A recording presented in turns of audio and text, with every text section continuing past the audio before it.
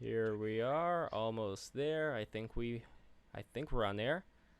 Stream health looks good. And hello everybody, welcome to the BTR stream. My name is Lev Polyakov, and somebody may have their sound on. Ooh, that's me, my mistake. No more sound. My name is Lev Po on Twitter, and welcome to another BTR stream, this time talking about animation, and specifically about what happened recently where HBO's Looney Tunes, the new Looney Tunes reboot, decided to get rid of Elmer Fudd's rifle and Yosemite Sam's guns. And with us, we have, for the very first time in BTR stream history, a VR Shiba Inu, Peter J. Casey, aka Pika Petey, to our left. To our right, we have, as always, the great Rob Yulfo. We have the amazing Jules Hamilton below, and the amazing NG Tyler. And NG Tyler is a great video game developer who developed the game Realm Raiders. Check it out. It is quite a feast for the eyes. So welcome everybody. We're going to have Martina Mercoda coming in here shortly, as well as many other amazing guests. So as far as this issue goes with the Looney Tunes cartoons, let's start with our resident animation expert, co-host of the Rubber Onion podcast, Rob Yulfo. Oh, I would say expert, but yeah, surprisingly, I wasn't too annoyed by this. Uh, However, like I don't feel like it's necessary. And I almost feel like it's almost insulting to SJWs, where they're kind of like, well, you didn't complain about it, but we knew you probably would, so we decided to remove the guns from the Looney Tunes cartoons. But as far as like, I watched a couple of them, and I feel like it's pretty solid animation, and I think they're trying really hard to be truthful to the original source, other than taking away characters' guns. But yeah, it is ridiculous, but it's not too much to kind of like it's not taking the character out of there completely.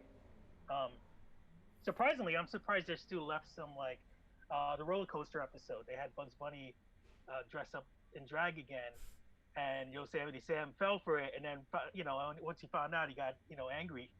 And I'm surprised they kind of That's left that's that. not allowed in current year. You're not supposed to get angry. Yeah, yeah. I suppose. Okay. Yeah. But like, I thought I thought that they would take that before they took away a gun. Now I noticed that Elmer Fudd is actually walking around with a Scythe? what do you call it? What is it? Scythe, Yeah, yeah. like the Grim Reaper. Which I think is more harmful because there's more sharp things around the house for kids than a gun. Like, and I don't know whether they're just trying to if any kids have some kind of like gun history where they know they're just they want to kind of censor that from kids, but like I think any other object would be like if they did a gag where Elmer Fudd walked into a room and it's full of guns and he picked the most uh, dumbest object to chase Bugs Bunny with. I'd kind of laugh at that, but yeah, it's just kind of weird that they chose to get rid of that. But it also reminds me of like when they changed ET and they had The the walkie, cops with the walkie talkies. walkie-talkies. It's just like, what's the point of this? He's Well, the bad guy. He's well, supposed to be bad. somebody So was mentioning in GI Joe that they didn't fire actual guns with bullets in them; that they fired lasers. I've never seen it. Is that correct? I I think think so. so. Yeah, yeah. So I don't know, like about this kind of nerfing. What's your take, NG Tyler? And then we're gonna go to Pika Petey. Oh, it's just funny to me. It's like his occupation is hunter. They've made his job like he's not gonna have as easy of a time doing his job. Although canonically he said he was like a vegetarian, but then he also said he wants to make rabbit stew all the time. So I don't know, but it is strange. Like they have the TNT. If you saw the shorts, they have the scythe. They have Acme brand weapons. But it's like he's already using or attempting to use lethal force. I don't know why they get rid of guns. It's like if you're afraid of guns, our kid's just gonna like use scythe. Like they think like you can go hunting with a scythe, a giant scythe. I don't. It's silly I to me. I am curious though because they said they started animating this 2 years ago. Was that probably around the time where there was like a shooting and they kind of made the decision not to do it then because it was a lot more of a hot topic at the time? Well, shootings were happening all the time, pretty much. At least that's the impression that a lot of Europeans and out of state people have about America. That in America, school shootings are much more common than any other place in the world, including places that have guns, like for example, Switzerland. Although they're much more regulated. So I guess to me, it's the idea that they want to prevent as much gun associated content as possible. And with dynamite, like which kid is going to find a dynamite, like a piece of dynamite lying around, That may be Yes. what I'm seeing. But Petey, what do you think? I mean, I've only seen the ones that they posted up publicly on YouTube. Not really like any the new ones. I mean, I haven't seen the one where he's walking around with the freaking scythe. Like, really, he's going hunting with a scythe? I thought Elmer Fudd was like the character that mostly is just like the old bumbling guy still trying to adjust to the world. Like, I've always thought that was his character. Exactly. So, like, whether he had a gun or he didn't have a gun, he was still like a confused old man. that's literally his character. So, like, I mean, it'd be a lot funnier now if you see Elmer Fudd like trying to like, I don't know, like deal with like modern life, like trying to fill out a job application. Yeah, Elmer Fudd is the eternal boomer. He always the eternal boomer. Of course. Yeah, like he never got a license, and he took his gun away from him, and yeah, that, Jules, what do you think? The reboot is they're redoing old episodes, or these are No. entirely new episodes? Entirely new episodes from HBO. Well, then, I would have much more problem if they were going back and airbrushing stuff out or changing it. As far as making a new thing from scratch, it's hard to have anything like very critical to say, in my opinion. Maybe I'm far off, but it's like when you do new generations of anything, they've changed it up. You can still watch the old Looney Tunes. As far as HBO goes, they have nudity everywhere, they have violence everywhere. They want some children's cartoons to balance their roster, and they said, you know what, when we reboot it, let's not include the weapons. I think it's kind of some social signaling. I'm not sure if it accomplishes anything other than just preference, but I don't know. Well, for me, it's more about the state of animation as a whole, the kind of things that are going to be deemed unacceptable. Like forget even Looney Tunes for a second, just in terms of what are the things that cartoons are going to be focused on in the future, and what is the general direction that the cartoons are going right now. Like, there are some cartoons that honestly, like, I haven't seen them in detail, but certain clips that I've seen from them, just the expressions on the characters' faces, the designs, what the focus is, it's a little bit, I don't know, there seems to be a lack of personality in certain properties that I see today. I don't want to pick on She-Ra, but I just saw certain things there that kind of made me go, I don't know, this just seems to be very, very bland. Like, it does seem well designed, well drawn, but there's still a blandness about it, a lack of personality. Like, if you were to pair her up with Bugs Bunny, it would be so different. But I know, Tyler, what do you think? I mean, I have some input of Go for it. All right, so the production iteration cycle is going to get faster and faster until pretty much it's real time. By real time, you mean what you're doing right now? Pretty much almost. Yeah. So the future of animation is not going to be animators sitting down drawing anything by hand. You're saying it's just going to be virtual reality 3D. Well, past the storyboard phase, the predictive imagery predictive is getting better and better and faster, and that's only going to continue to increase, like as far as its fidelity. But there's still going to be room for hand-drawn stuff. I mean, why is anime so popular today? Even if they incorporate three-dimensional elements, a lot of the characters are 2D. In fact, a lot of otaku prefer 2D to 3D. I'm not sure if that'll ever change. I don't think that's really a fair argument, because culturally they have a different view over what the art of animation is over in Japan, whereas like in America or in the Western culture, it's a entirely different viewpoint. That's that's an interesting thought. I don't know, Rob. Would you say that America is destined to be, let's say, like a higher end version of what Petey's doing right now with his beautiful Shiba Inu avatar? I mean, there's always going to be a place for traditional 2D animation. I think it's stronger in television now than it is in like movies. Movies is more formatted for you want. I don't know. Kids want to see 3D characters or 3D versions of their favorite character. Um, but I think it's also whatever's cheaper. I think they're going to go for. You know, there are still places that really care about hand drawn. I know a lot of this Looney Tunes is hand drawn with very little kind of symbol movements and stuff. But yeah, I don't know if it would completely take over, but Yeah. maybe kind of work together in harmony, in Toon Boom harmony, and like yeah. It's funny that you mentioned how bland the characters are now, because it reminds me of the Simpsons episode with Itchy and Scratchy, where Marge wanted them to tone down, and they had a whole like episode where they were just sitting on rocking chairs drinking lemonade, and he was like, "Would you like some more lemonade?" And that was the whole cartoon. And hopefully, it doesn't turn into that at some point. I can't see it. It's like I'm sure mass-produced things will be, if that technology becomes available. Let's just say it does become available. Like I'm sure you'll see a lot of people take it because it's effective and easy. But it's like any kind of art. You can make whatever you want. And there'll be people like all sorts of different things. Well, look at it this way. All right, so back and before the invention of photography, the amount of painters available, like photo painters, like photorealistic painters available in the world was quite a few, because the only way to get a likeness of yourself and preserve it was to hire these people. But then photography came out. Now photorealistic painting's still around. Mm-hmm. Don't get me wrong, but it's not like the market that it once was. True.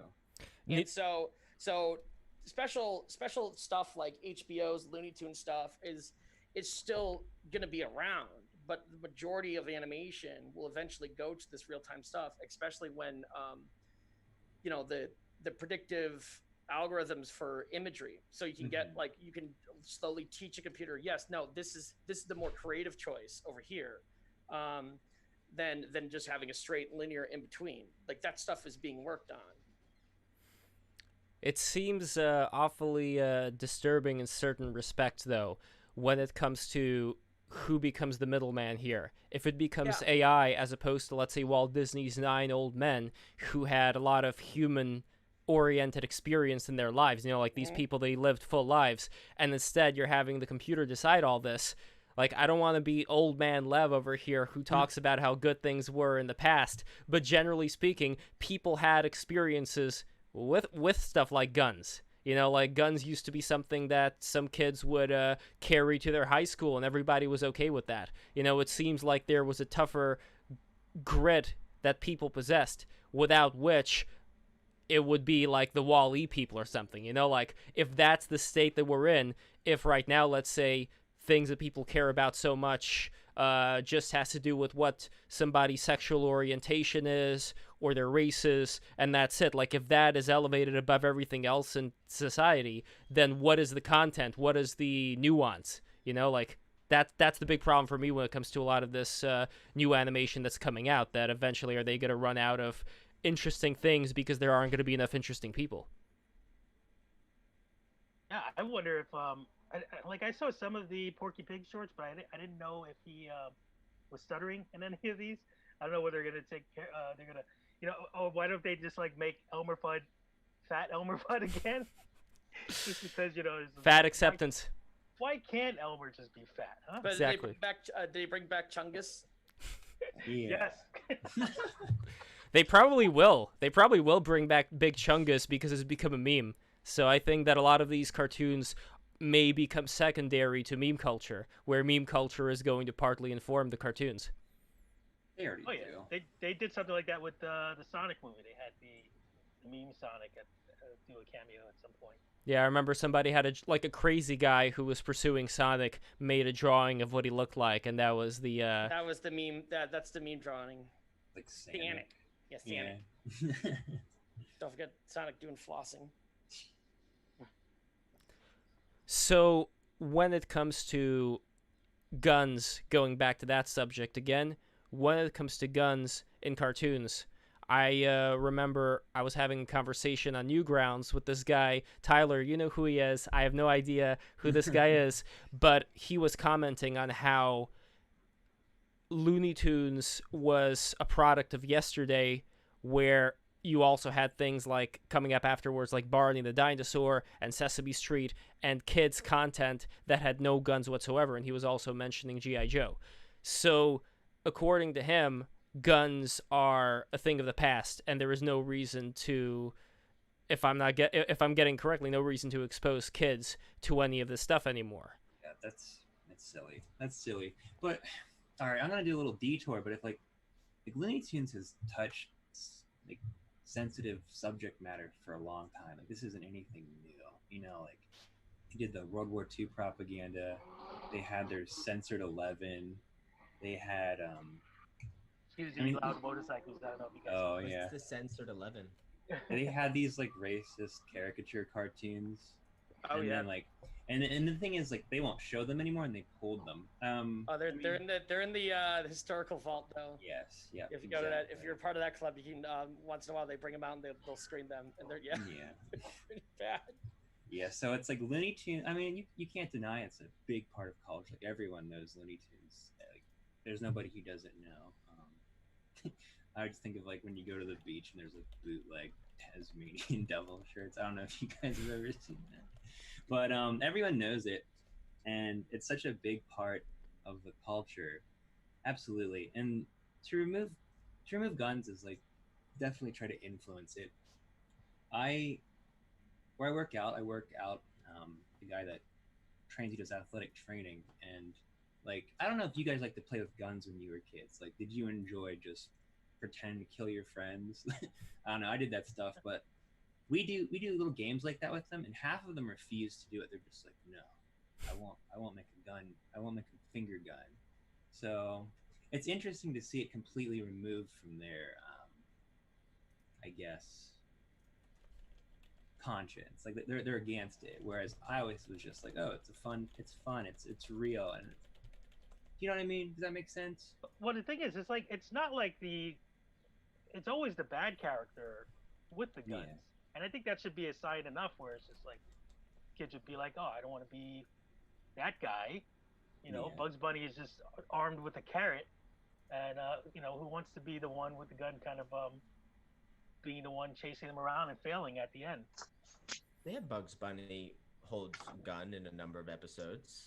He dresses up as a cowboy or something, and he's, you know, doing tricks with it. And yeah, that's the thing. Are they removing violence? Is it because there was a cartoon they pulled from Cartoon Network, and it was there? I think there was just too much death in it. The SWAT cats, right? They had weapons, and then there'd be implied death. Like they'd shoot a helicopter out of the sky, and it would explode. You wouldn't see an ejection seat, so there wasn't like direct death. Sometimes they'd show like a hand in rigor mortis or something. So I don't know what is appropriate for kids. With Looney Tunes, no one's ever dying. You know, there's Trigun's, a great children's cartoon with the guns everywhere. No one's dying in it ever. Like in every episode, they're emphasizing there's been no deaths, no fatalities. You know, like well, Looney Tunes characters. The will of the main character. Well, Looney Tunes character. How do you incorporate guns, violence, all these sort of things into children's cartoons? Well, Looney Tunes characters did die. I mean, they died in such a way that there was like an angel or a demon version of them, either going to heaven or hell. You know, like they died in a very cartoony way. And that's the other thing about these, like they don't take death as seriously as a lot of, let's say, anime or live action does, despite the weaponry. So in a way, like I think it does make kids get more used to the idea that, you know what, we do have guns in the society. Like let's not freak out about it. Let's not create a scenario where little Jimmy is scared to go to school because somebody, you know, there might be a school shooting when little Jimmy goes there. Like, I think that's the environment of fear with, let's say, with climate change, with all these other things that are constantly being talked about in schools. I wonder what that's doing to the kids' minds much more than, let's say, a cartoon gun. But having that been said, I want to bring things over to Andrew Meyer. Andrew, thank you so much for joining us. I noticed your webcam is a little bit shaky, so I'm not sure if the sound is going to go through as well. Let's see. Oh, the sound should be fine. I'm just walking around out here. I'm glad that you're warning people about the dangers of Elmer Fudd's cartoon gun. Very dangerous. I was actually writing this morning about SpongeBob. They're coming out and saying that, SpongeBob is gay now, or they're implying it on Nickelodeon's Twitter. And it's just another sign they're trying to use cartoons to, program the kids in nefarious ways, as opposed to when I think we were kids, cartoons were pretty good, pretty wholesome altogether. Batman the Animated Series, Looney Tunes, there's all kinds of good stuff out there. And now it's just like they just want to shove more and more agenda, And this SpongeBob tweet comes from Nickelodeon that still hasn't come out and said anything about Dan Schneider, an alleged pedophile that worked for them for a long time. So Dan the man. there's a lot of sick stuff in the entertainment industry, that's for sure. Yeah, he has all kinds of nicknames. Dan the Spider Schneider. Dan. I did see a weird thing where he put out a tweet saying like, he was asking all of their fans to send like their feet pictures and tweet it on the thing. It was this whole documentary, and it's funny because I remember a friend telling me about how weird he was, and I was like, the Nickelodeon guy, the guy from what was the show he was on? Kenan and Kel. He was in Kenan. He created Kenan and Kel. He created all that. He created the Amanda Show. He created, I don't know, just like Victorious. I don't even know what some of the names of the newer ones were, but it was just like all the stuff that a lot of the teenage girls were watching through the late 90s to late 2000s. But yeah, I wonder. Yeah. Well, they did fire him, did they? Or did he well, it's kind of a weird situation. They didn't openly fire him, but they said that he's gonna be going somewhere else. He's moving on to other things. So they didn't. He's in an office with Oh fuck! I screwed up the joke. It was a Pixar guy. Wait. Got fired for being touchy. Oh, well, John Lasseter. John Lasseter, yeah, he's just in an office with him back to back. Well, a broom closet. I wonder if there is kind of a difference though, because with John Lasseter, what exactly happened? Like, he wasn't groping. He was he just hugging too much, or I don't really know what exactly was going on there. He might have just said inappropriate stuff, and I think he was very huggy, like a weird grandpa. Yeah. See, I don't know. When it comes to that kind of stuff, where do you guys stand? I know this is kind of going on a little bit of a different tangent, but I am curious when it comes to having someone who was responsible for some of the greatest animations of all time having this quirk, instead of, let's say, telling them, please cut this out and keeping them on, you just outright ruin their entire career and reputation. Again, I don't know what exactly went on there. Maybe it was more than just, hugging somebody too much. But if it was just hugging somebody too much, I don't know. As long as it's, again, not hugging little kids, inappropriately. That is completely out of question. But if you're talking about an adult who works there at Pixar who's just getting hugged by, goofy John Lasseter here and there, I don't know. To me, it seems like a gray area before I know anymore. I know. They always say to separate the artist from the art, but I mean, in theory, it's a nice idea, but I can't do it. It's as soon as I hear some shit about an artist, it's hard. It's there's evidence of it, because it's I have friends who I want to listen to Drake, and there's video evidence of Drake groping his teenage fans, and it's I refuse to listen to it. You know what I mean? But what about Wagner? Is that kind of grandfathered in because Wagner is so old? It's such ancient history now that despite his anti-Semitism, I like Wagner. Well, Andrew, do you like Wagner? Would you listen to Wagner? It's Wagner, and of course I like Wagner, even though he's a guy a little bit. But you can to some extent separate the artist from the art, but it's all about the energy. If you watch certain artists that you now know what they're about, a lot of people will understand by watching it now. Oh, there's this element there that I don't like.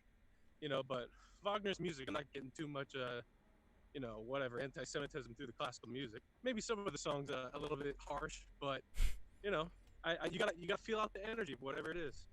True. I mean, I don't know about you guys, but when I was a kid and I turned off the television, cartoons didn't exist outside of me watching them on television. So it's all the stuff that we're all talking about is like happening outside of the screen.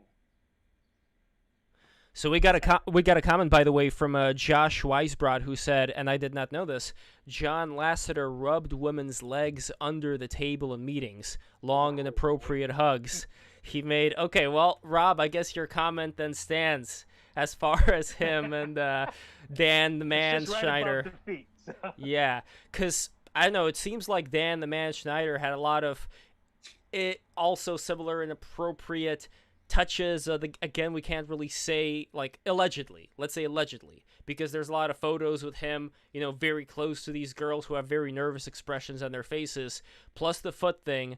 I don't know. It just seems very, very strange how he was able to have this whole empire of these kids shows for teenage girls for such a long time. And he had like several scenes in there where he was just like showing a lot of their feet off, and kind of like Tarantino, right? Tarantino's got a foot fetish. He is the Tarantino of children's television. Exactly. Yeah. It's weird, and it makes you think, like, how did he go about pitching these ideas to people? Like, I got an idea. How about we start off with a close-up of Victoria's feet, and then we pour mayonnaise all over it, or something. It's kind of weird. They step in slime for 30 minutes. He They're goes like, in. all right, Dan, that sounds. You're the genius. Yeah. He goes in like the board meeting. He's like, "All right, guys. So, you guys like feet? All right." He says that every episode for their meeting. It's like, so we have to say it now. If you want to hear something strange, I was watching for the first time ever. I'd never seen this sitcom. It was on Netflix. It's called Head of the Class, and Dan Schneider's in it. I didn't know that. And in the second episode of the sitcom, he's making jokes about dating like a 12-year-old girl. And, in the show, he's like 19 or 18 or whatever. And he's making a pedophile joke. This is like the second episode of the show. And he's talking about being a pedophile, basically. And I don't think this phenomenon is like limited to Dan Schneider. There's a bunch of Disney execs that were, called out as pedophiles. There's lots of stories of actresses being molested on the set of Disney and other places. There's a lot of sickness in Hollywood, and it's good to call it out. So there is I just want to say, I definitely think there's an issue with programming where you have parents are just completely oblivious. Maybe not even parents, but just neighbors, friends, just like people in general are very oblivious to the content of a lot of shows. Not even children's shows, but we could start with children's shows. And because a lot of parents, they're not interested. They watch the beginning of the show. People have limited time. It's boring. Who really wants to go through these shows with a fine-tooth comb in a super analytical mindset? And then I heard there were Christian organizations complaining about SpongeBob, saying, "Oh, they're trying to normalize homosexuality," and then they got totally gaslit for overreacting.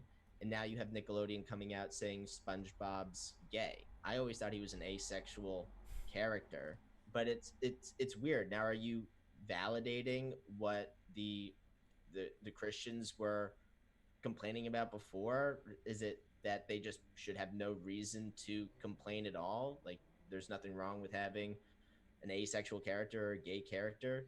But if you look at old Eastern philosophies, raising children has a lot to do with war, right? And the art of war often has a lot to do with avoiding fighting altogether. So if you are neutering Looney Tunes, you're taking guns out of Looney Tunes. Like, are you elevating the drama in some other way? Are you teaching people about these complicated dynamics in terms of how people can be conditioned, or how like if there's an invisible war going on with content, right? You don't have a lot of content producers. It's still mostly on broadcast. Sure, everyone has YouTube now, but I can't put my finger on it, but there's definitely something that needs to be spoken about, and people need to look harder at things that they think are not for them. Well, we have a reply from Super Iron Bob on a couple of these issues. So first we were talking about Batman the Animated Series before. He says, Batman the Animated Series was the first cartoon to have real guns in the 90s after an era of cartoons that moralized in the 80s. And it is true, like around the 80s we did have this, and the 70s too, we had a resurgence of the Christian right, which were the moral busybodies of the day. And he says that maybe we're in a cartoony generational cycle in a return to moralization. True, that is kind of like what I'm seeing right now. It's a return to the moralists, although now they're not coming from the Christian perspective. Yeah, it's weird how it kind of made that turn. Like all this that the gun issues and stuff would have been kind of considered lame back in the day if like a Christian organization complained about it. But now it's the kind of majority complained about it. So they're like, all right, I honestly do think that they might have taken away his gun once something was going. They probably planned on having it because there's still the violence is still there. There's an episode I saw a clip of. It was obviously paint, but it was red paint, and Bugs Bunny is pretending that he was dying, and he started rubbing the red paint on Elmer Fudd's face, and like visually, that looks so disturbing, and like I think that would affect kids more seeing that than Elmer Fudd chasing the gun. And I wonder if they strategize. Maybe he'll run with the gun but won't fire it, or like would they just like from the top we're just not going to put guns there. These natural processes of human beings, I think, have a way of coming out, whether you like it or not. So if animators don't have the opportunity to express the full gamut of humanity within the series, they'll find other ways. With the blood that you mentioned, that's one way. Another way was the infamous storyboard jams that were going on. I know they were going on during Rugrats, because there is a leak that went out a long time ago. I don't know if you guys saw this picture, but it was the one of Stu Pickles coming to Tommy, taking away his bottle and, just like insulting him and saying Fred Flintstone's home and like kicking his wife in the face and just doing all kinds of horrible shit. So the reason why I mentioned that is we have this energy inside of us that we're going to release one way or another. And if it's not going to be released through certain catharsis of seeing gunplay on the screen, I wonder how else it's going to get released. Because any kind of suppression, there's going to be a lot of pressure, isn't it? Oh, wait, you're talking about, like, drawings that animators make when we're bored of drawing the same thing over and over again? Exactly. That's one part of it, but you yeah. do that all the time. I mean, I used to work at a 2D animation thing and take down my supervisor's stack of paper and then draw the character the most lewdest way possible to put the rest of his papers back on. So he sat down, he rolled through the papers like, wait, what the? Pete, come on. Like, well, exactly. You are living proof that there is an urge to do stuff like that all the time. And if let's say we have another era of moralization, which I think is coming on, we're probably going to be seeing a lot more of that stuff and a lot more Rule 34. Like, Pete, you draw hentai as well, right? What? Me? No. You don't? Not as often, no. I'm always but as far as I do. It's anatomy study, dude. Putting me there in the spot. That's a good point. And we have another comment from Super Iron Bob about SpongeBob. SpongeBob's creator said that the characters are basically asexual to him, which I think is taken out of context as sexuality instead of they're just kids' shows characters that aren't sexual. And Nickelodeon waited for him to be dead to make a cheap tweet with replies disabled. Well, I don't think they're going to incorporate it really probably on the show, but I think that's just something they decided to post on social media and stuff. If anything, I don't know. I don't know if I necessarily like Snagglepuss. He's always been a gay character to me, but he's never like openly said that he likes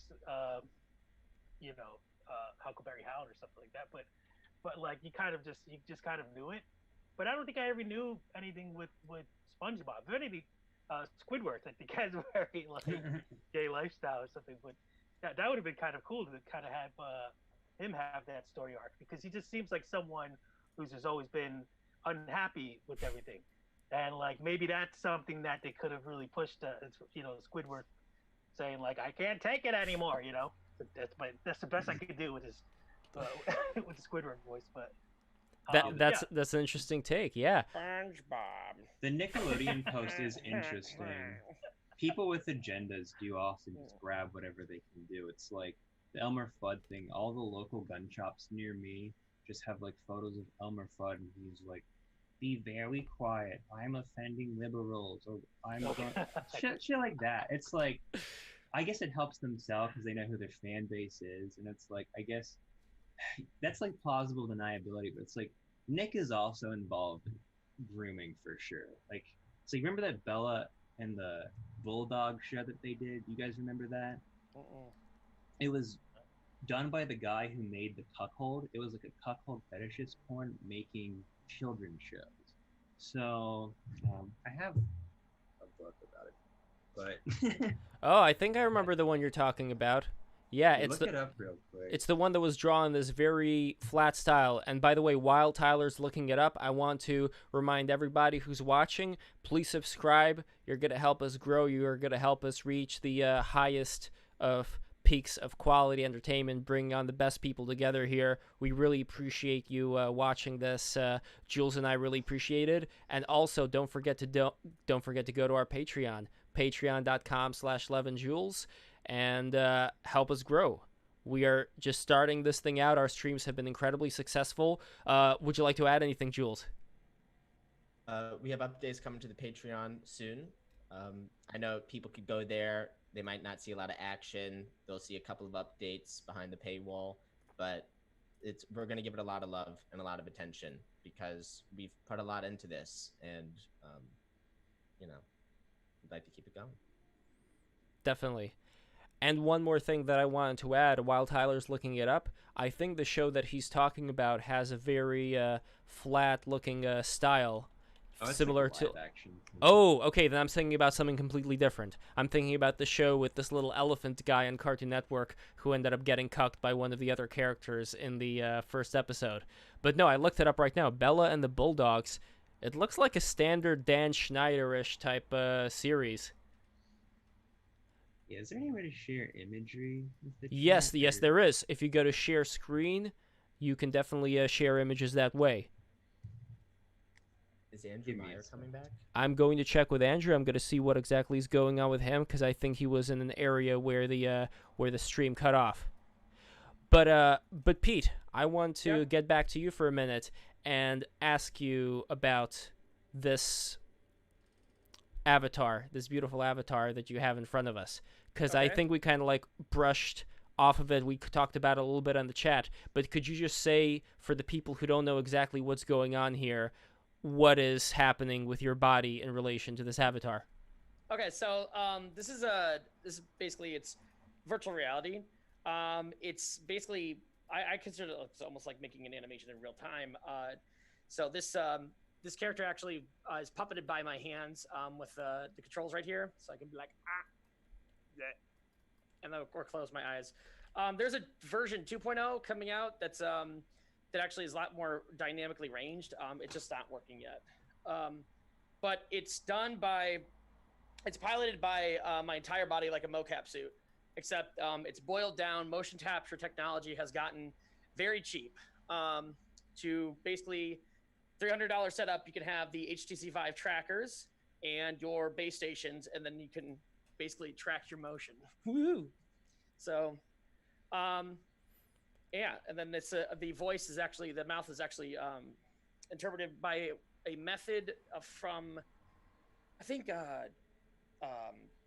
Oculus put it out. It's called the Visine method. There's certain sounds that your mouth can only make, and each of those visually have something. Whoa, this is what happens when tracking dies.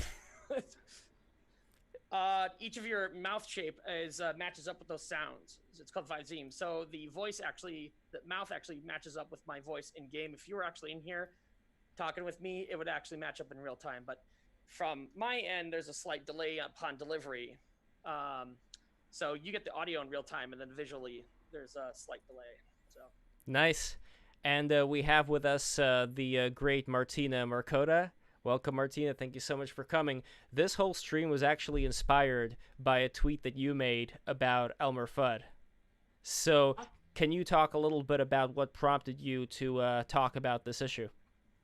Yeah, sure. I mean, I saw it, online and the news or whatever, and it's totally my kind of thing to talk about because I am in the arts and entertainment field as a professional, and that's what I tended to focus on when I worked at Rebel and stuff like that.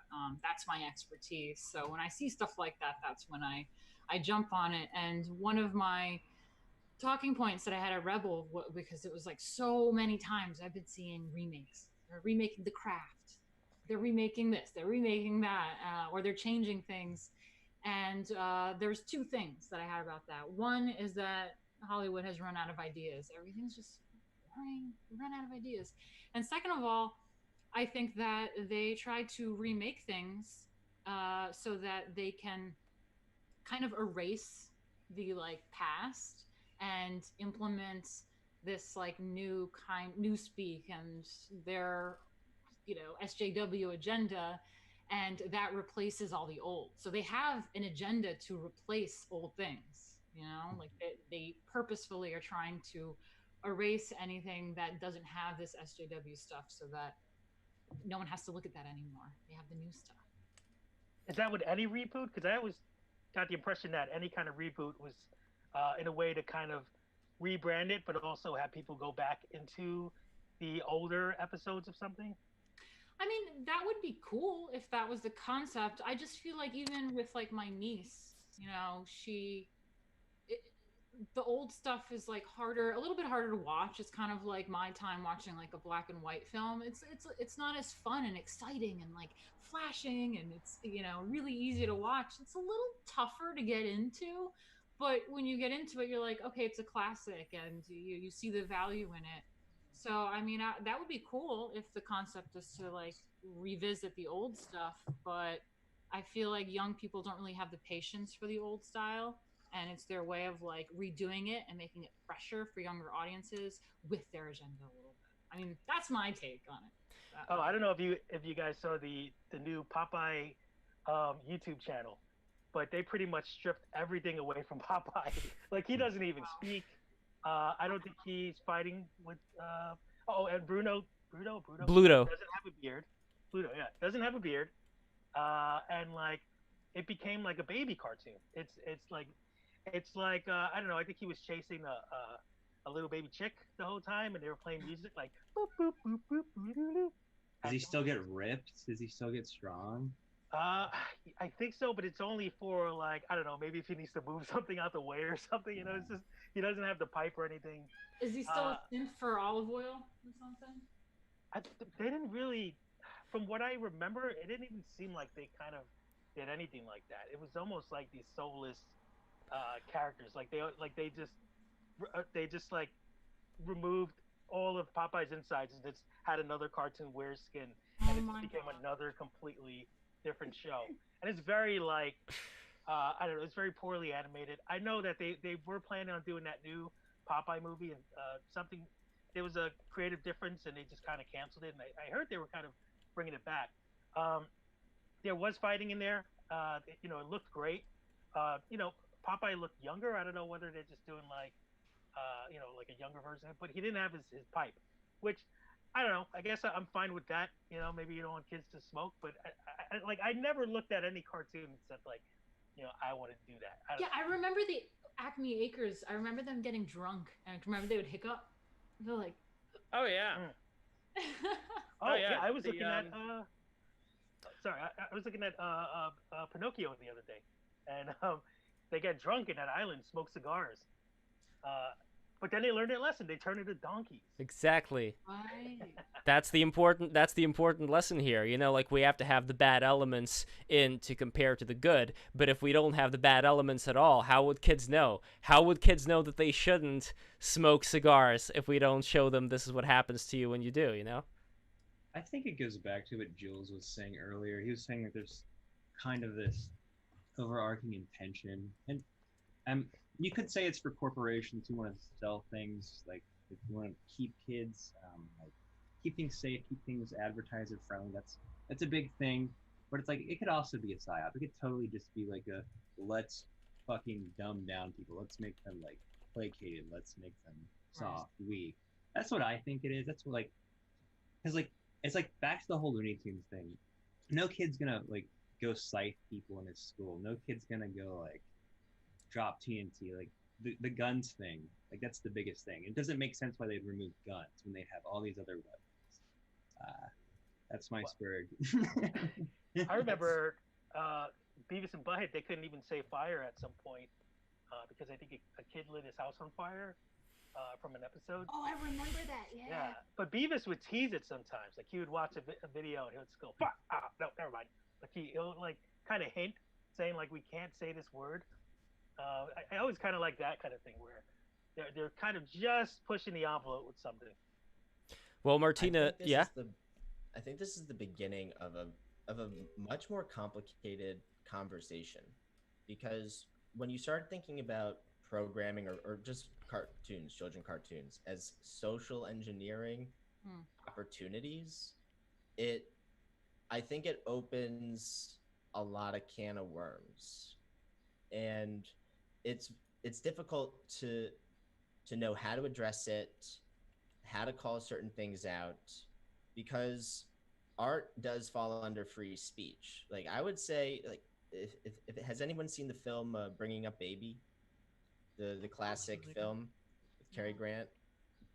That film I would compare to Beavis and Butthead in some ways, as in some cartoons celebrate behaviors that on the surface are innocuous, but can have toxic mirroring side effects. And it's on the surface it seems easy to say, oh, running around with guns playing cowboys and Indians, bad. You know, a couple of class clowns just being unruly and destructive to constructive conversation like they are in Beavis and Butthead, you know, harmless in comparison to an Elmer Fudd bumbling with hunting stuff. And how popular is a long hunting conversation today? How popular is hunting today as opposed to it was back then? I mean, we're talking about like a different time era. Like even one of the key words I'm saying here today is for kids, but like Looney Tunes back in the day and cartoons back in the day wasn't just for kids. Right. True. Like that was new tech back then. Like you want to talk about wowing your audience. Like a lot of films were in black and white, and shooting on Technicolor film, that was expensive because you were shooting 3 times the amount of film. But with animation, oh yeah, hell, you know every single frame. Yeah, So I mean, even Betty Boop and stuff, I remember watching that as a kid, but it was also for adults at the same. It's kind of like Disney Pixar, you know, like you have to have it be entertaining for both for it to be like. Betty Boop was the first hentai. You remember that Hawaiian dance routine? I think that was like the first naked female character. Wow. I mean, I don't even know if it's for kids, but I remember watching it as a kid. I mean, there's music. Even yet, Tom and Jerry, they had the classical music as they would run around and do stuff. And I think adults could enjoy that classical music while kids are just kind of mesmerized watching this cat-mouse game. So, yeah, it's definitely for both. Reggie 1971 LA says they were played before movies started. They were for adults. And in a way, I kind of think that that's a great thing because we didn't have stuff like a kid's meal back then. You know, and a kid's meal to me always just seemed like a worse quality version of the regular meal. You know, it's like kids' meal would involve a lot of this processed junk that kids are really into in order to get them, to eat. Instead of having to develop their... 90s. I blame the 90s for all that processed junk. Exactly. Lunchables. Yeah, God, it's an awful thing to put in your body. Yeah, but that's what they gave us. That was the fodder for all the kids, and the adults didn't know any better. And I think the same thing today with a lot of these apps on the iPad where you have like Finger Family and bullshit like that. You know, like these stupid counting games where kids are exposed to really bright colors and just like you were talking, Rob, about Popeye, like this downgraded version of Popeye. You know, just to have something that's just a bread and circus distraction without any nuance to it. And my concern is that this is the direction that some animated series may be going in now too, where they're catering to this dumbed down public, and it's only going to get worse from here. It's going to be like whatever the cartoon version of Idiocracy would be. Well, it's like Cal Arts. I hate it. I hate when my niece watches that shit. It's like There is a show, The Amazing World of Gumball, not Gumball. Yeah, But, that's a like, nice looking show. Yeah, there is an episode where they're attacking SJWs, and he becomes like such a horrible person around his friends at the cafeteria, and he's like, "Oh, maybe I should check my privilege," and like every word he says, their friends would just fly and crash against the wall, and they were just kind of making fun of Tumblr and all that stuff, and I was kind of surprised to see an animated kid show go there. I think it did cause a controversy, of course. But yeah, if you ever like get a moment, you should check that. They show a clip of that online. It's really funny. I think some people, compared it to like the South Park of kids shows. I don't know if I don't watch a lot of episodes, but they do kind of like have like a respect for kids and animation. One of my favorite shows back in the day was Freakazoid, and there's one episode that he saves the day at the very beginning by not detonating a thermal nuclear device. And the Pope shows up, Princess Diana shows up, the Clinton shows up to like congratulate him. And then Clinton asks Freakazoid, how'd you know to deactivate the thermonuclear device? And it's like, well, that's easy. I just pull the plunger to deactivate it, and I push it to reactivate it. Oh no! And then it blows up. And immediately afterwards, they have this like ugly looking woman with a whole bunch of like weapons on her wall with a big nose. She's like, "Hello, I'm the network censor, and I'm here to let all the kiddies know that everybody's okay." And then the anvil slams on her head. That's another thing I liked of the 90s, that they were making fun of the censors. Those were kind of like the social justice warrior types back in the day. Like, you remember that cartoon Hysteria? Well, no one was going to question Steven Spielberg when he was spearheading a cartoon. Like, he was in his prime. Like, no one was going to question him at all. And so he got away with a lot of that stuff. I mean, you watch some of the stuff in the old original Animaniacs, and you're just like, oh, man. There's an entire episode where they go and they meet Beethoven, and he's like, I am Beethoven. I am a great pianist. And they're like, whoa, oh man, this is a kid show. You can't say that name here. But I am a pianist. oh my god, yeah, Animaniacs is crazy. And my favorite. Are you gonna say the fingerprints? Yes, I was gonna say fingerprints. Everyone references that because of Watch Mojo. Oh, of course. That's all I watch on YouTube. Like, Watch Mojo pointed that out, and then that's anything that people point out in Animaniacs now. I remember the little subtle jokes of like in Freakazoid, he told an alien, never go into your father's drawer, and I just assumed, yeah, there's dirty stuff in there. Yeah, I got it. Do you think when Steven Spielberg was making some of those cartoons, he was just in the present moment animating stuff he wanted to animate? Or do you think he would take into account the youth he was making content for and how that might contribute to their development? As in, people when they're making cartoons, are they thinking about how this might contribute to their development over the next 20 years? Or are they just thinking about ratings, the present moment, what's hot, what's popular, what's trendy, what you can get away with, depending on, No, I don't think it's going that far at all. I just was thinking he's just trying to make something funny and entertaining.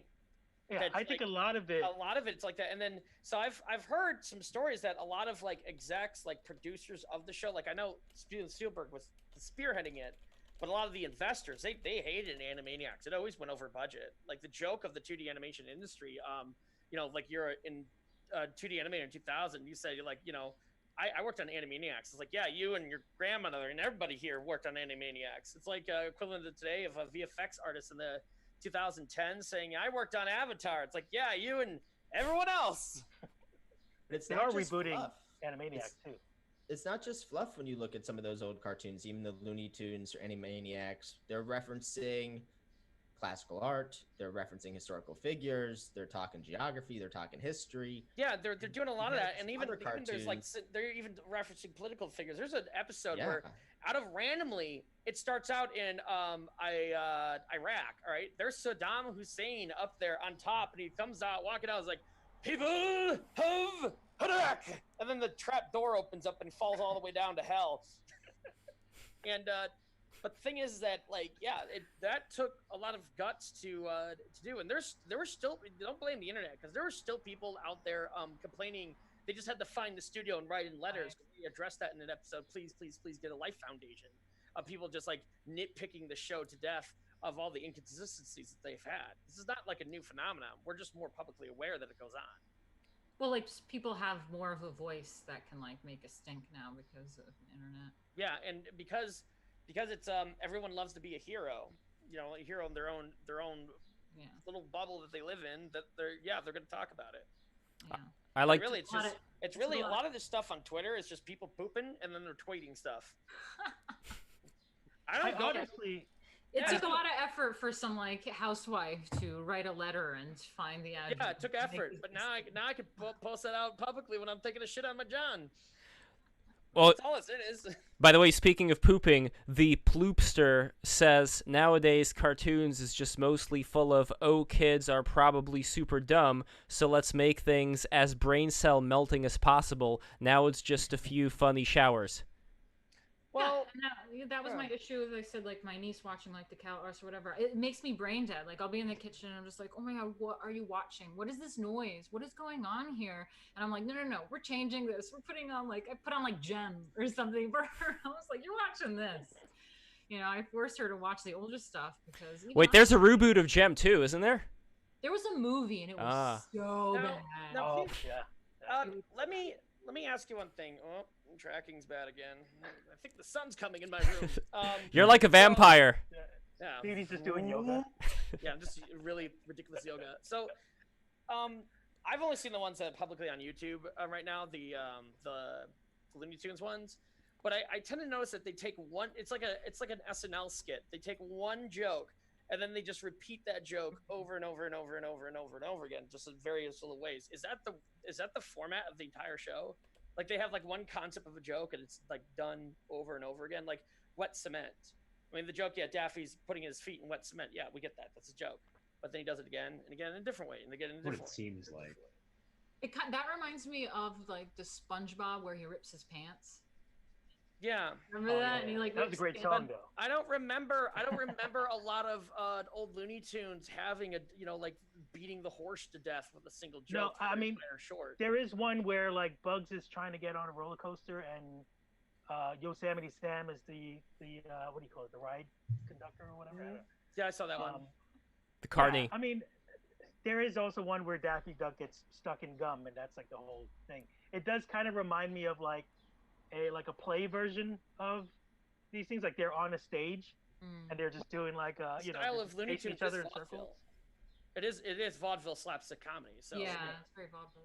Yeah, I mean, I wonder if anybody would blame the writers. Like I remember, even though I know that he had a lot of these revelations about the horrible things that he was doing to these girls who were under his wings. But John Cristofalucci used to have a blog where he was complaining about a lot of stuff he found in modern animation having to do with giving the writers more control over the content than the animators. Now, I don't know if that's exactly the reason why this happened, because on the other hand, you have something like The Simpsons, where you had so many interesting jokes lined up one against the other. So that may be neither here nor there. But I wonder who does today have most of the power when it comes to the content that goes out. Is it the writers? Is it the storyboard artists? No, it's the people with money. True. It's the people with money. They dictate what you're gonna put in there. Oh no, we can't do that. No, we can't do this. keep it simple. Like people who really have no business idea of what they're doing but no one's really afraid to, question the integrity of it. That's why when Steven Spielberg's spearheading a cartoon, I'm like, everyone just shuts up and listens to him, because back then he was in his prime. No, that's a good point. We need more Spielbergs. Yeah, with the old school Looney Tunes and the directors and that stuff, you had to put a lot of trust in these animators. Like, these were people that you really could not replace. All right.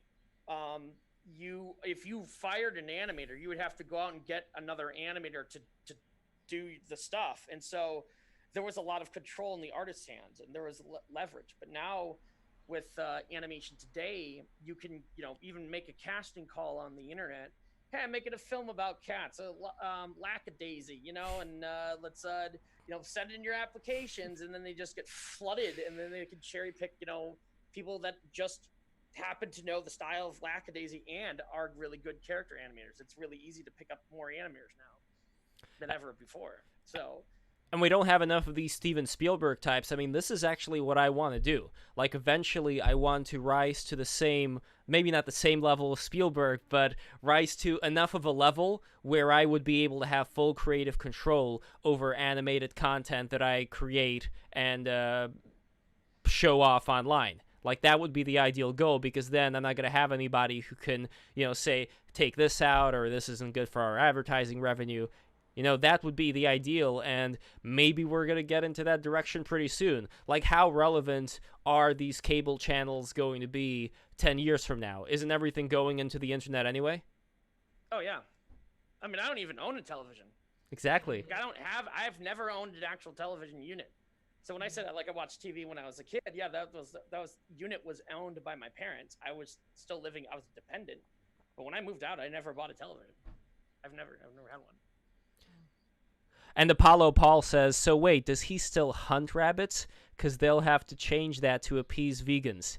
Then we can just have a different cartoon. Yeah, that's true. But the plants feel pain. They do. We're learning. Yeah, they do. Yeah, so it's...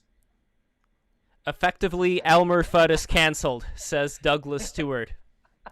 No, that's true, just like they did to Apu. For those who don't know, by the way, Rob did an amazing video with the Apu figure where he was... I'm not going to spoil it, but just go to Rob's... What's your Instagram? Oh, it's just Rob Ufo. YULFO. It's an amazing Apu video. But, yeah, like, anything that doesn't work is going to be canceled.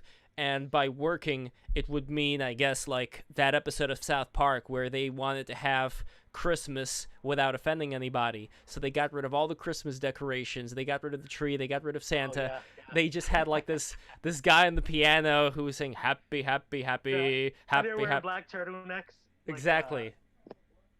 That character in SNL. Well, I think it's going that way, but probably with a lot more... there's probably going to be a lot more transgender heroes. There's probably going to be a lot more of things that people would consider to be in the periphery of culture, in the periphery of what people would say would be normal, but have a lot of political power to, to have a lot more exposure than they otherwise would. Meaning, like, yeah, like, I don't care personally, like, if I see somebody who's like, wearing like a, like one of those, well, I forgot the, you know what I mean, this transgender story time. What's that called? Drag queen. Yes. So if I were to see a drag queen, like, great, like, I don't care, but it's like, I don't think the kids care either, which is my point, where it doesn't resonate with kids. I think, like, all this stuff is just very foreign to them. I don't really think they care about this stuff at all.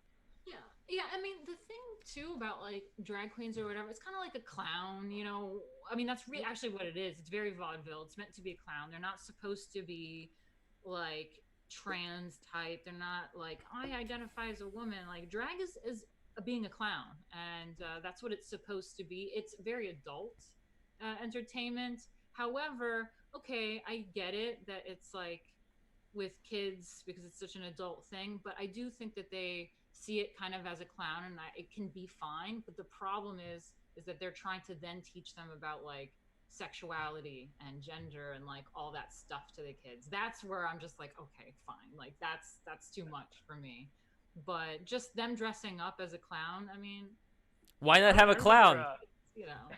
I remember him from the Powerpuff Girls was Mm. very much like a drag queen kind of character, or like almost Huh. like a burlesque character. Yeah. And like, how do you put characters like this without making it seem like you're saying like, look, we're doing a good thing. We're doing a good thing. See? Yeah. You know? don't address it. Yeah. And I Right. feel like You don't Right. you can have the most flamboyant warrior character in there. I mean, look at the half of the freaking designs of the 1980s. You just don't address it. Right. I Do you think guys that's the remember problem. Mission Hill? You guys remember that show? yeah. What is it? Mission Hill. It was like a show in the late '90s. Yeah. His neighbors like- were. Yeah, there's I'll let you say it. they were like they were just gay. It wasn't a punchline. They just were, and like Right. no one made a big deal about it. They just there they were sometimes. That's about it.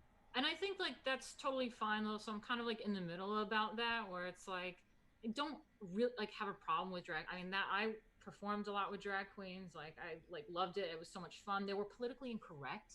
You know, they would say things that were like, oh shit, you know, like it was so much fun. But then it started turning into like normalizing it. You know, it had to be like everyone must accept this and Mhm. kids must accept it and it's okay. And then they're going and speaking at these libraries about sexuality and that's it's too much. But if you just show up and even if it's at a kids party and it's like, I'm a crazy character, like that's fine. Or an adult show that has drag queens and they say politically incorrect things. That's what vaudeville was. That's what burlesque was. It was like all underground, really crazy, saying things that are you know, shocking and underground and not mainstream. And they were like sticking it to the man. And now you have to like fall in line and make it all about the agenda and lecture everyone on stuff. And that sucks. But I wonder if you have to push it this far because of people who are like angry about it, and then eventually get to the stage where it's not a big deal. But now it's like any kind of '90s show that introduced a gay character for that one episode, and then they were gone completely. But they made such a big like, what? Like you're gay, and like it became like the whole episode was that. You know, I don't know if I can be around this person, and everyone was just nervous. And it's just like I wonder if that's kind of like what's going on now, and hopefully it gets to the point where it's just now there's just a new character who's gay, or now there's a new Right. character Well- who's trans or something, you know? Yeah, the same thing happened in the comics industry. So if you guys know like about Comicsgate and stuff, just basically they started taking all these old characters, already established characters. I mean, what is it? Miss Marvel is now like Muslim chick. The Spider-Man is half black, half gay, and half gay. Yeah, half Latino and gay. You know, and they're having gay marriages like on the covers and you know they're turning everything so SJW that it started to piss off a lot of like these comic book fans that loved this for decades, for generations. And it created this divide where it was like, no, stop that. And it's not necessarily that we're like against that in comic books, and like because they have been there. I remember being a kid in the 90s and I loved like Gen 13, and one of the characters I loved was Rainmaker, who was Native American. She was a lesbian. You know, she was there and she was a lesbian. And I remember seeing that as a kid, but they didn't focus her whole identity about that. It just like kind of happened every once in a while. There'd be like situation where you'd notice like that she's a lesbian or something, and it's like, huh, okay. But it did, her whole character didn't revolve around that. And so there's no problem with it. It's just when you don't have any interesting thing about that character, or you're trying to take an already established character and turn them gay or change their race or do something, that's when it's going to piss people off. It's like, just make a character and don't focus on it. That was my thing about. Oh, sorry. You go ahead. Well, we were talking about Mission Hill earlier. I looked it up. I noticed it's an Adult Swim cartoon, and that's one of the things to think about. You know, South Park is a late night show for the most part. Cartoon Network has Adult Swim for adult cartoons. And what is the obligation of creators of children's programming? And I don't think it's a legal question, but I do think it's a social, societal, even local question in terms of how do we foster a strong civilization, a strong social environment, a strong social fabric. We were talking about the drag queen villain in Powerpuff Girls, and there's like two different types of drag queens, even, right? Like if you look at the drag queens on RuPaul's Drag Race, they tend to be like they're trying to be very beautiful, as opposed It's to called like fishy. you look at, huh? It's called fishy. Okay. What's fishy? That's Oh, called what? a very realistic woman-looking kind of drag queen. Is called Right. fishy because That's hilarious. very fishy. Yeah, I see.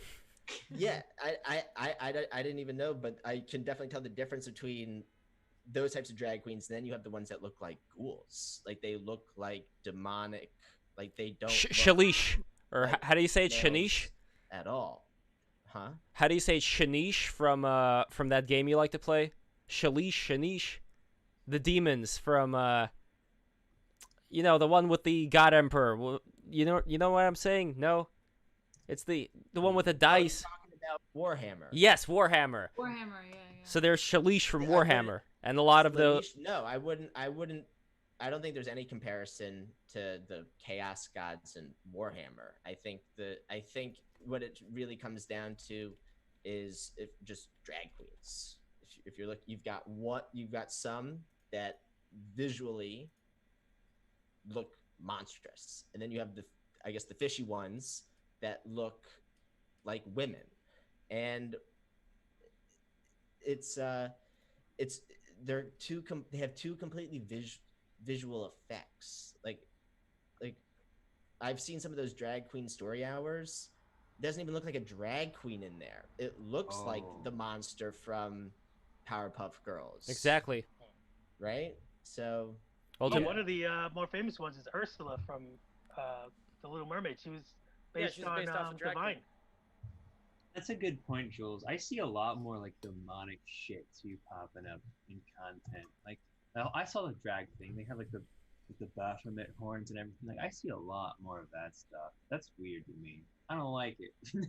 yeah, because kids have a history of being afraid of clowns, right? Clowns can be very unsettling, right? And so I don't quite understand the I just don't understand the Oh, art. I know what you're art. saying. That was like the whole Baphomet thing, right? It always had tits and a dick. It was like it represented both genders simultaneously. I wonder if they're taking trans out of context that way, and like there's the demon version and there's like the human version. Like why are they matching those two together? That's weird. I am interested in the social obligation of content creators when it comes to people making children's cartoons. Lev was asking, who do we blame? The animators, the writers, the executives? And I think that one of the big challenges is that each program is probably so unique, as in to try to make it, like in some cases it might be more the writers, and in other cases it really might be the animators if they have that much more leverage, and it might be the executives just like saying this is how we're doing it, and the writers and the animators have to abide to the executives, otherwise they don't get the limited time slot. So you I think the first step is you need parents who are interested in what their children are watching.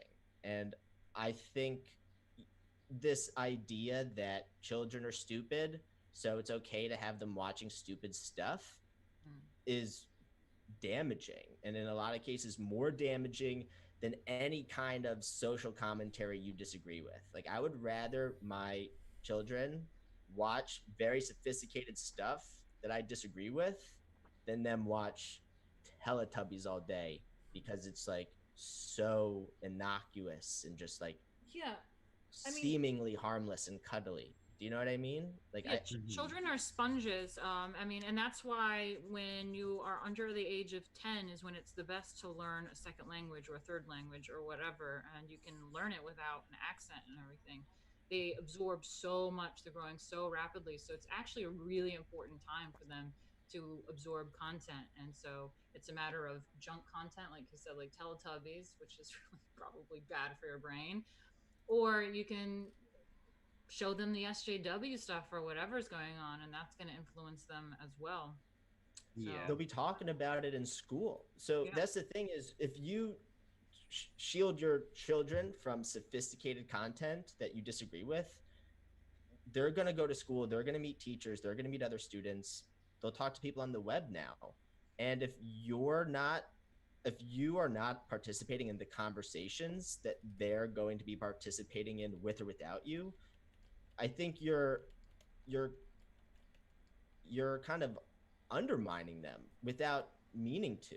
Like you are stunting their potential because it's this helicopter parenting where you can overprotect, you can deprive people of too much stress that then makes them more fragile to stress later in life that other people might not be fragile to at all. So it's I think it's complicated stuff. I don't even know how to begin. That's why I think it's a longer conversation. I don't think that's true at all. I mean, you look at Tim Tebow, homeschooled, his parents monitored what he watched, what he read, and he's well adjusted. He's a freaking hero. And you were talking earlier, like who's gonna look through what their kids watch with a fine-tooth comb? I am. You know, I'm gonna look Yeah, at I am too. whatever cartoons, whatever movies they're gonna watch. I'm gonna watch it beforehand, make sure they're not putting too. satanic ideas in my kids' brains. Okay. Mhm. And as far as Interesting public school, if caveat you send your about kids that, to though. public school at this time, I mean, that's just insane. Interesting caveat about that though is that kids are catching on, and so they're finding a new platform to entertain themselves. What do You you can't mean? watch TikTok. You can't see what they're watching if it's on their like a streaming like TikTok or even massively YouTube. popular in here. Why would you give a kid a cell phone? I don't get that one. Man, my No, niece it's not. watches- You don't need a cell phone. You just need a Chromebook, and a lot of parents prefer. Why would you give a kid a Chromebook? I don't get it. I don't know. Because it's These kids are it's a addicted lot more to- locked down than a laptop. I'll tell you that. Yeah, I'm these not. kids I'm are not even. addicted. I'm not even concerned about the stuff you'd lock down as much as the kids' content that they have access to. That to me seems even worse when it comes to a lot of the things I mentioned with the bright colors and all that, and just really degraded quality animation. Like, they're going to be exposed to all that stuff, and most parents, like, I appreciate what Jules is saying, but you have to have parents who actually care about that stuff to begin with, while most parents are just going to have the iPad or Chromebook or whatever become the babysitter, and that's going to lead to Tumblr, and Tumblr is I don't even know if Tumblr is popular anymore. Probably it isn't. No, Twitter turned into what Tumblr was in 2013. Yes, exactly. Well, then they're going to go to the parts of Twitter that's going to resonate with the ideas that they've been spoon-fed since they were 4 years old, and now you have the situation which I think is going to only compound later on, although some Gen Zers are going the completely other way. Like, some of them are going, full, like, ultra right-wing death squad mode as retaliation to all this, very sissified SJW stuff that they're seeing. So it's going to be a very interesting dynamic to see, and we have Tim Napier joining us. Why don't you just pick off what I just said right now? Like, are you noticing these divides growing right now, and how much do you see cartoons, since this is a topic about cartoons, of course, influencing it? Okay, well, hi guys. It's great to come in. I was having a little technical problems. I was watching, couldn't hear it for a second, but I'm glad to be involved. Yeah, I think it's a big issue. I mean, you can see this happening all over. Something that's very amusing is people are trying to say, well, look, we have a commune developing in Seattle, right? It's a commune of leftists that are developed. You know that they just segregated their gardens by race? Did anyone hear about that today? Yeah. So this leftist commune of perfection you've all heard about in Seattle, they're a bunch of alt-right racists who don't want to grow food with people that are a different color. That's where Gen Z is going to bring you. It's going to bring you there fast because these are their participation trophy kids. Remember, we were all worried, what's going to happen when these kids grow up? This is going to happen when these kids grow up. Because they've been raised not to believe that people are equal, but to believe that if their ideas are challenged in any way, then the person challenging their ideas is a bad person. That's not a healthy dynamic, and it's certainly not a constructive dynamic at the very least. And you see this happening in both sides, right? Because we're not just talking about the people at the Chaz, but we're also talking about the people who are reacting to what they're seeing going on in the Chaz. Yeah, well, look, if you're going to get directly into cartoons, not to segue into popular and what's happening in pop culture right now, if that's what you want to call Chaz, whatever debacle you want to label that as, I would say that the move we're seeing to try to replace a firearm with a scythe isn't negative against violence; it's negative against something that's wholly Americana. And if you don't have the concept of self-defense as something you think you have a right to, you're going to be more afraid. And if you're more afraid, you're going to look to authority to tell you what to do to quell that fear. And so we're going to breed people that are not just dependent to eat on the system, but dependent to feel safe on the system. And it's not going to create independent free thinkers. It's going to create people that are afraid to think outside the box, because if they do, the box might ostracize them, and they don't feel like they belong anywhere. I read an article today that was actually from 2017 saying the most radical thing for white nationalists online was having someone approach these teenagers and tell them that they matter. That broke my fucking heart. It was maybe 2 pages of text, and it's talking about how the way to reach these alt-right radical white kids is to tell them that you care about them, because they're being raised in a latchkey kid environment where they think they're completely alone, and they're being told that because they're white they need to feel bad about who they are inherently. That's a dangerous precipice to put people on. It's an interesting thing you mentioned latchkey kids, because I would have assumed at least in the 90s there was a lot more helicopter parenting, as I'm sure there was later on in the 2000s, where parents would have been too attached to whatever was going on in their kids' lives. Do you see it being different when you're talking about the latchkey kids, or is it a socioeconomic thing?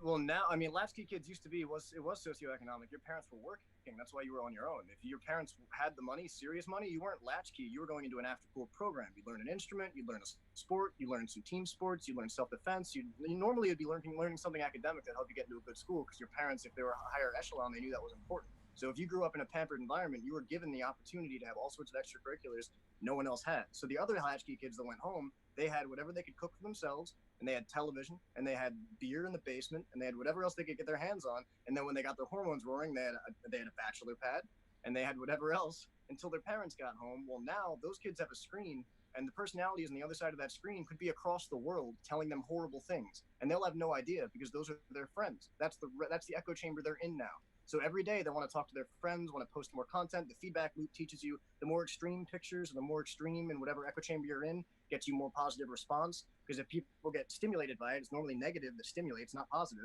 So I post a negative image now at 14 years old, and I get a positive feedback. I'm looking for something more negative next time. I have no real connection to people in my direct life. It's all through the screen. So I'm not getting any oxytocin. I'm just getting serotonin and dopamine, barely any serotonin. It's just reuptake on, do I feel good from my reactions to this cold box? Now we got the immuno problems starting out, because kids aren't going to be shaking hands or doing play dates. Everyone's wearing a stupid fucking mask.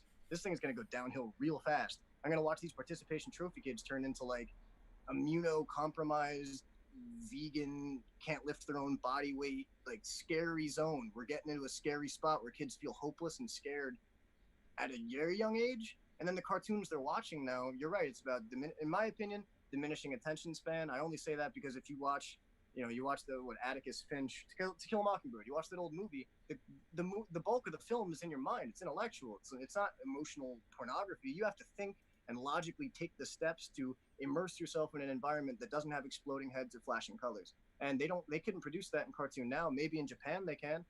In Japan, some of the manga that they create now, and I guess anime, if it's not about tentacles, if it's like Bakugan or something, or Bakano, I think it was called, there are some stories they're all incredibly violent. Violence is a big part. It's either going to be violent, sexual, or nihilistic. And I don't know, just for me, I think that what we need to worry about, or what I worry about, what I'm concerned about with my kids, is going to be, are they getting stimuli that is made to hurt them? And how am I going to be able to tell?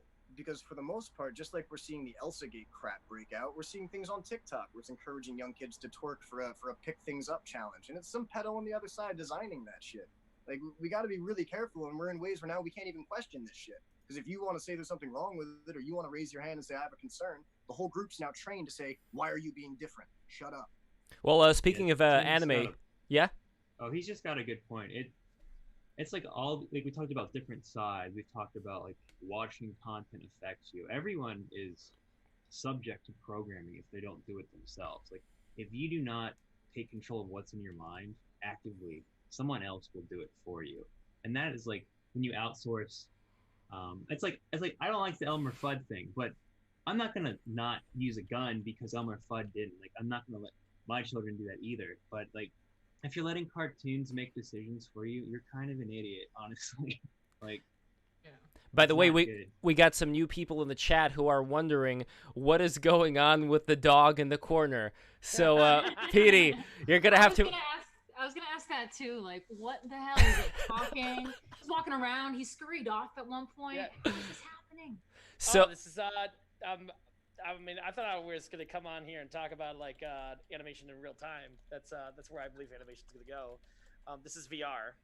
Basically, it's like motion capture technology Wow. in VR. And yeah, this is where so I was trying to make the point earlier that kids they start latching onto another platform, and kids growing up they don't like where their entire life is being monitored. They don't have their own space to be by themselves. But I'm finding a lot more kids they get an Oculus Quest and then they come in here. So you have a lot of different parties, a lot of different virtual reality parties every day or every week. You can go into different worlds and meet other people with avatars. Yeah. Yep. I'm still so confused. I'm too old for this shit. I'd imagine during the quarantine, this was a good device to have. Cause I didn't even barely notice the quarantine. I remember when I had foot surgery for like 6 months. I went. There was like me and my friend would hang out on Second Life. You know, that's where it was. Oh yeah, yeah. But you're still in your room, staring through your screen at a third person's perspective. Here, you're abruptly reminded the real world exists when you run into a wall. A lot of toe stubbing. I'd imagine. Yeah. Well, Tim, do you think, and this is a question I'm going to open for everybody as well, do you think that kids are going to go through a difference in terms of their body not being utilized as much in terms of the body-mind connection if the only thing, and this is really cool, by the way, like I would love to have a VR gear and try all this stuff out, but if this is going to be the only place where kids are going to spend a lot of their social time, how is that going to affect kids like, you know, like several years from now, or like I don't know how long it would take, but I have no idea, honestly. Especially with the, bringing up the good point of everyone being all germ conscious right now, staying home, wearing masks, and not even like being exposed to anything as far as like how many immune compromised babies are going to come out of this, toddlers that aren't getting dirty and muddy and building up their immune system. But yeah, I always wondered about that. Like if I had this equipment when I was like 14, like slowly, because your core identity, all right, of like who you, when your emotional core, it's really starting to be formed when you're like 14, because a lot of people, they really, the music they're really nostalgic for is the ones that they've listened to when they're back to that age. If you ever noticed that, like music that you're really nostalgic for, you're like, oh my god, this is, I love this band. It's like you probably heard it when you were around that age. So yeah, I'm very interested to see what happens. And we have a comment, by the way, from Hero Alchemy. Hero, thank you so much for joining us. Kids will still be social if they can follow the current dogma well enough. The ones that can't or refuse to are going to have to create their own ways to socialize. Ironically, that used to be where Anons went. That used to be where, Aaron Schwartz, the reason that whole thing started, whatever Reddit is now is something else, but what it started as was an opportunity for people to really communicate with each other in a field where there was no proctor, where if I wanted to get access to a research document, I could discuss concepts of some transcendent technology because it's been released with some other student of the same thing from anywhere on the planet, as long as we can communicate one-to-one. And when when academia started to come in and say, no, you can't access these documents unless you're a registered student and we know who you are and we can charge you rent for accessing it and everything else, Aaron Schwartz started Reddit, started to try to release that shit. And long story short, they don't like it when you play around, basically. They don't like it when you mess with their system, whatever the current paradigm is. Like the Agent Smith paradox from The Matrix, everybody's Agent Smith. Because you can talk to somebody about a concept you think is obvious, something that, like, to me, it's Marxism and NLP, makes perfect sense. I can see how people are controlling each other's minds with what you're allowed to say and what you're allowed to think. For other people, everyone has a subject they're really well versed in, when you meet an Agent Smith is when you're talking to someone about something and you step out what's considered the normal box, the normal Overton window. You step a little bit out, and and their eyes just cloud over. And they go, "What did you just say?" "No, I don't know." And they start to get guarded in the conversation. Used to happen a lot right after 9/11. I would notice it happened a lot. You brought up anything that was contrary to the main narrative. The person you're talking to, if they got at all sketched out, their whole demeanor would shift. They'd flip a switch. Now they're an agent working for the system. Anyone who's not woken up is potentially an agent. It's really the way it works. It's a great analogy. Interesting, like the fluoride stare, for lack of a better term. Yeah. And Martina, Ultra gay. Yeah. Martina, what do you think of this situation when it comes to not only the VR gear, but all this other socializing that kids are doing today online, how that's going to affect them from here on in? And do you also see this divergence going on with some Gen Z kids, like we mentioned before, becoming reactionaries to what they're seeing and where that's all going to lead? Yeah, I mean, the internet stuff is, I mean, I've had, as an adult, I'm in my 30s, the most vile, horrible experiences on the internet. So it genuinely really, really scares me about children. And that's what I teach my niece about and try to protect her and her identity and monitor like what's going on there. And I remember my little sister is 12 years younger than me. She was a kid. She was on one of those programs. I don't know, these things like these Second Life sim things, whatever. I don't know what it was at the time. But I remember my brother called me over and said, "Look at this." She was talking to someone, and someone on the other end was saying like, "Oh, what did you get for Christmas?" I got like a mobile and like teddy bear or whatever. And we were both like, that sounds like an adult trying to pretend to be like a kid. And it was just really creepy and scary to us. But yeah, as far as, I mean, my husband wrote a book. It's called Monster of Their Own Making or something. And it is about extremism and how, in particular, the left is like pushing people to the extreme of the right, whether or not you want to believe that exists. It does. And people go there because of being subject to, like, they feel alienated, like what Tim said. And my husband was bugging me to ask like what your source was for this similar concept that I'm talking about now, but or the latchkey kid thing. But basically, when you don't have this brotherhood, you don't have anyone, you're being attacked all the time, you're being told that you're the problem, you kind of start finding that voice on the internet somewhere, and it can bring you into this really negative world of extremism or neo-Nazism or whatever, because now you found people that you feel like you can bond with and you can, you know, be like pals with on that, and they can start brainwashing, and you're young, and then these older people can kind of lure you into this world. And that's why we do have extremism on both ends. Sure, I understand that the numbers aren't like Antifa is so predominant and left-wing, all that, but people are being pushed to the right because we're getting so fed up, you know. That's a beautiful thing about VR right now. Currently, there's it's really expensive to get into. So most people on here aren't children too much. It's only when they have an Oculus Quest, which is their parents probably bought them $300 VR device for Christmas. No, but I don't know. My niece plays like Gacha Life and stuff. She's obsessed with that. I don't know. I have no idea what that is. Yeah. Okay. Gacha Life? Yeah, Gacha Life. It's.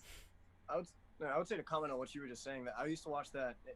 Going to prison saved my life, hands down, because before I went, I didn't know what I was doing, and I was leading myself to my eventual death. I got locked up at 120 pounds. I was not doing what I should be doing. And what I watched happen in there with the mentality of people preying on others to get them involved in their organizations, for lack of a better term, that the internet creates an environment that is just like prison. If you have a kid that's already scared, that's all you need. If that kid's in a prison in his own mind when he logs on and he starts looking around, yep, most teenagers are. Like, look, there's prisons and then there's prisons. If you, like I'm just saying about the Agent Smith analogy, if you're locked up, if you're in a system where the system itself is your enemy, you are in a prison no matter where you go, man. You will never be free. You will feel like you're trapped everywhere. So if you take a kid online who already feels like alienated at school, maybe he's overweight, he's got a birthmark, whatever it is, someone makes fun of him just one time and it sticks in his craw. So now he doesn't talk to people the same way. Maybe he hides his eyes, right? You take that kid who hides his eyes and you put him online where he doesn't have to have a face anymore, and he can just start talking about what he feels behind an anonymous username. Someone will reach out and hear his pain. They won't hear his words. They'll hear his hate. They'll hear his anger. And if you can tap into somebody's vulnerabilities and then give them a desire, give them something outside themselves to focus on. People do this with yoga. People do this with prayer. or you can do this with violence. You can do this with radicalization. It's really, unfortunately, the mind needs an outlet always. So if you don't have one, like when I don't have an outlet, when the lockdown first happened and I couldn't go out of my house, I was climbing the walls. I was depressed. I was angry. I was yelling at my dogs over nothing. And I looked at my own behavior. I was like, what am I doing? Like, what's wrong with me right now? Where aren't I venting? Where am I spilling over? Most kids don't know how to do that. Yeah, most teenagers, I mean, I think we can all resonate with that, and that's why a lot of teenage stuff is all this like depressive, mopey shit, is because you do feel like alone and that no one understands you. You know, when I was a teenager, it was all that like cutting. Everyone was like a cutter, and they were like, you know, everyone's depressed. Yeah, it's Hot Topic. That was sold to us. That was Hot Topic. That was Radiohead. Creeped by Radiohead. Yeah, it gets in your mind. Yeah. Oh man, I would.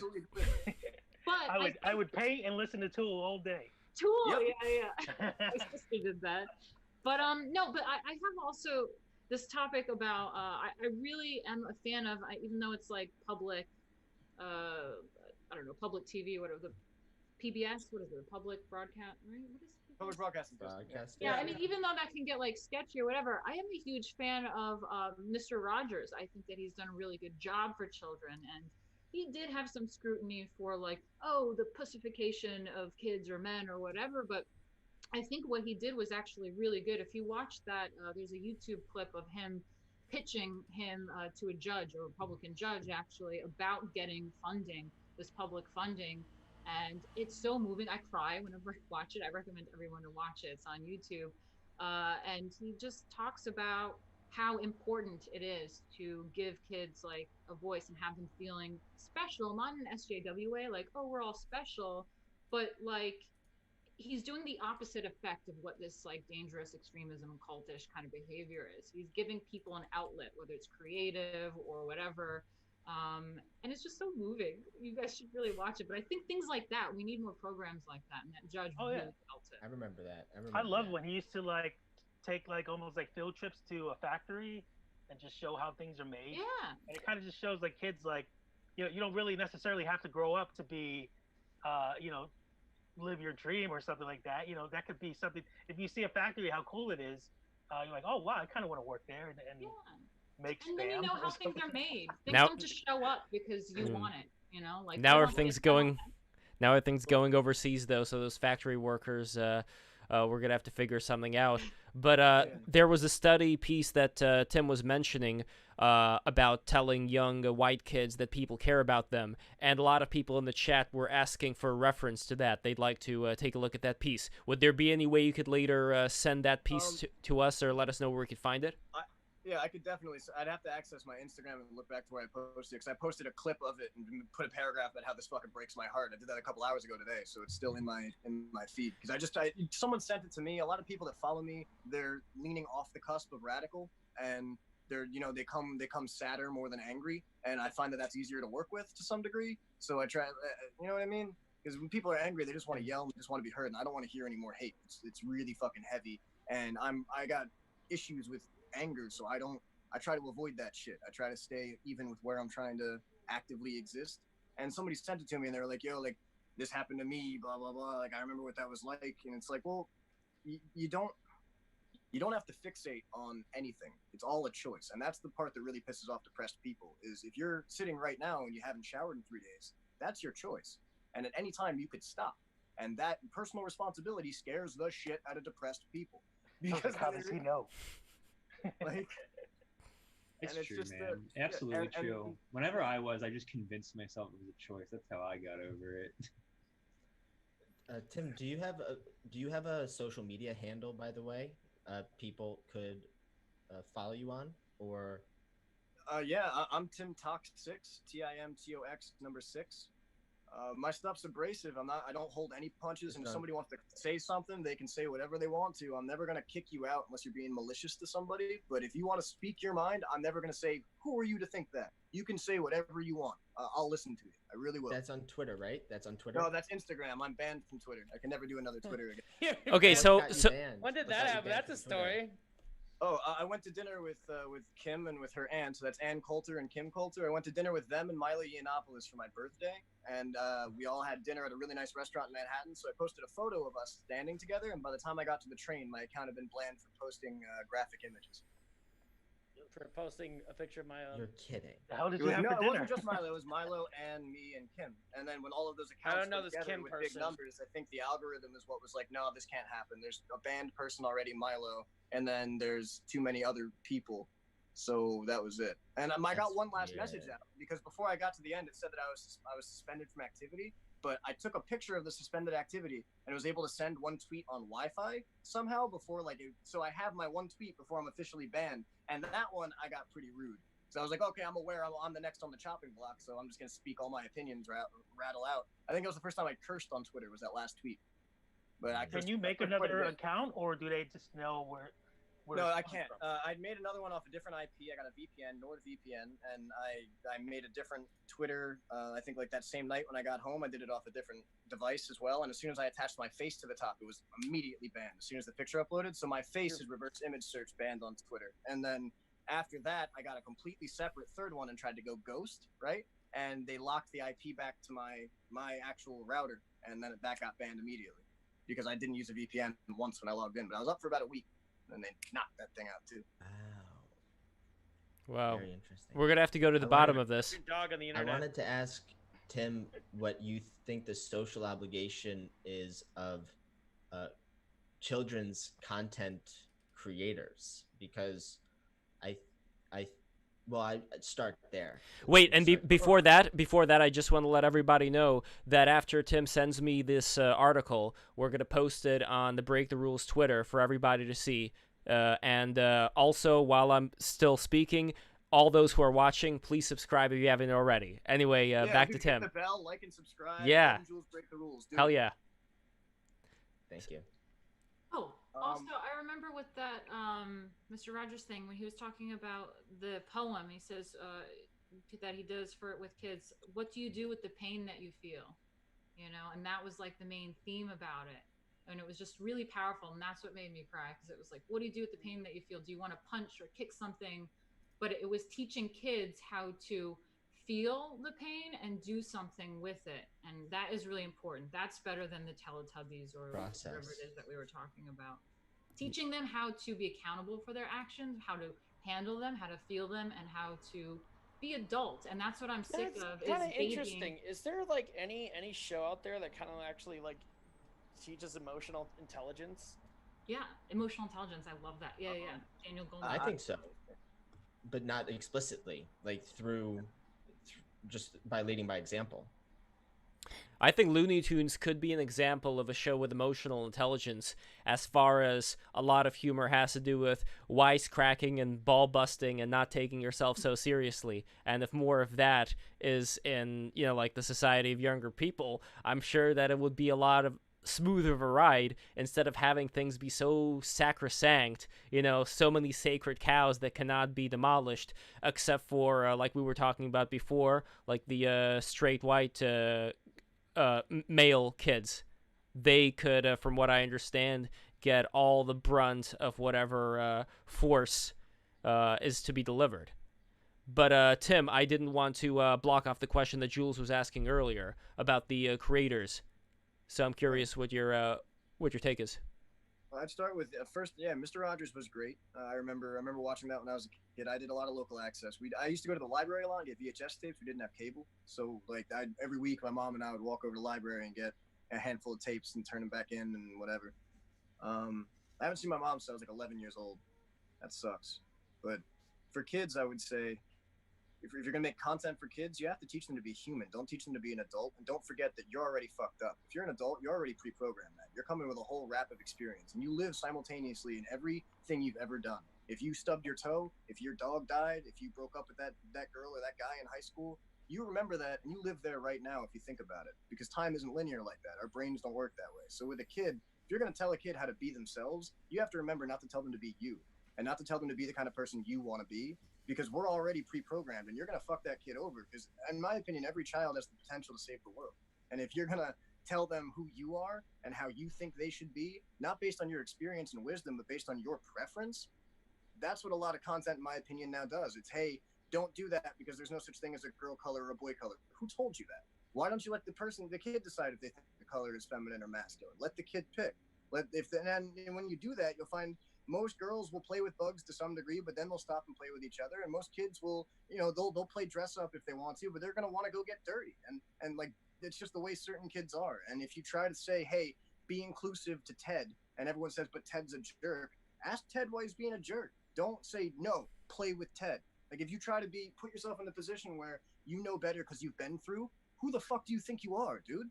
That's a whole human being who's never gone through any of your baggage. So if you're a content creator for children that wants to encourage them to be who they are, don't tell them to be you, and don't tell them to be the person you wish you could be. Just tell them what you think is going on. This is a cat. Cats don't like it when you pull their tails. Anybody hung out with a cat at home? This is a whatever else. You just give them information and let them figure it out. And if you see kids going into a bad direction, which is easy to see, you can see hurt kids, you can see angry kids, address it for what it is. Let them talk. And if they don't want to, find an adult that will talk to them. Because, like, in my opinion, over-parenting, too many cooks ruins everything. Just like not enough parenting. So, Tim, are you familiar with some of these Easter eggs or rumors about like old Disney cartoons where there'll be innuendos at times, there'll be adult jokes that would go over, the younger audience's heads? There are people that look at the cover of The Little Mermaid, they see like a phallus in the castle. And or like ass on the Lion King. Yeah, I was gonna say Lion King. There was something. I thought it's like said Sex. somewhere. Yeah. It was a pretty poor executed. They were trying to do an homage to the special effects department. It's SFX, which doesn't really. Yeah, they they threw something like phallic imagery. The priest is everyone points to the priest having a boner on Little Mermaid. Yeah. The fact that Little Mermaid was just a horrendous, horrible production cycle. Like sometimes the animators wouldn't even get paid paychecks. And I look at that from the perspective of an animator, and that's some overworked in-betweener person just going from point A to point B with just their in-betweens, and that's why it looks like it rises up his robe. It's his kneecap. Well, with Snow White, they had to be sent to the hospital, a lot of the animators, after production was over. That's how hard they were working to do it. Well, Snow White is a little different than Little Mermaid, because Snow White was older. It's older, yes, but it's also was like the first feature-length animated film, and the world was like, no, that can't be done. Like that's not. Animations are short. No one's going to be interested in a feature-length animated film, so they really pulled out a lot of the stops there, and that's why the animators were almost willing to work that hard.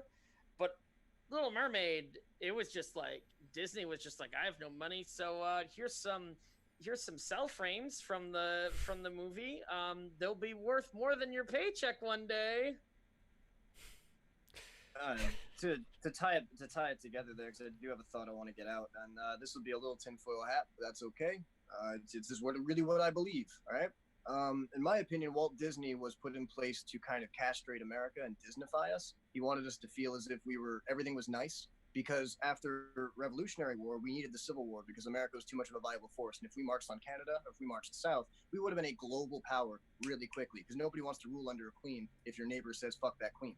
So Canada needed to attack the White House, and then the Civil War needed to happen afterwards. Not long after that, when Disney started really ramping up and all the rumors of anti-Semitism started really spinning out, later into his career, and Club 33 started. He had a lot of Masonic connections, right?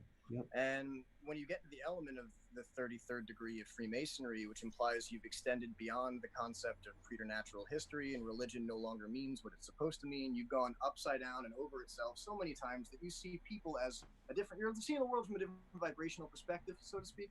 And you understand that people can be influenced to do whatever they need to do for the benefit of those who are aware of that fact. And that's really as sinisterly numinous as you need to get. So if I can make kids weak, if I can make kids hate each other based on arbitrary concepts, if I can make them scared of hunting deer like in Bambi, if I can make them scared of their closet, if I can make them not like their dad because their dad's going to shout, wear a hat, smoke a pipe. I mean, go back and look at the things that are correlated. You have to hide under your mother's skirt when the monster comes. Your parents are going to die. All these terrifying concepts you don't need to tell a kid. Well, why would you encourage this knowing it's going to be child's entertainment? Why would you do that unless you had some sort of a psychological plan? It takes 20 years to affect a whole generation, 20 years of good mimetic programming. And you look back in American history between the 50s and the 70s and the 90s, That's a lot of mimetic differences in society. We changed our dramatic whole world view of reality, and the only things that stayed the same were concepts that were internationally significant. So what bothers me is when we talk about children's entertainment being used to breed adults that will think a certain way. Does that make sense? 100%. Yeah. We kind of see it Don't in you think that Harry Potter. definitely- Oh, the Like, think of all the people who are protesting today who are using Harry Potter references and referring to Yeah. Trump as Voldemort. There does seem to be at least latching on to a lot of these things for people instead of, reading more literature and other books that would expand their consciousness. Yeah, but that's been taken away. J.K. Rowling was a raging feminist ever since the first book. If you read it, like her depiction of "Don't call girls bossy, Hermione's smart," she was a feminist, and now she's being told that she's turf. Now she's being told that she's too much of a feminist. So we're watching the movement eat itself again and again and again and again. Because these ideas don't have an anchor. They're not trying to accomplish anything other than tear something down and replace it with something else. I don't think Walt Disney. I think that's. I've never heard anything about that when it comes to Walt Disney. He had a relationship Also, with he NASA, started- right? Well, did? okay, so I do. 'Cause he started when the animation still is 100 years old, basically, right? Is that safe to say? I mean, it's there a were little bit more than gimmicks. 100 years old, but yeah, Right. it's kind of it's right around there. I mean, So I think a lot of the the technology grew in leaps and bounds in the 1920s and really took off in the 1930s. Like, it's basically watching animation grow through like the 20s through 30s was equivalent to watching special effects, like visual effects, through the 1990s. How it just like grew in leaps and bounds. Like every film that came out was just like, oh my god, when Irving Thalberg invented the Hollywood stars, like this was the guy who came up with the concept of how we're going to market films and make them popular. We're going to elevate actors and put them on billboards. We're going to make stars. Invent the that's how we're Academy going to give awards. That's how we're going to create this system. I think since the 20s, 30s, executives, these entertainment moguls, they've been learning as they go a lot. So when it comes to Walt Disney is one of the first ones, it's hard for me to think that he had a psyop plan. But I think people who watched the development over the years, whenever it could have started, and I think it'd be something where individuals saw an opportunity for, I'm interested in the history. I'm interested in how society's changed generation to generation. We look at the changes of people from the 60s to the 80s. There are opportunities for people who want to impact society and codify it however they want to codify it, to consider how what they create shapes their environment. Did want to build his own city, and he Disney also in that own city they have a nuclear power plant permit. They could build one if they wanted to. I would say that I wouldn't go so far as to say that he was directly writing psyops from day one, but his legacy was anti a lot of what is going on with his company right now, and I don't think that's an accident. I think that he rubbed shoulders or pissed people off in a way that, as a grand sort of revenge, because you have to understand these concepts exist. Memetics long-term exist, and there are people that focus on nothing but this, because the higher your intellect is, you want a challenge, and your challenge can't be to keep fucking with ants with a magnifying glass your whole life. You got to find a worthy opponent.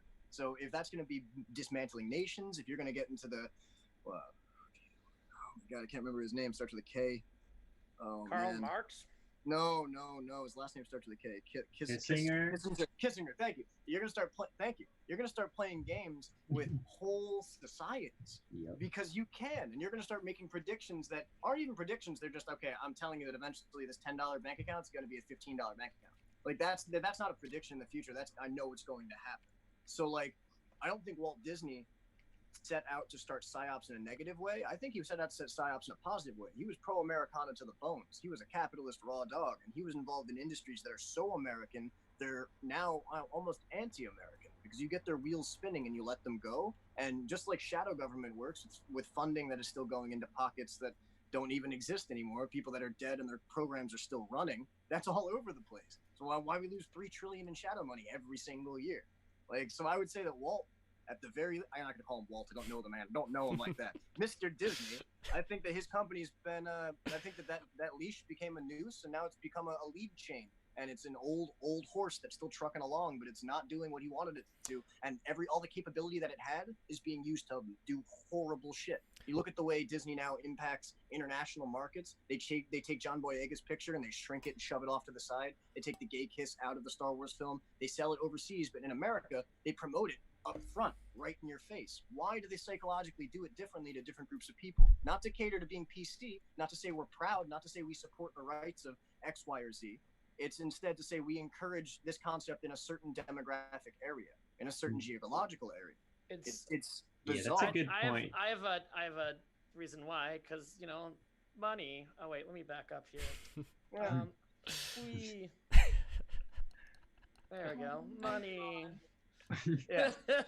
It's money, but that gets back into the concept of, well, if he was starting cities that had nuclear reactor permits, then he wasn't just after money. He knew money was all money is, and I learned this from the Weathermen, right? You read their books sometimes, it's a great bit of information to dig yourself into and then try to crawl back out of. All money is, right, is liquidity of access to travel. That's all money is. It's ease to liquidity on access. That's it. I can get somewhere faster and more fluid if I have more money, whatever the there is. If it's to the diner, if it's to the Walmart, if it's to the Porsche dealership, and then back home in a new Porsche, regardless. All the money helps me do is get from point A to point B faster. Now, if you think of it as hand to mouth, you're not going to make it very far in life. So I'm not talking about hand to mouth. You see what I'm saying?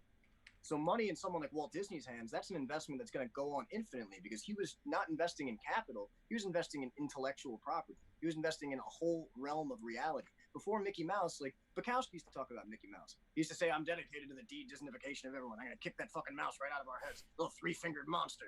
Like, well, yeah, I kind of see where he's coming from, because to some degree, if everything isn't nice, if America stayed the same horrible view post-war of Europe, we would never be where we are now. We would be miserable. Instead, we had Disney come through. We had someone grab us by our laurels and say, hey, it's a great mouse, it's a great dog, it's a great story. Write your own chapter. Get on out there. Get them up by the bootstraps. They didn't have a Disney in England. They didn't have a Disney in France. They didn't have a Disney in Italy or Germany for sure. And closed caption television started where, guys? Anybody know where closed caption television started every night? Nightly news, like a newscaster show? You can imagine that started in America. No. It didn't start in America. Really? It started in Nazi Germany for propaganda. Come on, guys. And they had the live broadcast to every television in the country. yeah, they had the first fiber optic network, right? Yep. Loudspeaker was used a lot. Loudspeaker was a relatively new invention around the same time. So they couldn't record on ticker tape magnetically, but they could broadcast directly to people's homes. Now, what do we have every night in almost every country across the planet? Goebbels' wet dream of propaganda in everybody's heads, and no one says anything about it. No, everyone says, this is normal. Johnny Carson's normal. Jimmy Kimmel's normal. This is normal. That's not normal, man. That's a program. That's televised programming. Well, a lot of people, I think, are noticing it now. I mean, they're paying less attention to a lot of the celebrities, especially after the quarantine. They're seeing them kind of melt from their writer-controlled state of being. So there may be some hope there as far as people getting turned off by a lot of this stuff that's been fed down people's throats for a long time. But one other thing I'm interested in here is we were mentioning Nazi Germany, and we also have the connection with Werner von Braun, NASA, and Disney. I'm not sure how deep that rabbit hole or mouse hole in this case goes, but do you know anything about that? Yeah, I mean, does anyone else want to chime in here? Because I got a bit I can roll on. No, you're good. I like listening. I've You never go owned a television, so a lot of this stuff you're saying, I'm just like, those late night show hosts, I only recognize the name Jimmy Kimmel, but I have no idea what he looks like. Well, Jimmy Kimmel, I'm pretty sure just got canceled. Was it him or Fallon just got canceled for blackface? I have no idea. Whichever one. Fuck. It was Fallon, but I don't think he was canceled yet. No, he survived that. How do you? So. What kind of Kevlar is this guy got, man? Wow. Well, I mean, you could climb your way back with these kind of incidents. Like we still have, who's that douchebag in Canada? His name is Trudeau. He got like yeah. If you kill your enemies, you win. If they win, they win. If the thing is like, yeah, so he's been, so there's like that you lived under the rock, and he's had like several photos of him in blackface. And he's still gonna politically survive this. I mean, it's controversial. And Trudeau. Okay, now I know what you're talking about. Yeah. So, but he's a man of the left. He's a leftist. He'll never get punished. he's a leftist. He's he's of the political left, and they're gonna. Well, I mean, the political left kind of like some shit's gonna get fling on him, but they keep him there because he's somebody with a position of power, and keeping in faith whatever agenda they got. So they're not. He's not gonna. That's why you seem like this guy's like rules for thee and then rules for Yeah. me. And Well, there was that blackface guy in Canada who recently got arrested. He was at a protest, completely covered in blackface, and they arrested him right there. Although I don't think that Trudeau was actually in blackface. He looked like the goddess Kali. Like, especially when he was sticking the tongue out, he looked exactly like the Indian goddess Kali. Yeah, he was wearing it was for Arabian. It was Arabian Nights was actually the theme of that evening that he was attending. It was a costume party called Arabian Nights, and he dressed up exactly like the goddess Kali. He was also the goddess of death and destruction. Like Shiva, it's the end section of Shiva. Very interesting stuff. Definitely. Kali's also very heavily linked to paganism and neo-paganism. But what's strange is people don't go Odinist with neo-paganism anymore. They don't make connections to the All-Father and draw connections to Odin being the son of a descendant from lost tribes. It's biblical. There's a huge line with religion and theology, and nobody pays attention because it's easier to get segmented and tribal. Fucking lame. Well, I do like more the idea where you have something like Shiva and Kali as being gods that actually stand for abstract principles. So you would have Brahma, Vishnu, and Shiva, creation, maintaining, and destruction. And these are also principles that you would see in alchemy. So the idea here is not so much, oh, I'm going to be like this pagan cult worshiper, even though I'm sure many people do it with that. But I like the idea of seeing these as, let's say, higher concepts that are present in the universe. And that brings us to something like Club 33. But before I want to touch on Club 33, I did want to go back and touch on the NASA thing. So okay, Werner von Braun. You guys know about Operation Paperclip? Yeah. All right. So Operation Paperclip is not to be confused with when they say project, like Project Bluebeam. That's a separate concept. Now, Operation Paperclip meant that it was ongoing, and we didn't get them all. We did not get them all. Japan got a bunch. China got a whole bunch. Russia got twice as many as anybody else. So what they did was they scrambled up all the intelligentsia they could out of Nazi Germany. Now, this was people that controlled especially propulsion techniques for rockets because they were concerned about ICBMs, right? Intercontinental ballistic missiles. That was the big concern, especially if you get into Operation High Jump. Now that's a whole other nutshell, right? Because I think they're still under the ice, and I think we're fucked. But that's gonna take a while. Look, I think that, or it's not even so much I think, it's I know. What happened was Warner came over and he was told we're gonna need your propulsion technology, and it's not gonna be seen as military because if we say it's military, fucking Einstein is gonna shit his pants. He's not gonna work with us. We need the atom bomb. We need it to be effectively working, and we need cold fusion as a concept to keep him spinning his wheels for a while in Princeton. So they get John Nash involved in kind of decoding the back end, and Warner is dedicating himself to first propulsion. So just getting rockets to the moon, just to the moon. And once we had complete control and the ability to theoretically nuke anywhere on the planet faster than anybody else, they wanted him to dismantle and deconstruct technologies that he designed for the other side that had never actually seen their full time in war. And when you see Roswell, New Mexico, and that crash landing, that wasn't extraterrestrial from another planet. That was extraterrestrial technology that we had to say wasn't ours, because when the Russians sent it over, if everyone was aware of how much we've been lied to, the revolt in whatever city it's happening in right now would be a whole different sort of thing. People wouldn't want to leave their houses. I'm sorry, Mr. Tim, I do have to interject that you are speaking with a certain bit of certainty about what really went on in Roswell. I'm kind of agnostic about all this. I'm not saying you're wrong, right? Completely wrong. And there is a lot of truth to what you're saying about subversive projects by the government, which is really just military by design. I mean, the greatest example is the internet itself, that started out as a military, disinfo project, DARPA. Yasha Levine wrote an entire book about it. Oh, the government still has an interest in the internet. The office in that's one of the data centers that's here in New Jersey is rated for a thermonuclear device bunker. It has a bunker and it has actual bed and food stores. So in case in case of nuclear attack, you still get your porn. What I think Tim was trying to say too is that the government has technologies that are far more advanced than we can comprehend right now, and we don't know about it. And I think that's been happening for a long time. Just today, they finally released the light bulb tech. Anyone catch that article? I'll send that one over too. Just today, they finally admitted that they can listen to you if they can see your light bulb because they know how to watch the frequency of the filament vibrating against the glass from 1.5 miles away, and they can hear a song. They can recognize a song. They can hear the word. I'm not making this up. I'll send it over. They're Dude, no finally wonder. admitting it. No They wonder can they look knew into I your was house. talking about feta cheese because I kept getting feta cheese ads, and I was like, never looked. Oh it man, up. I haven't eaten all day. Don't get me started on the feta cheese. But what is there any connection between NASA and Disney? I know that they work together, but does it go any deeper than just some promotional stuff? As I understand it, some of the same fraternal orders that had secrets pillaged and then brought back over here from Europe, which was a lot. Just like the Yellow Vest went nuts and attacked every Freemason building they can get their hands on in France, and they stole the secrets, and that's when the government locked down again because of these horrible secrets in these books. A lot of it, I think, is just sentimental, but some of it's not. Some of it has legitimate value, and that's why now it's locked down in the Getty, which is basically the most industrially secure building I can imagine on the planet outside of a military base is the Getty Museum. That thing goes down almost 2 miles into the earth. You're not getting into there. So, look, Warner von Braun and Disney, they had connections that transcend government. They transcend the law. They transcend morality. Ideas of ancient societies that make them think they're connected to the divine. So they think that what they're doing has to happen and has to keep going because they have a purpose. And that's powerful programming to put into somebody, especially someone who's capable, like Disney was. I mean, or like Warner was when the NASA started really cooking up.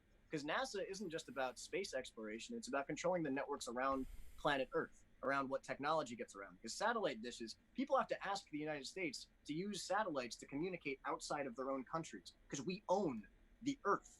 We own the network all around the Earth. When satellites go down between us and Russia and China, and people get upset about it, when India launches up a satellite and it just goes dead and floats away, and they're like, "Who did that?" And we're like, "I don't know what you're talking about." Yeah, we know exactly what we're talking about because we don't want you to have access to that tech unless we gatekeeper concept. That's not just media and comic books and music. Gatekeeper concept is everywhere. Anytime you get towards the ability to make individual actual change, and I appreciate what Judd, what Exiled Judd was saying. I don't mean to speak with too much of a sense of authority. I just mean to say that I don't really like people anymore, so I just read about this shit. So like when I find two things that don't make sense, I'll throw both books out and I'll get a third one. I think people, but I think the problem with thinking in terms of like occult things. I mean, when I say occult, I mean hidden. Yes. That's all it means.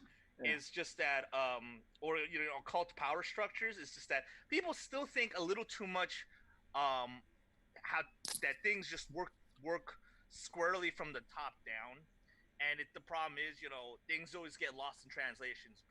People are hard to control. They're just not things that are just units on a fucking computer screen. Some space marine you could send. Yeah.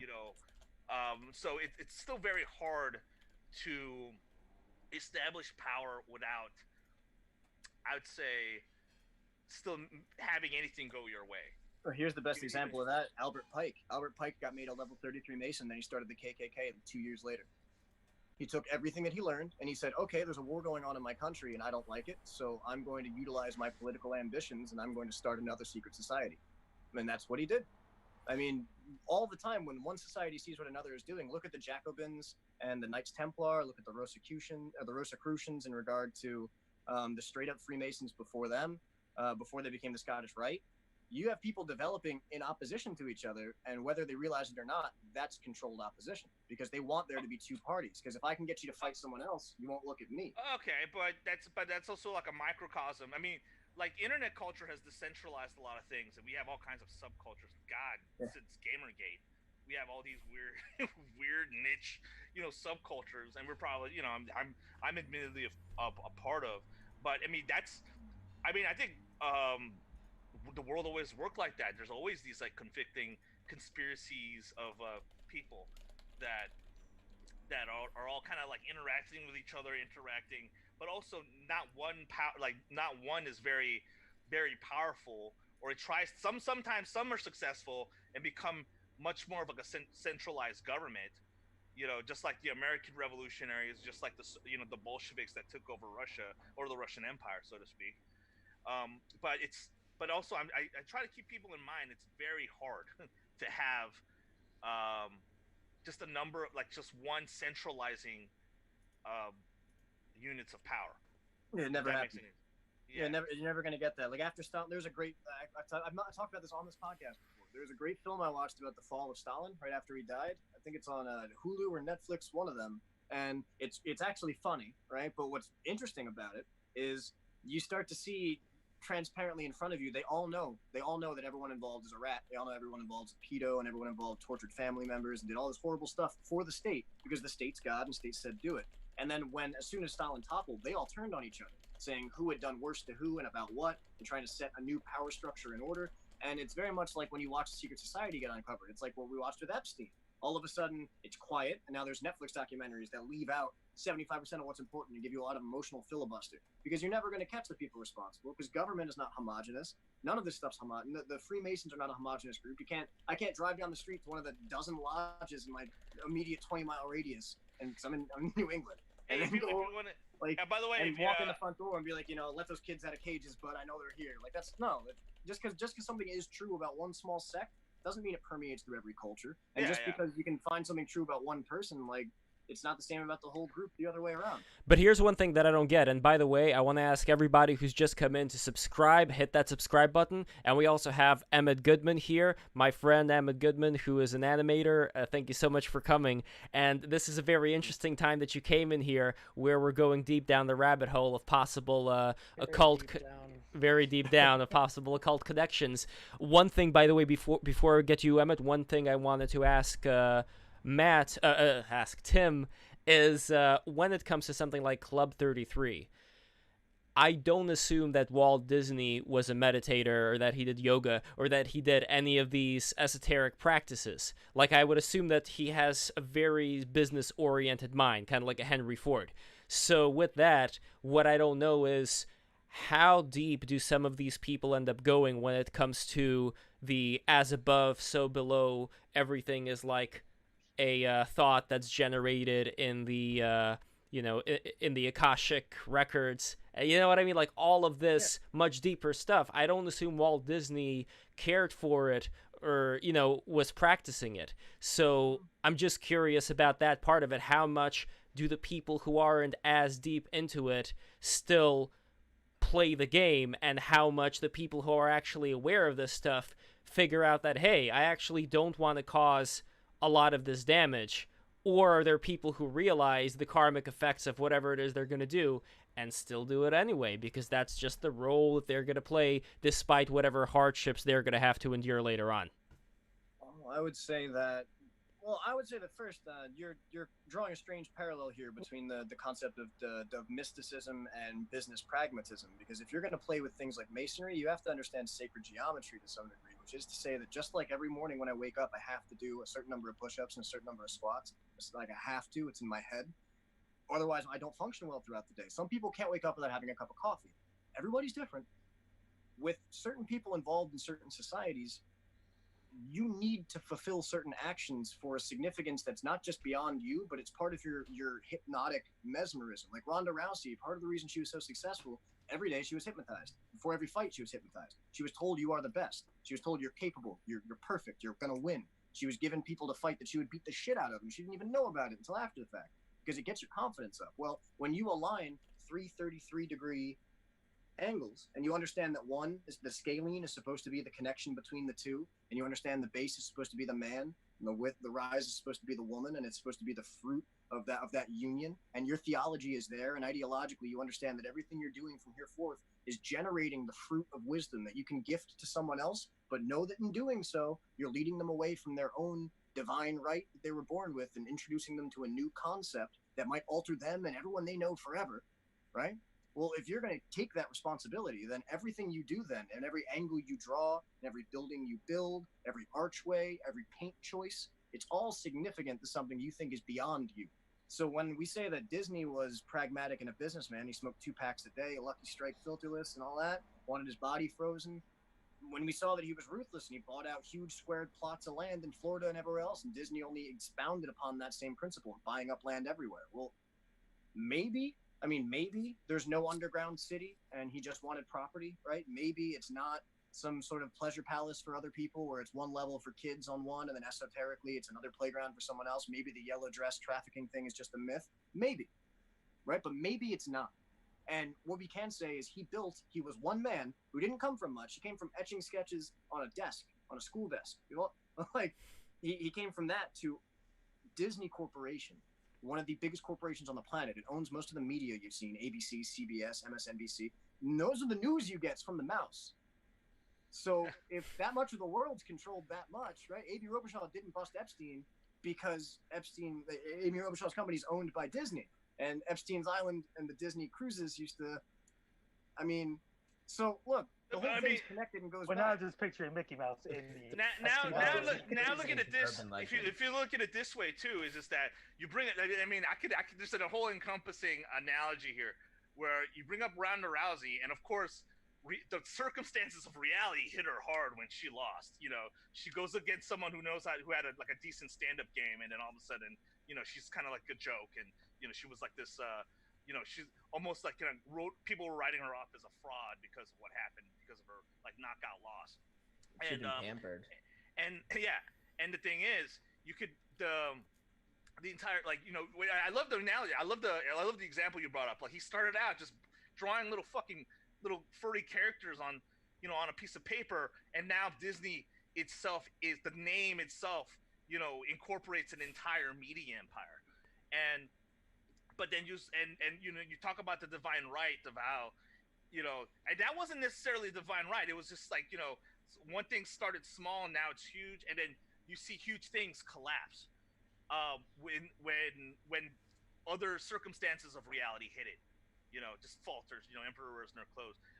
And to keep that in full circle mode.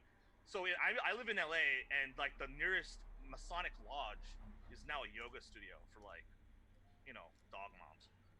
I'm dead serious. Oh my God. It's back then people used to think the Freemasons control the world, and now they have really low membership, and just the turnout's so bad, so they just rent out the lodge to become logo studios too. Well, we had Drew Arnold on our show a couple of times, and I found out that Drew is a Mason, but he belongs to this thing called co-Masonry, where they allow women in as well, and a lot of women. It's an English thing, or it's not English, but I think it might be just England, but I know it's in Europe. In Europe, they started the co-Masons to let women in because they didn't want to be called a fraternal order anymore. But in my opinion, a lot of that co-Masonry stuff, it links back to the other side, because you have matriarchies and patriarchies. Matriarchies are really into blood worship usually, and patriarchies are really into conquering traditionally. So when you start to mix the two, soror. I can be soror, I can be the soror, not like freighter. It's like to some degree, it's like Kali, who we referenced earlier. That's the mother who will kill to protect her children, but will kill her children to protect herself because she can always have more. That's the image of Kali that I get anyway from what I've read. And to some degree, it's like that concept of destruction. That's not just I'll kill to protect, but I'll kill to protect me too.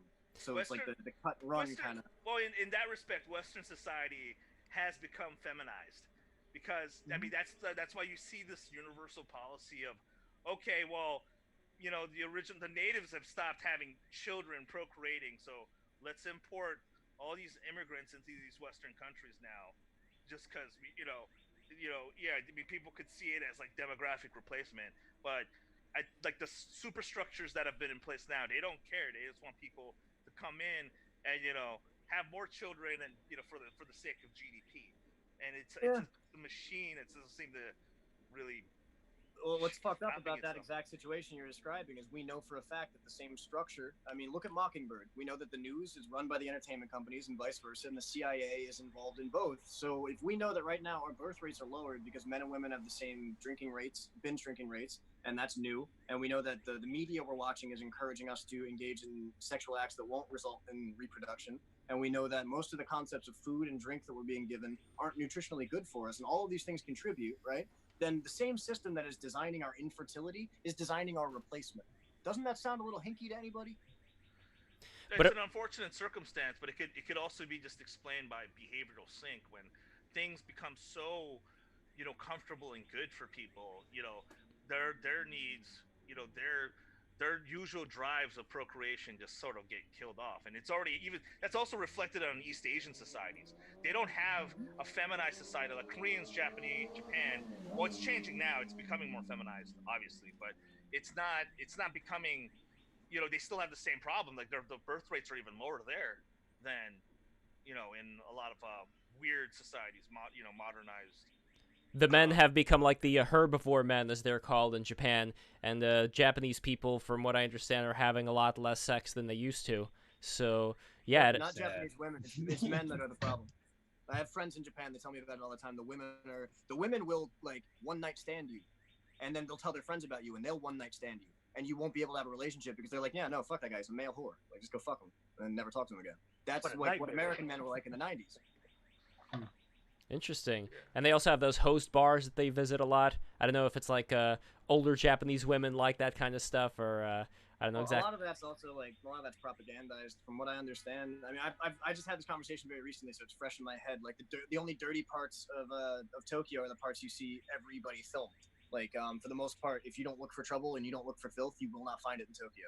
And then like even if you do look for it and you do find it, it's not going to be like it's been described. It's like the Yakuza. It's romanticized. But Yakuza's over. Like they're all aged out. I mean, it's because of this like demographic collapse. Like you see these older guys that were part of like the the organized crime, like running like sex rings and all that stuff.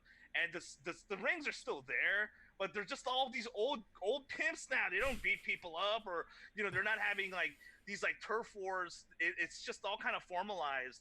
And but then how is that healthy for but in terms of like promoting family and having kids, it's people aren't doing that. Well, the It's really- problem is like the big problem here is when we're talking about the feminization of these societies, that Yakuza served a purpose. I'm not going to claim to understand it. I'm not going to come into some sense It of did. superiority and be like, oh, I get it. Like, no. But whatever it served a legitimate and necessary backbone purpose in which kids didn't beat up old ladies on the streets. They were afraid to get their hands cut off. Like, that served Yeah. a purpose. And in exchange, you had channeled aggression focused into academia and business. And that's why Japan was known as a ruthless programming company and a ruthless business partner and everything else, right? Plus, there was the animosity, obviously.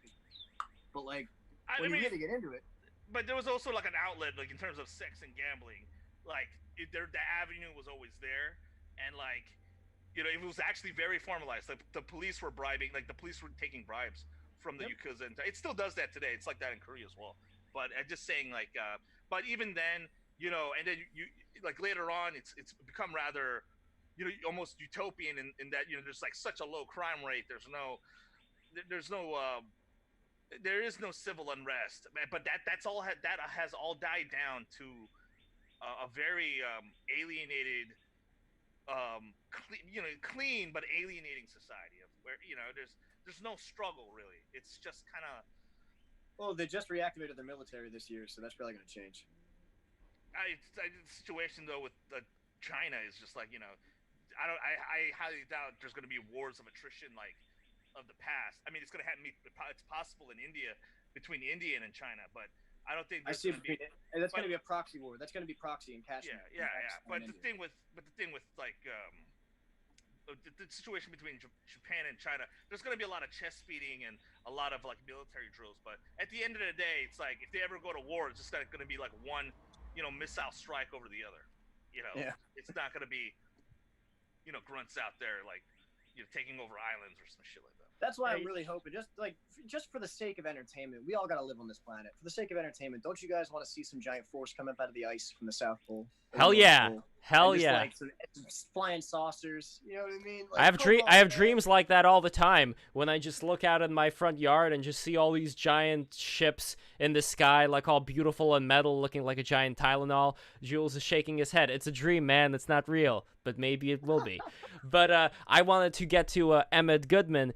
Emmett, so our original topic was about Elmer Fudd getting his gun taken away by the new HBO series, and I wanted to get your take on that, but also on all the things that you have heard right now in this very interesting conversation we've been having. Well, I should Kind of spiraled out of control in there. sorry. I have to admit, I actually don't know what you guys have talked about in the last 30 minutes. I stopped. If you figure that out, you can tell Yeah. me. Yeah, sorry. I stopped to go All right. get dinner. I caught everything in the beginning, but I mean, I was wondering if anybody was going to mention the fact that, well, this is on HBO. Like who exact and HBO is a cable channel, so adults and their parents of kids have to subscribe to this. So the fact that these Looney Tune shorts are being done for HBO, that to me was almost a sign that these are all audiences. This is not young audience material that they're doing. And I've only watched a few of them so far, and I'm even more convinced of that now because, I mean, some of them have a more subversive edge than some of the stuff that they show on like Cartoon Network and such. But so on that matter, I'm still wondering, there's got to be a more political reason that they removed the guns from Elmer Fudd and Yosemite Sam. I think I saw more Yosemite Sam than Elmer Fudd in the ones that I watched. So are they gonna? I have a question for anyone to answer. Is Yosemite? They're taking guns away from Yosemite Sam, which is even more. He's like guns itself is much more of a characteristic for Yosemite Sam than Elmer Fudd. I mean, they both are. Just that this kind of corporate censorship has gone ridiculous to the point where they might as well just get rid of them as characters. If that's Yeah, well, like we said before, why are they going to let them do violence at all? If you're going to let me kill you with a scythe and not a shotgun, is that supposed to be less violent? Are they bringing back Speedy Gonzalez and his really slow brother? Maybe not the brother, There- but I think There was somebody in the chat who said that they spoke to their Mexican friends and like their families, and they all love Speedy Gonzalez. Speedy Gonzalez seems to be very popular with the Mexican people. yeah, that's the thing with my whole issue with the Apu thing. It's just like if I'm Puerto Rican, and I would hate if like the fun thing about The Simpsons is that everyone in that town are idiots. So I would hate if they made like a very progressive Puerto Rican character who's just like, the smartest one in the neighborhood. I want to be like Homer Simpson. I want to be like everyone else in that town. I don't want them to be like, Exactly. oh, here comes the Puerto Rican rocket scientist who's just fucking a supermodel as well. It's just like, And there seems to be something kind of racist about the idea that we cannot have these characters, of different ethnicities play the idiots. Like, what are you implying? That they can't? You know what I mean? Like, it's and Apu almost wasn't really an idiot. He was No. actually What happened to the idea of characters acting there. at all? Like you can't have a straight person play a gay person anymore either. Apparently, you can't have a non-trans play a trans. What is acting to you people? What about people that play werewolves? Explain that one to me. like, I'm playing a werewolf right now. Kim's Actually, trying to get in. Well, I I'm the one who's a dog here. that's true, Peter. You're not a real dog. I thought I was going to Right. come on here and talk about real-time animation and, like animation in real time, the mechanics of like VR, but I mean, we kind of went way into like a rabbit hole that I was not prepared to go down. well. are you ready for the Masonic?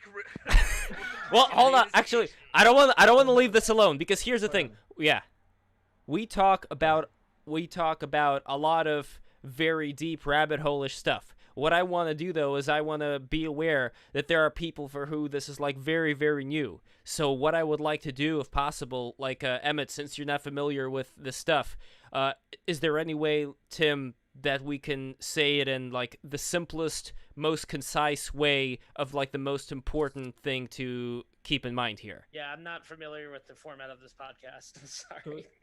Yeah, Me neither, Sure, but I still keep on coming on, dude. I still do.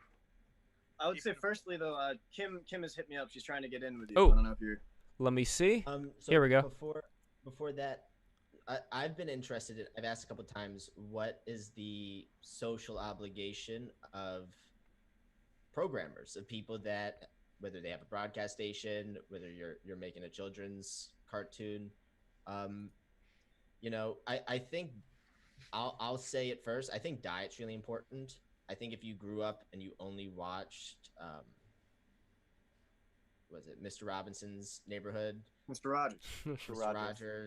Mr. Rogers' Neighborhood. That was a knockoff version. You're going to sissify people, but if you have a broader diet, I think you'll have like a more mature, elevated society. Like, I am more concerned with dumbing down content and lowering people's standards over time than I am with cognitive dissonance, uncomfortable, controversial subjects. I see a trend that when you look at colleges and they're talking about safe spaces, when you're looking at studies that say putting trigger warnings on certain papers actually has a worse effect on people's reception than just not putting a trigger warning on it at all. It's interesting how, sure, I mean, we're talking about children's programs at first, but then what starts to happen as people mature when they're in college, and which is supposed to be a place of freedom of discourse. I think you want critical. I think we've all seen thinkers. the college So, girl that has lack of self-control. They finally realize that they're free, and then they go nuts. Sure, They have sure. no discipline. That's like But the I see Pinocchio social example. engineering- Yeah, Pinocchio. I've started seeing social engineering in a lot of cartoons. I started watching a couple of Sailor Moons, and I'm feeling very Irish watching this cartoon. Is there a new Sailor create my Moon? own 'Cause I'm out of the little loop. slang. If so, all the girls are 14 years old. They're constantly talking about romantic feelings for adults.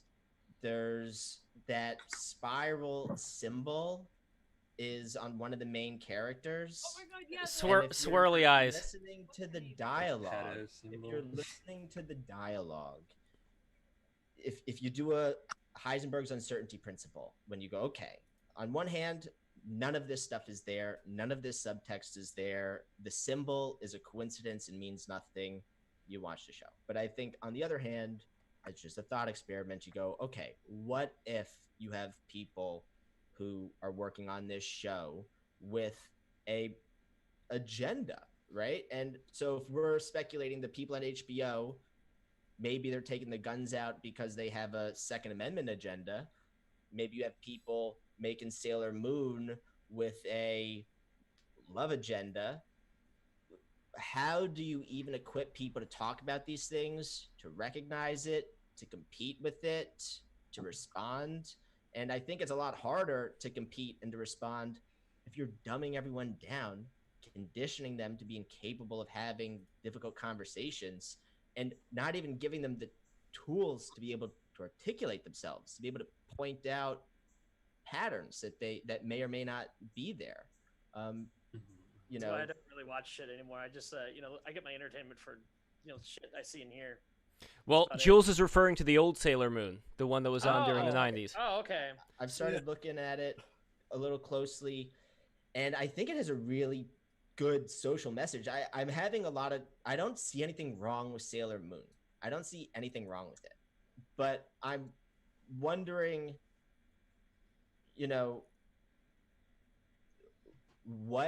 how are these shows getting made, right? Because we were talking about who do you blame? The writers, the animators? Is it the executives? And when there's a writing room, if you have a writing room with 6 people, 7 people, how many of those people have agendas? How many people are just happy to be there too? Like, it's sort of interesting when you have these collaborative processes, like, how are they being shaped? And At I least think shows aren't being designed by committee, because that's always a terrible idea. Well, Sailor Moon was created by a team of women, and it was a manga first, and the episodes, from what I understand, most of them were based on the manga. What I find most fascinating about Sailor Moon is the designs are very evocative of a lot of as above, so below Babylonian and Near Eastern imagery of goddesses, gods, the kind of scepters that they held in their hand, the caduceus, all of these processes to talk about what I consider to be like an inner technology of transcendence. So, these are very old things, and it's very interesting how a series like Sailor Moon and other anime are able to use them. Like, I don't know if they reference them, if they found a book that referenced these images, or if they just use their imagination and it just happened to hit the right note and they found the right looking pieces that match up with something before. Interesting point, because I've studied, like, the only reason I know like everything that Tim was talking about is because, like, I studied it because I wanted to write like a compelling villain, and I wanted to like learn what symbols they might use. And it's like, they're cool on some level. On some level, they're just cool. Like, whoa, this is mysterious, and I want to know, like, how can I integrate this? But it's weird. It's absolutely weird. Well, I mean, there's also the point where, like, Tyler, I assume you work in content creation, storytelling. Then you might put out something, and I swear to you, there's gonna be like 7 guys writing essays of like Oh yeah. saying symbolism or something like that that you had no idea. Like I didn't mean to write that. It was just like some kid going to a fucking candy store. Just stop. Like, All right. Well, I mean, I kind of have to get going.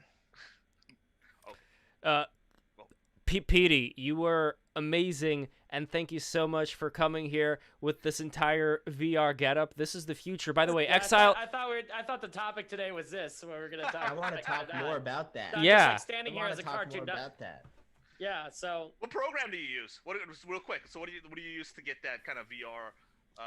So this is Steam VR actually. So 2 base stations. They scan the entire room. And they scan up and down, and then left and right, and then they have a sync cycle 90 times per second. The devices that I'm wearing actually know the offset. They just know the offset, and they send that offset to their the computer, and then the computer with the calibration file goes, that device is that in the room, this device is that in the room. So basically, are you using a headset at all, or that's a headset? Yep. Mm-hmm. Okay. Yeah. So from my perspective, I'm actually standing here in this cartoon land, which is I thought we were gonna all talk about the implications of being an animator and being actually in cartoon land. And, Yeah, Pete, what's the deal with the checkered floor? Very Masonic. Yeah, very odd. Are you an agent? What color are your shoes, bud? It's a 90s video game design. That's what I was going for. Yeah, like Sonic the Hedgehog. By the way, for those who don't know, I did a whole post on the occult connections of Sonic the Hedgehog to Zoroastrianism and to a lot of other mystery school practices. But Petey, I would love to, and I apologize for the miscommunication, I would love to do an episode talking about VR and the future of VR with animation. So let's schedule that in the coming weeks. I would love to, if you guys go deep dives into the psychology effects, or if that's like the format of the show where you go predicting of how it's going to mess with people's heads and development, we can explore that avenue. Dude, I want to be there. Dude. Okay. I want to listen to you. Give me a heads up.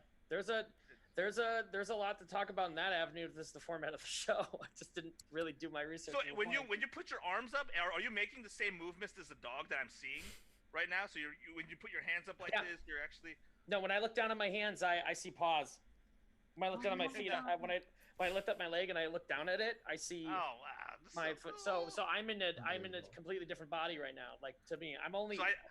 Because I noticed you get bored of us talking and you just kind of like start like wandering off in the back and running around. It's like like really. I thought that was like a preset animation. No, but it's actually you. No, that's me moving on. Yeah, it's like, what the fuck? When this guy shut up? Yeah, exactly. So my body language is directly correlated to you. Okay. Yeah. So I mean, I'm actually puppeting a thing. So when I'm not puppeting the thing, it looks like this, and it just becomes soulless. Oh, wow. That's the recalibration. Basically, you get into T-pose and bam, now I'm in it again. Wow. Give me that little. Oh wait, Petey, can you do? I'm really in his background here. This is all fake. Big is true. Big. I'm not in Pee-wee's Playhouse. Oh wait, big? You want big? I could do big. Oh wow, look at that. That's fuck. By the way, for those who are watching this right now, please subscribe. While Petey is doing his transformation sequence, please subscribe, all 17 of you. And please go to our Patreon, patreon.com/11jules. There we go. Yeah. So the great thing about this, though, is that my perspective actually changes as well. So I feel like if I'm standing in someone's room and I get in this avatar and I'm this high, everyone else around me they look like little toys or whatever. Huh. Yeah, I don't even fit in the frame. Yeah. Wow. Oh, could you bring him back for a psychology of animation? Yeah. NVR, yeah. NVR, yeah. More talk on VR. Yeah, we started spurging pretty hard. Sorry, I get that.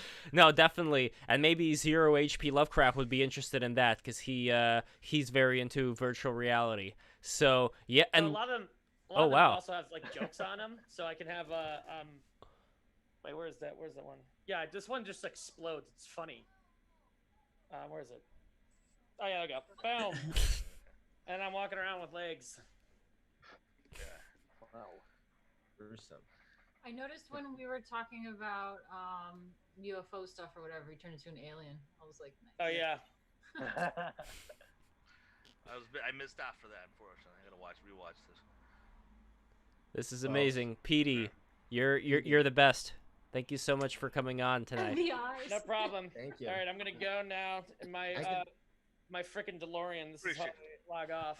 Oh yeah, check this out. This is his curtain call. I could totally see people No doing this way! with Look at that animation shit. too. Oh, he even like exit out of fucking chats and style. Like, look at that. Wow. See you, Pete. What? See ya, Petey. And Exiled Judge. Could this be something you can do? Because you are behind. I would really like to just come on and just listen in on it. Like, because I stay away from VR, but I really am really interested in what those kind of like embracing the tech are doing with it and how further it's going. Well, I think eventually we're going to be able to have our faces so meshed in with the VR experience that you wouldn't have to, let's say, show a face if you didn't want to. You could just have certain pads on your face that would mimic certain like muscle movements, so body language would still play a role, even if you're. Well, there is the Vive Pro Eye that tracks your eyes, and then there's also a prototype modular that Vive gave out to developers for only 2 weeks. It's a little attachment underneath the Vive that actually tracks your mouth shapes. So you can have full face rig without putting little dots on your face, like they do in James Cameron behind the scenes stuff. But that's also yeah. Isn't there a possibility you could just mimic someone on a video screen? Like you could be like Obama and like Yeah, like have him deepfake like style. talking. Oh no, that tech already exists. It's called deepfake. Deepfake, yeah. Deepfake, Yeah. but It's just not in real time. That's what I It's was gonna get there. talking about. That animation is going to become more and more real time. yeah, I mean, I could only imagine it being. Yeah, and that's what I thought we were going to talk about that today, and how the eventually, because I mean deepfakes they take a lot of GPU power and they take a lot of time to process and a lot of data to crunch through. That technology is only going to get faster and faster and faster and better and better. With a keen eye, you can easily spot a deepfake. But like it can fool a lot of people that don't have a trained eye for that stuff. Yeah, it's. I would like to be on. Lev, give me a heads up when you guys. I don't even have to be a guest. I would like to watch and just have Mr. Casey say things about the. Definitely. I'd like to be informed about it. No, that is definitely happening next week if possible. I would love to set that up. And there is a Twitter user, by the way, I don't remember their name right now, but they have the best conspiracy theory ever about what the first deep fake was, which, according to them, was John Benet Ramsey. Yeah, if you want to get into conspiracy theories and stuff, I even have that means public knowledge because they had it on Keynote Speak, but you can extrapolate what Facebook is going to do with this technology because they own Oculus, and what they want to do is they want to scan the world. That's just a topic for next time. Creepy. Yeah. Nice. They want to I like the scan world, turn cliffhanger. it into a point cloud, and then use that data. Based and Ted pilled. That's my thing now. Reference to Kaczynski, Mr. Kaczynski. All right. I love that cliffhanger. And Petey, thank you so much for coming on again. Next week, we are definitely doing this virtual reality animation episode. But right now, I wanted to switch gears. I don't want to go too deep into the conspiracy stuff, but I did want to go back to Tim and ask if there was a more concise way, just not everything, but just like what small portion could be explained for people who are absolutely not familiar with any of this stuff at all, just to have something a little bit to chew on. Okay. A little bit to chew on as far as the way things esoterically function on this planet. All esoteric means is I show you a snake. You see a snake and you say, I'm scared, it's a snake. What I'm actually saying is this snake represents sinister wisdom. Now, I'm relating it to the Bible, and a lot of secret societies tend to relate things to the Bible. Now, the idea of the apple on the back of your phone with a bite missing. Biblically, what is that? That would be the apple that was sinister knowledge given to Eve. She took a bite, changed the whole world, right? Introduced a different concept. Now, it's interesting that Apple, as a company, if you just want something to chew on, would choose that, of all things, as a symbol, while it's consistently being accused of RFID, Mark of the Beast crap, and everything else you wanna throw at it. Any aspect of secret societies or esotericism, if you want something to kind of breach yourself into, try to look at what is being said without being said. It's like when you look between the news articles and you try to determine who's lying and who isn't, mix it with independent content creators. You don't look at what they're actually saying, you look at what they won't say. And you look at what they will say that everyone else is saying. And you can see what's true and what doesn't really make any sense. Like leaps of logic that don't have proof are usually what I look for. Well, in terms of like like the example of Apple's logo, I mean, you could take it as a sinister way, but isn't it just like kind of? I think it is kind of like an open interpretation of knowledge. And you could also take it as the favorite fruit of Neem Karoli Baba, who is this Indian guru that Steve Jobs was really into. And from the pictures I saw of him and from the stories that Richard Alpert, a.k.a. Ram Dass, talked about him, he was just this really nice guy who, was this weird-looking fat dude who didn't even want to be anybody's guru, but everybody was always gathering around him, and how his face was kind of like a mirror into the soul. But I would want to bring things to Emmett, because Emmett, like from what I'm understanding, all the stuff that we were talking about, it's like a completely different world to you. So what Tim said right now, does that help better explain, or is this just not something that's that interesting to you personally? The only part of it I really picked up when I got back on here was about that thing about the Disney company funding NASA or something. If I got that right? I mean, that could also be part of like just simply like Hollywood always had a connection with CIA in terms of having like a providing a more pro-military kind of pro-US anti-Soviet message. They've always had that relationship for years. Since even before the Cold War. But I mean, I could see if NASA had some kind of funding with Disney or some kind of economic relationship, I would only assume it was part of like maybe a recruitment program or inspiring kids to become space scientists, rocket scientists and such. I mean, it doesn't necessarily have to be something like where, it's just like a vast, more sinister brain control experiment, or none of that. But I wouldn't doubt it. I wouldn't doubt it. To some degree, even if you're influencing people against communism, you are playing a massive, sinister brain control game. Because you're not giving them the ability to form their own opinions about the world. Like reality, what's fucked up about reality is you only know the world to be what you've experienced so far. So if you picture like putting up a tent with 4 spikes, if I can shift where your spikes are, I can completely determine what version of the world you see. When you talk about social media, as far as like reality bending crap, your feed, your personal feed, let's take like Instagram, for example. Your personal Instagram feed is determined by who you follow, but it's also determined by an algorithm encouraging what ads will follow you and what posts you'll see from the people you follow. And someone could decide to like give you complete misinformation and you'd have absolutely no idea. How level of sinister is it though when like the DoD gives the NFL money but it's really just for recruitment. It's not for, but I mean that's how far it's really going, right? Like when you know about that, like sports. Like the DoD gives advertisement money to all kinds of sporting events, but it's really part of a recruitment drive. Yeah. Well, we're still talking about business deals. I would like to bring things over to Martina. Martina, your performer name was, or still is, I'm not sure, Lady Alchemy. So, yeah, Lady Alchemy. So from what I understand, like you delved into these occult things as well. And how would you describe, like, what is the simplest way that you could describe what exactly this is? What is going on? What do you mean, like with the occult stuff within like Hollywood? Or no, just personally, speaking, methods. Yeah, like what exactly are the methods, and what do they accomplish? Yeah, I mean, I really like alchemy because I've always been curious about like the mysteries of the universe, and like there's got to be more to life than just like existing like a fungus. You gotta like there's something higher level going on. So I've always been curious about it, and I studied math and artsy, so I always liked Isaac Newton and Leonardo da Vinci, and they were both like obsessed with alchemy, and I was like, these really smart people were like obsessed with it. There's got to be something to it.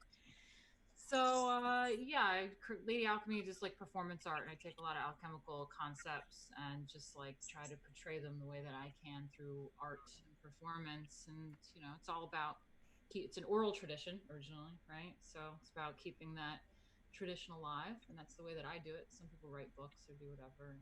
I do it via performance. But yeah, it's about perfecting the soul, refining yourself over and over and over again. And it takes like looking inward and coming to terms with your demons and things and your imperfections, refining it. Is there some ancient text that is like kind of sort of like a Bible for alchemists? You know of or? Yeah, well, it's funny that you say that because I'm working on a comic book right now, Lady Alchemy comic book, because I got blacklisted and the left like destroyed my career because I'm a Trump supporter. If you can imagine the arts in New York City. Really freaked out about me.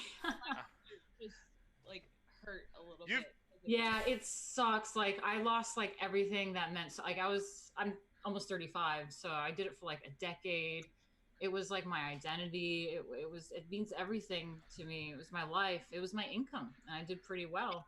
I was on billboards, magazines. I did like Google Holiday Party. I did all sorts of stuff, Fashion Week, and it got ripped away from me. And now I just sit here like streaming, and begging for donations from. Yes, it was us. Yeah, Getting canceled. Well, we're still growing right now. I bet like in a couple of years we are going to be much bigger than any of these industrial mind control things. Yeah, and it's good to like have these conversations because a lot of people will just stream all sorts of nonsense, and it's good to have these discussions and stuff. I think that's what people look towards more is YouTube and stuff. But yeah, as far as like the book comments, funny, I'm doing this comic book because that's my way of keeping Lady Alchemy alive now since she's like dead on stage. And I'm telling my story, and a lot of this is in there too about like the advertisements in the city and the propaganda everywhere, everyone on their phone and kind of being consumed. That's New York City. That's the vibration that goes on there. And I tell my story, and then I'm from like upstate too, so like there's a different vibration when you go into nature in the country, and getting in tune with God and nature and alchemy and all that stuff.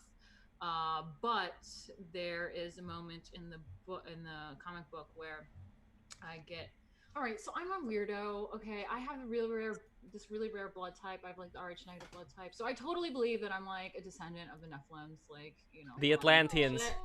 And so that's like all in there. And she like finds this old man who gives her this book in a bookstore, the Mutus Liber, which is a real ancient. It's a real book. Mutus Liber. Yeah, it's a real book, and it's funny because after I wrote about this in my script and I started working on this comic book, I went to this old book fair and rare manuscript and book fair in New York City, and I found the real Mutus Liber, and I took a picture with the real Mutus Liber. So it's like things are like coming true from like comic book. Well, things are true from a comic book, but like the Mutus Liber and all that. But I don't know if that would be like the Bible, but that's just it's Latin for the mute book or the silent book, so it's a lot of like lithographs and pictures in it.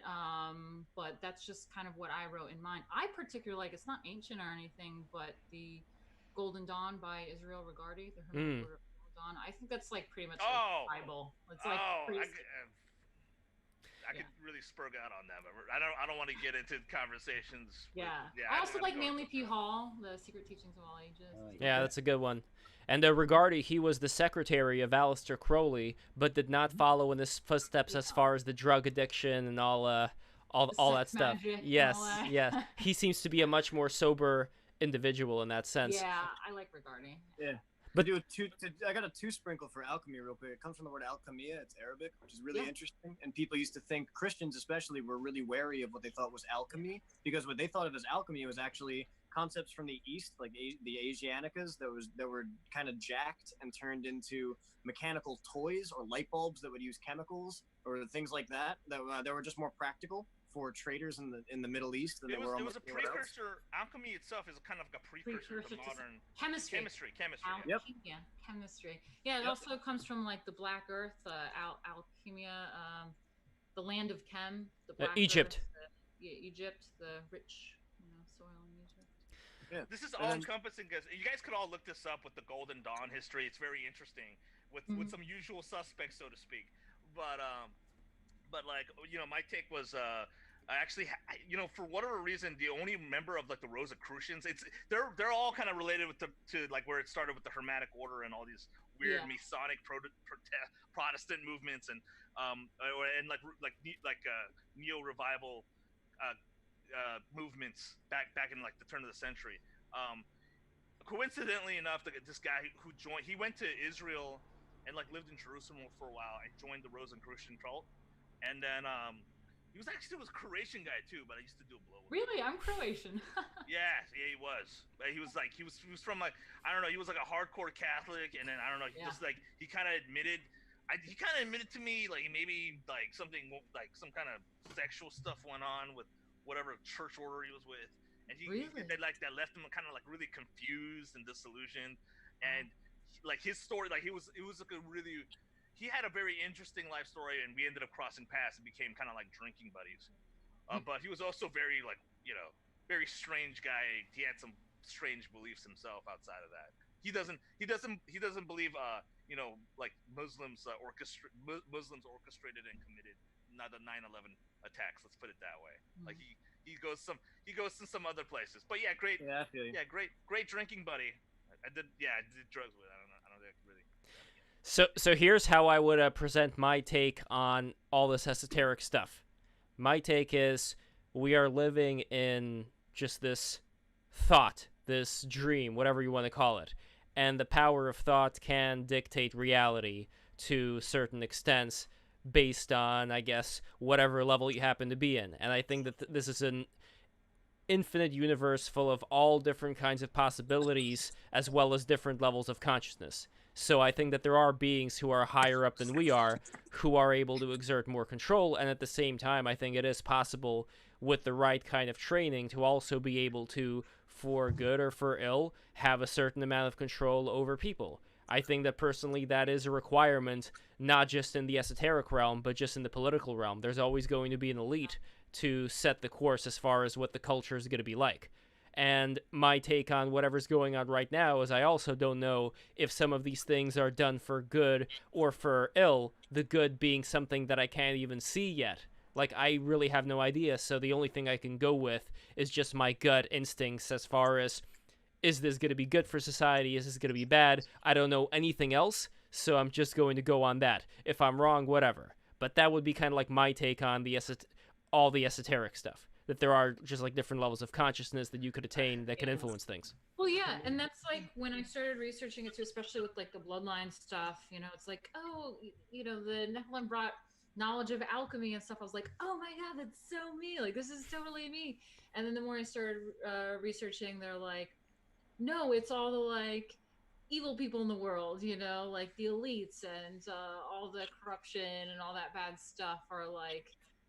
They are Rh negative and they're demons, and I was like, well, what am I? Am I like good or bad? And you come to that conclusion of you can become the angel or demon, the good or the bad. It depends on what you choose and how you choose to use your power. I think I want to be a contrarian and say people hate on elites too much. I mean, if I was an elitist, I would probably. Well, you have to think of it this way. Like Jules was, or like Lev was just saying, if you have a technology like this, it would make sense that the elite would want to have access to it. And magic is just technology you don't understand. If I showed a microwave to a bunch of cavemen, they'd think I was a god. Yeah. So like, assuming I could plug it in. So like, so if magic is just technology we don't understand yet, and you can function mentally at a frequency or a higher level, however you want to refer to it, to the point that you can manipulate large swaths of people by thinking ahead strategically, then you can easily understand how the concept of like that person has, all right, mesmerism, Carl Mesmer, right? The guy was so good at basic illusions. I mesmerize you. That's his fucking name. So there's the idea that people can do more than we believe we're capable of, and that within itself is like step number one. When you realize you can do just about anything you put your mind to, and the only one in your way is you, that's like step number one. So along the line of bloodline, though, all I want to pepper in, since we are on the internet, we're not just with each other here. Anyone who's interested in this subject, go to any search engine and type in .cia Bloodlines of the Illuminati. The book is saved on the CIA legacy website because it's considered of national significance. So like the CIA has it saved forever. It'll be on there. It's in their archive. Okay, cool. Read the whole thing. It's by the guy's last name is Steinhard.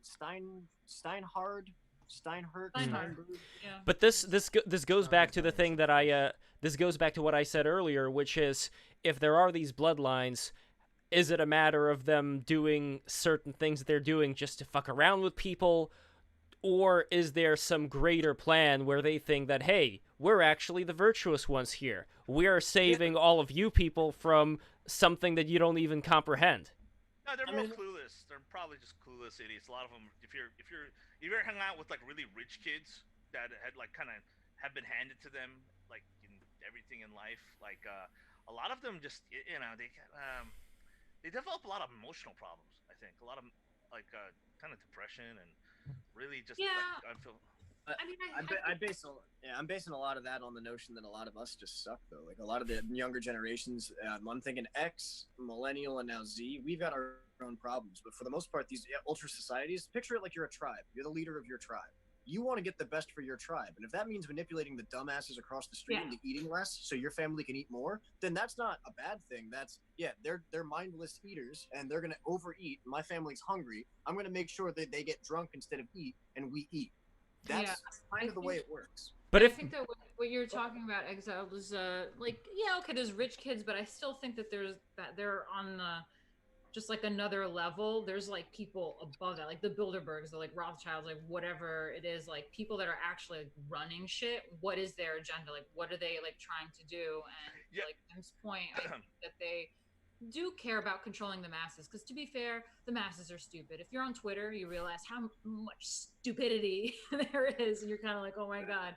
So I think they do try to control the masses, whether that's good or bad.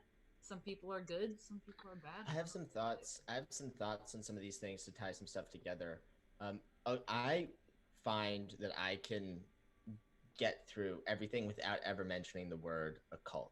I think that it's unfortunately a very woolly term with a lot of connotation embedded in it.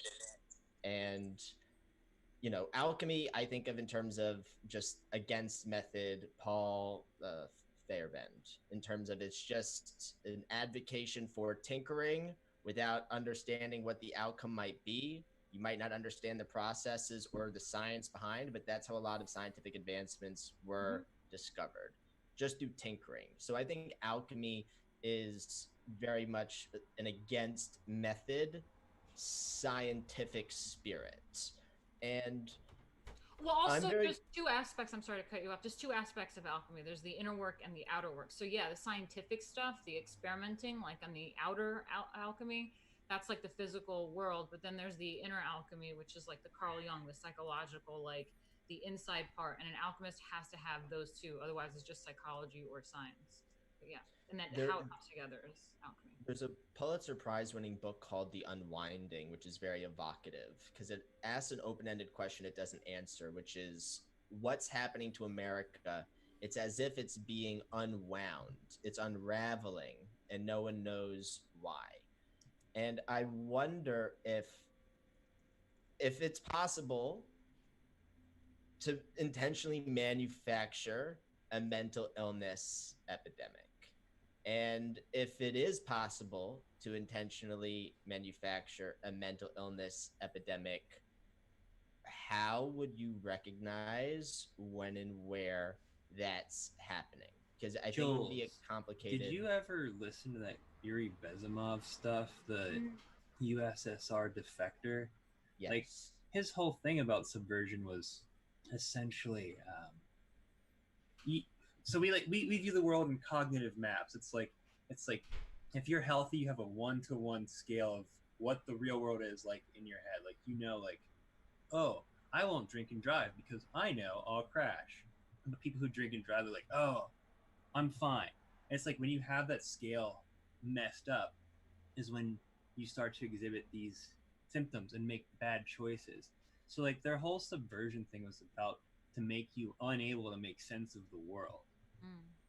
And that's it's been going on for a long time here. It's what statists like to do to subvert countries as well. It's like It's the tactic they enjoy, and that's why I want to bring it back to the Elmer Fudd thing, because it's like that the gun removal is the status wet dream. Like every revolution starts with gun. Well, not every, but a lot of them start with gun control first. Like that Hitler is took the status guns. wet- Mao took the guns. Stalin took the Yeah. guns. Yep, yep. I think it's as simple as that. If you can't make sense of the word, like that's what's happening.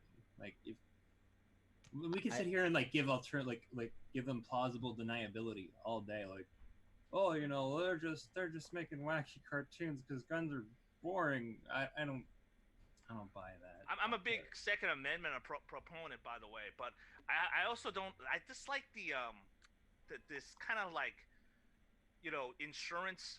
Like it's gonna be the safeguard insurance policy if once, like in terms of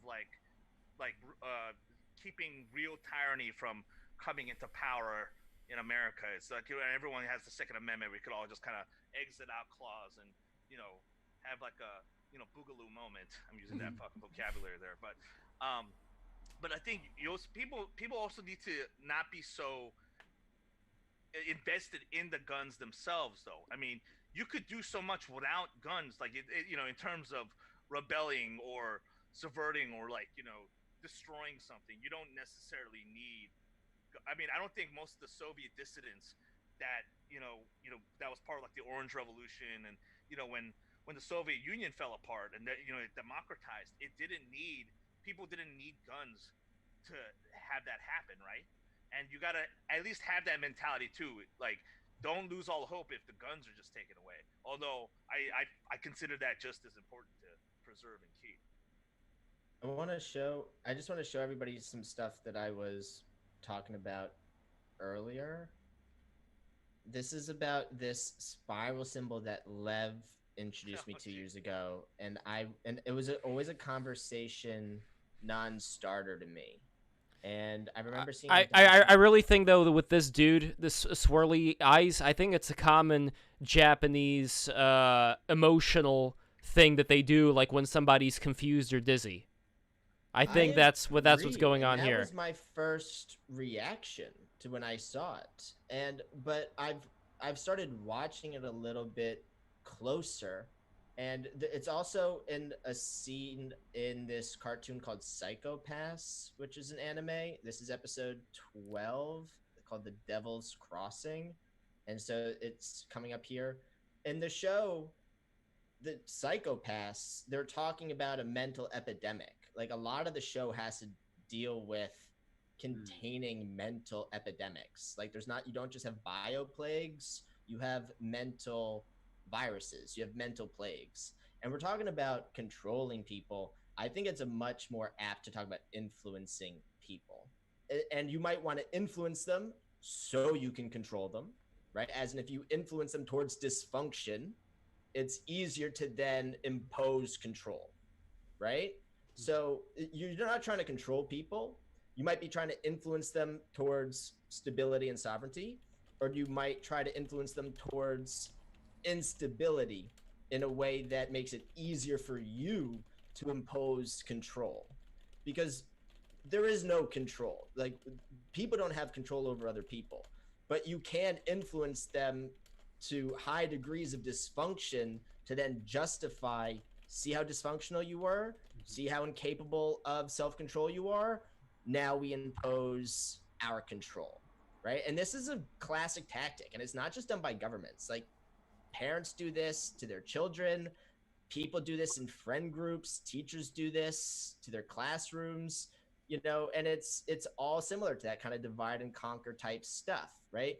You have two people fight, so they're not paying attention to you, and then it's easier for you to take control of a situation because you're like, look at how dysfunctional these two people fighting are. Time for us to step in. And I am very vigilant. I've become very vigilant to this spiral symbol, which I imagine is just going to be everywhere now, and it's going to become a red herring sort of thing. But I wonder if it is like a Mask of Zorro Z sign, where someone is sort of stamping, like, for the historical record, like, this is part of like a social engineering campaign. And am I'm very interested in, if that is true, what are the components of it? Because I don't think it's just about age of consent stuff. I think some of it has to do with this like mental illness stuff, like this, like that. Some of the shows where this symbol is, I would categorize as more spiritually uplifting and constructive, and some of these shows with the spiral symbol seem more degenerative. So I'm trying to figure out what to recognize, and then, I mean, what even to make of it, right? Because it's weird. I would say that ties directly into the removal of Elmer Fudd's gun, because it's not about the gun, guys. It's about the mentality that the gun provides, which is, and it's a joke in the cartoon, sure, and you're right about the Russian Revolution, the Orange Revolution. It's a good tie-in. Just take one more step back with it. What did they have in their heart? They had the willingness to defend themselves with lethal intent if need be. That's all the resistance is against tyranny. That's what the resistance is against a predator, any threat. It's in your heart. It's not the weapon in your hands. Are you willing to use that spoon to defend your family? Or are you willing to use your bare hands to defend your family or yourself or what you believe in? Or are you going to say, well, learned helplessness, there's nothing I can do to stop this. I'm just going to let it happen. Like, I think people are being more conditioned to say, oh, well, they're saying I got to get in the truck now and put this hood on, so I'm going to get in the truck, put the hood on, and put my hands behind my back, because if I don't want to be in trouble. And we're gonna slowly start to see people cut away with characters that used to have what is now being called toxic masculinity, is any sense of standing up for yourself against a struggle session that's going to be implemented against you anytime you stick up for anything that's not the status quo. And I think that you're right. We're looking at timestamps or marks that can be looked at later as like tips to say this was a central piece. And I'm not going to double down and agree with necessarily that it's the spiral symbol, but I will contribute another feather into that basket and say the white bear symbol that Black Mirror started picking up, that's a Dungeons and Dragons symbol from the very original D&D cartoon. It's one section splitting off into three sections, like a prong with a spike underneath, right? And in the episode White Bear, kind of looks like that, like one with a bracket, like a staple with a toothpick. That bracket system implies you have a choice to make. It's just like when you approach or make your own adventure book. And that symbol in the episode White Bear, Black Mirror, is utilized for that game show where people hunt down criminals, and the whole time they're getting subliminally tortured by what they've done. That's a cool reference. Well, what I think is happening here is we're watching symbols like that, and symbols like the Ouroboros, and symbols like not so much Gadsden, but the sliced up snake. Ideas like that are being repeated in what is supposed to be graphic content, like American Horror Story is a good example. Black Mirror is a good example. Dark Horse Comics have been doing this since 1994 at the very least, because that's the first Dark Horse Comics I ever read was The Crow. You look at the symbolism they use and the ideas they promote, it's not necessarily about restricting the gun. It's about killing the idea, killing the sanctity. A lot of comics that I read growing up, or a lot of movies that I saw, they involved like an evil Santa Claus that popped up not too long ago. So the evil Easter Bunny. Some sort of concept that's supposed to be sacred to you, and perverting it and making it aggressive. And all that really does is make you sort of distrust, like Krampus, the Krampus idea, right?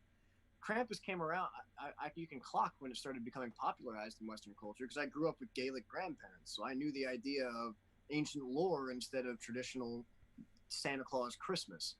So like, we're watching a shift in which our own culture is being deprived of the things that make it our culture.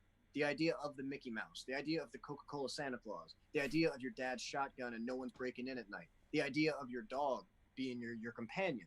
These things have been stripped away slowly and slow. I'm seeing it by the edges, and I wish I'd been paying better attention years ago, but now I am paying attention, and I feel like it's happening so fast now that every day you can grab someone who's paying attention to this stuff and be like, hey, did you see they just took away this? And they'll be like, oh, did you see they took away that? That's every day now. Like, and what are they replacing it with? That's the other part. What are they replacing it with? I don't think they're replacing it with something that is as substantial to our mythology. But even like the snake flag that you mentioned, to me, that's always been my personal interpretation as also hinting at Kundalini, that serpent power, and even the firing of a gun reminds me of a Kundalini awakening, where energy shoots up through the spine and your consciousness goes to a higher state of being. Where this is something that I think if more people started to unlock it, in a controlled manner, mind you, that they could overturn a lot of the pressure that's currently that a lot of people are currently under. And in a way, I think that could be some light at the end of the tunnel right there, where certain symbols that have been used before could be reappropriated, where their spiritual significance could be concentrated on that much more than it was in the beginning. I love that. Yeah, I started walking up. I started walking on my own tail, and I just want to get this out, and I'll be quiet because I'm going to regret it because I didn't say this last time either. Why I brought up toxic masculinity, and this is something that I've been wanting to say to Jules actually, because I feel like I usually get angry at you, and it's not that I'm angry at you. I never felt that. I'm angry. Well, it's not. It's not that I'm angry at you. It's I get frustrated with the idea that a kid might not understand that the reason the quarterback gets the girl is because the quarterback has been practicing every day, and the quarterback understands how to close and lock his eyes in right as he throws it, and instinct takes in. It's like I throw knives. There's a moment when I know the knife is going to stick. I know it's going to stick, and I feel my eyes flex and my hand move, and it's a moment of I am the action that I'm doing. That zen and oneness. You can get it with fighting. You can get it with cooking. You can get it with painting. You get it with all sorts of stuff. But the physical action of meeting your end through your own volition does something to you cognitively and emotionally that allows you to build yourself up. So you're not flat anymore. Now you're becoming pyramid shaped. You're becoming a structure. You have a significance to your presence that is capable of encountering the world and walking away victorious. And if you deprive kids of that struggle, it's like a butterfly trying to break out of a cocoon. And if you pick up, it's happened. I watched it happen. You pick up a cocoon because the butterfly inside is struggling to get out. And you pull your pocket knife out and you cut away at the cocoon. And it takes off into the air and it will fall dead because it needs to struggle for 3 to 4 days to build up the muscle in its wings to be able to fly. And if you help it, it will fall to the ground and it will never fly and it will never breed. And its whole struggle will be for nothing because you tried to help. Like you have to let people build themselves up. You have to tell kids to skin their knees, not because some bravado shit, not because big balls, because that's what you have to do as a human being in order to transcend and get ready for what's coming, because times are going to get really hard in this country. Times are going to get really hard on this planet fucking soon. Within the next decade, we're going to be looking back going, remember those good times? So like, look, people need to start embracing themselves and knowing that they are enough. And if you see something beyond yourself, I really hope and pray that people can grasp the concept that we are not all there is. You'll be able to win. You'll be able to succeed. But you can't, there's this pattern happening right now where we're telling kids that they need to trust in something other than them, and nothing is ever going to be there for you like you will. And just if people don't think they have what it takes, then they won't have what it takes. And they'll break at the moment of truth. They'll shut down. And it's going to cost them their whole future and their happiness and possibly the lives of their loved ones. And, you know, I know that I have a different mentality about this. I would have been at home 600 years ago. I really would have. And I'm not there, so it's an irrelevant thought. I'm trying to say that I believe this firmly, and I'm too compassionate about shit. And it makes me get hard sometimes, harder than I mean to. But if I didn't give a shit, I wouldn't say it. And I think it's really important for people to remember that they are enough and there is something out there for you. And there's more. If you scratch at hope, you will find more than if you scratch at despair. And it will hurt more to scratch at hope than it will to scratch at despair. It feels good to sit down in depression. It feels good to just sit down and eat and not move and just be quiet. And it kills you inside, but it feels better than trying. Trying is so fucking difficult, and we encourage people not to try anymore, and it's heartbreaking. That's my piece. Tim, you are going to be the Gen Z Mr. Rogers. I know it. Oh my gosh. No, this is because I see a legend. Exactly, because I see what you're talking about. I also see cycles within cycles where we had pressure before of conquering the elements, having to get rid of all the bush, having to get rid of, wild animals. Now we have a different kind of pressure, which is the pressure of demoralization. And in a way, like I was asking before, why are these elites, yada, yada, yada, doing all this stuff? Maybe that's why. Maybe there is a positive element of creating a certain amount of pressure in order for society to address it. By the way, when we talk about elites, like who the fuck are we referring to? They have to be specific people, though, right? Well, here's the thing. When I use the concept elites, there are so many different elites at so many different levels. What I specifically mean are if there are, and only if there are, because this could all be BS, but if it's not BS, if there are people out there who have a specific demoralization agenda, be it like, extreme leftists or people who want to take all the resources out of the US, I don't fucking know. But whoever it is that would have any agenda of demoralizing the American people and getting rid of all of this civilization we've built up for thousands of years, my only point is that that is also a necessary item in this whole equation. I do make it a point, like Karl Marx looked at history as like a history of class struggle. But I think actually, I think he got it wrong in that. I mean, there is an element of class, but also, I think history is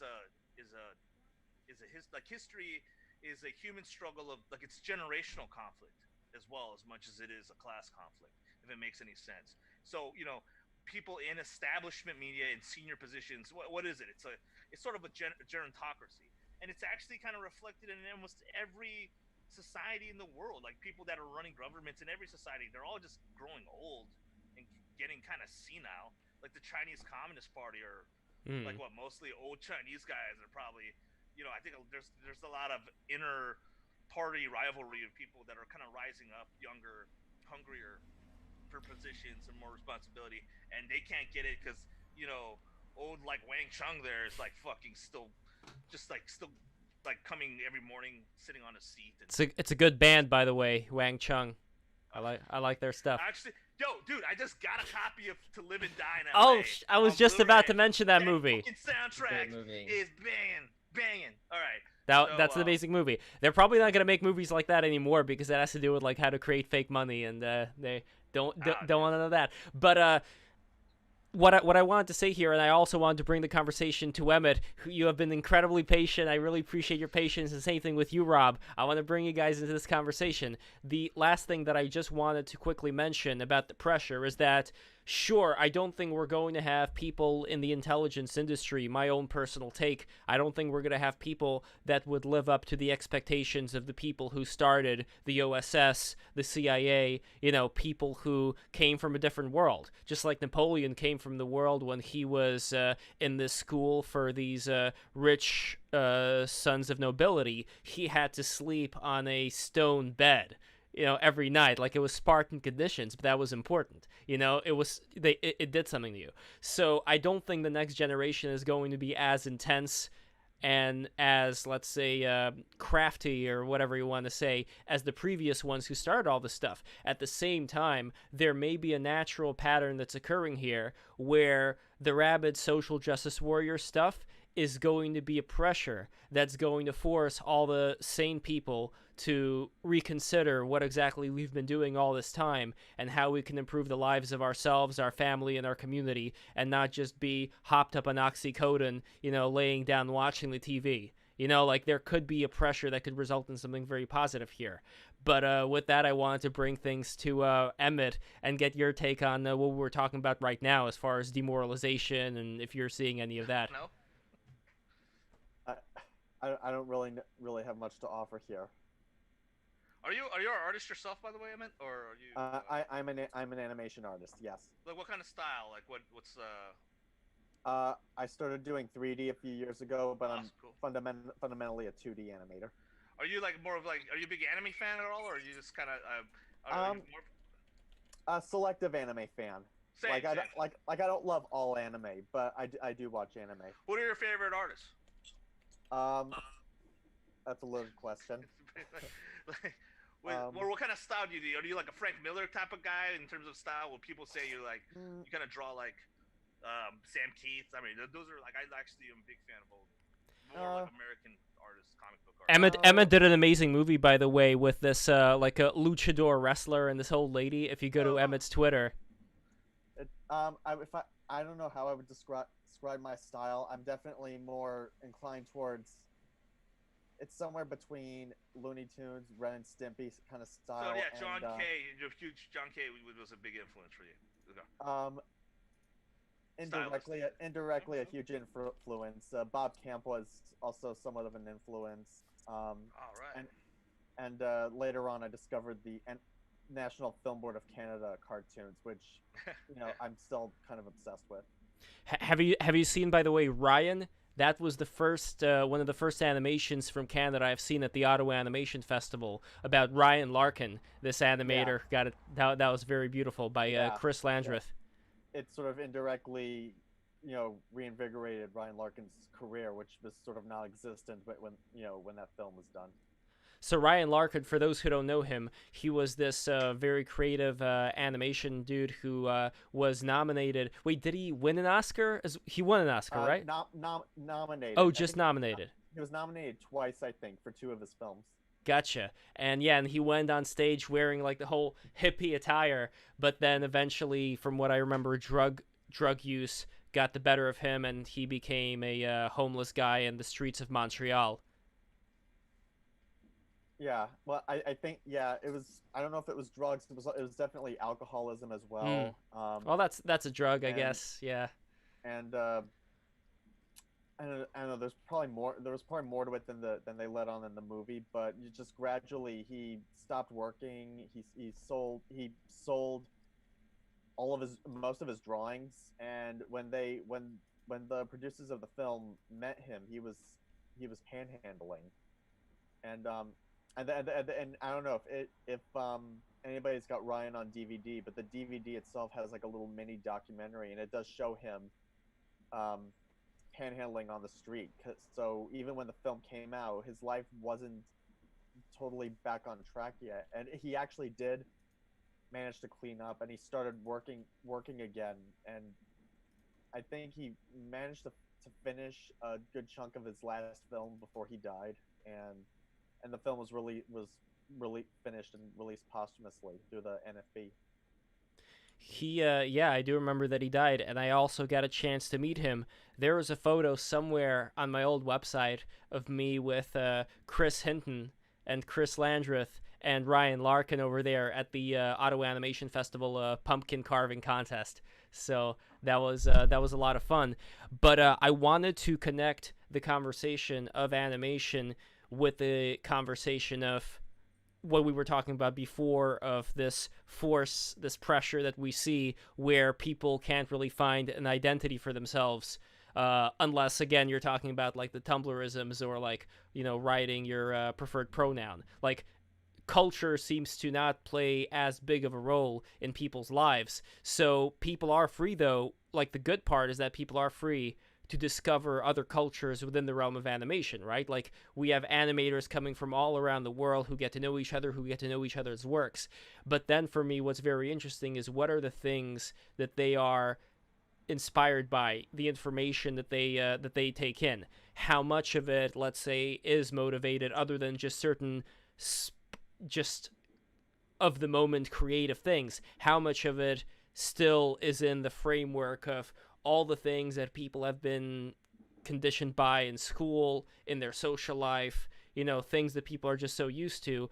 And have you noticed that there are some rebellious animators that have been breaking out of that and trying to be like I don't know what the right word here is, just trying to be kind of a troublemaker, but a troublemaker for good, a troublemaker for like getting people out of the stupor that they happen to be in? Well, when you say rebellious animators, like, can you give a few examples? See, I don't even know. This is the problem, because I'm talking about, for example, the closest that I would go is like meme culture, like Pepe the Frog, things like that, and the fact that Pepe is associated with like neo-Nazis and stuff like that. I think that is part of the risque appeal, that this is what makes something dangerous. Well, how much of that is just like kind of trolling and like how does a meme become a symbol of like hate? Like, for what I know, the original creator of that intended that to just be a comic, and Sure, I think a lot of it is but even it what you becomes mentioned right now, like you mentioned the word hate, and I think that people see that word being used, and they, even though they may not be hateful people at all, they want to elicit a response of, oh my god, this is a hate symbol, this is hate speech. I really like what Patrice O'Neill, though, said. I was listening to an old Opie and Anthony podcast episode. Well, not podcast, it was a radio.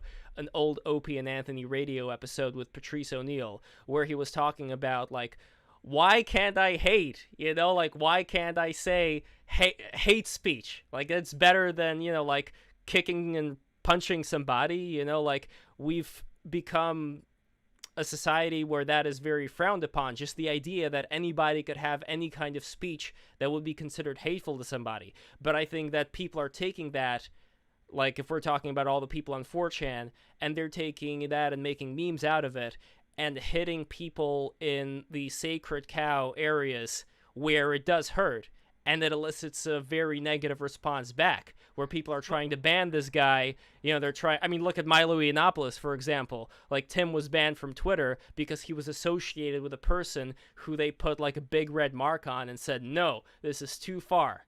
So that, I think, is the risqueness that, as far as the animation culture, like, Emmett, you tell me, because I need to watch more animation.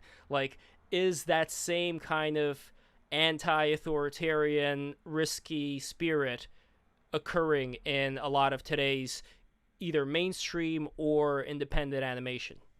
I mean, honestly, I haven't quite. I don't think I've seen that. I haven't seen anything that I would categorize as being like rebellious or anti-establishment in any way. But as far as commercial animation, and actually I did have this conversation with somebody recently, like, you know, lately I don't see too many visual trends in commercial animation now, but I do see sort of storytelling trends, like the need to be more inclusive, to sort of cover new ground, which for my money is a very exciting thing. I mean, you've had Steven Universe and bringing more LGBT sort of subject matter to animation, and and mental illness conversation as well.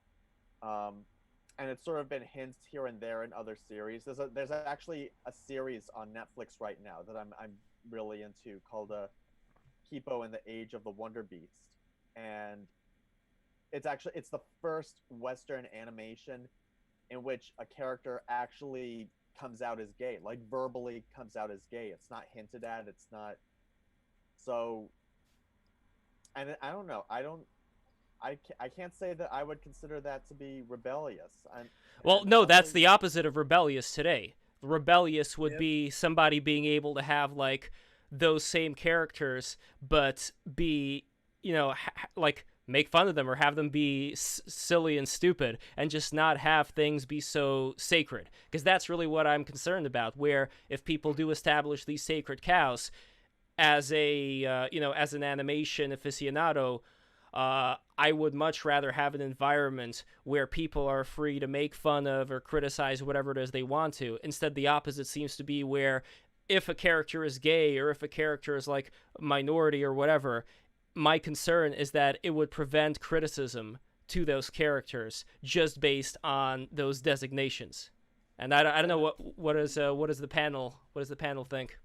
Well, yeah, Stone Toss is good if you actually want to. If you haven't heard of it, look up Stone Toss. They're an animation. I don't know if they're technically animators. I think they're just comic creators. They make stuff that is socially poignant and cute, repeating pictures. There's also Ben Garrison, but that's a political cartoonist. It's not really the same thing. Frank Miller would never survive that, which is like really unfortunate.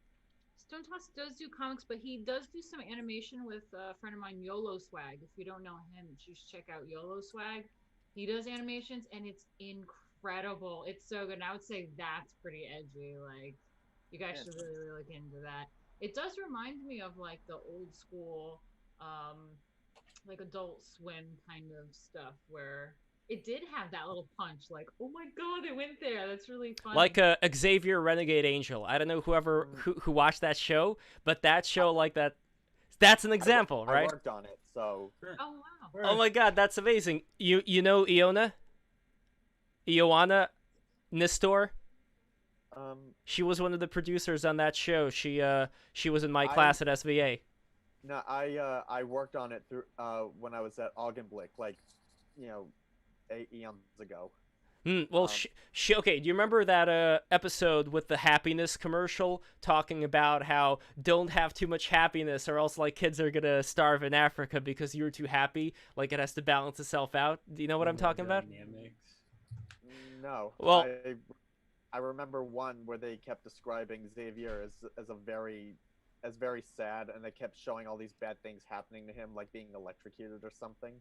Okay, I don't remember that one. But the one that I loved the most was the one where they had, like, the Indian burial ground blood that they were extracting, that this big Texan guy was extracting, so that he could have, like, a certain quarter of him be Native American so he can open up his own casino.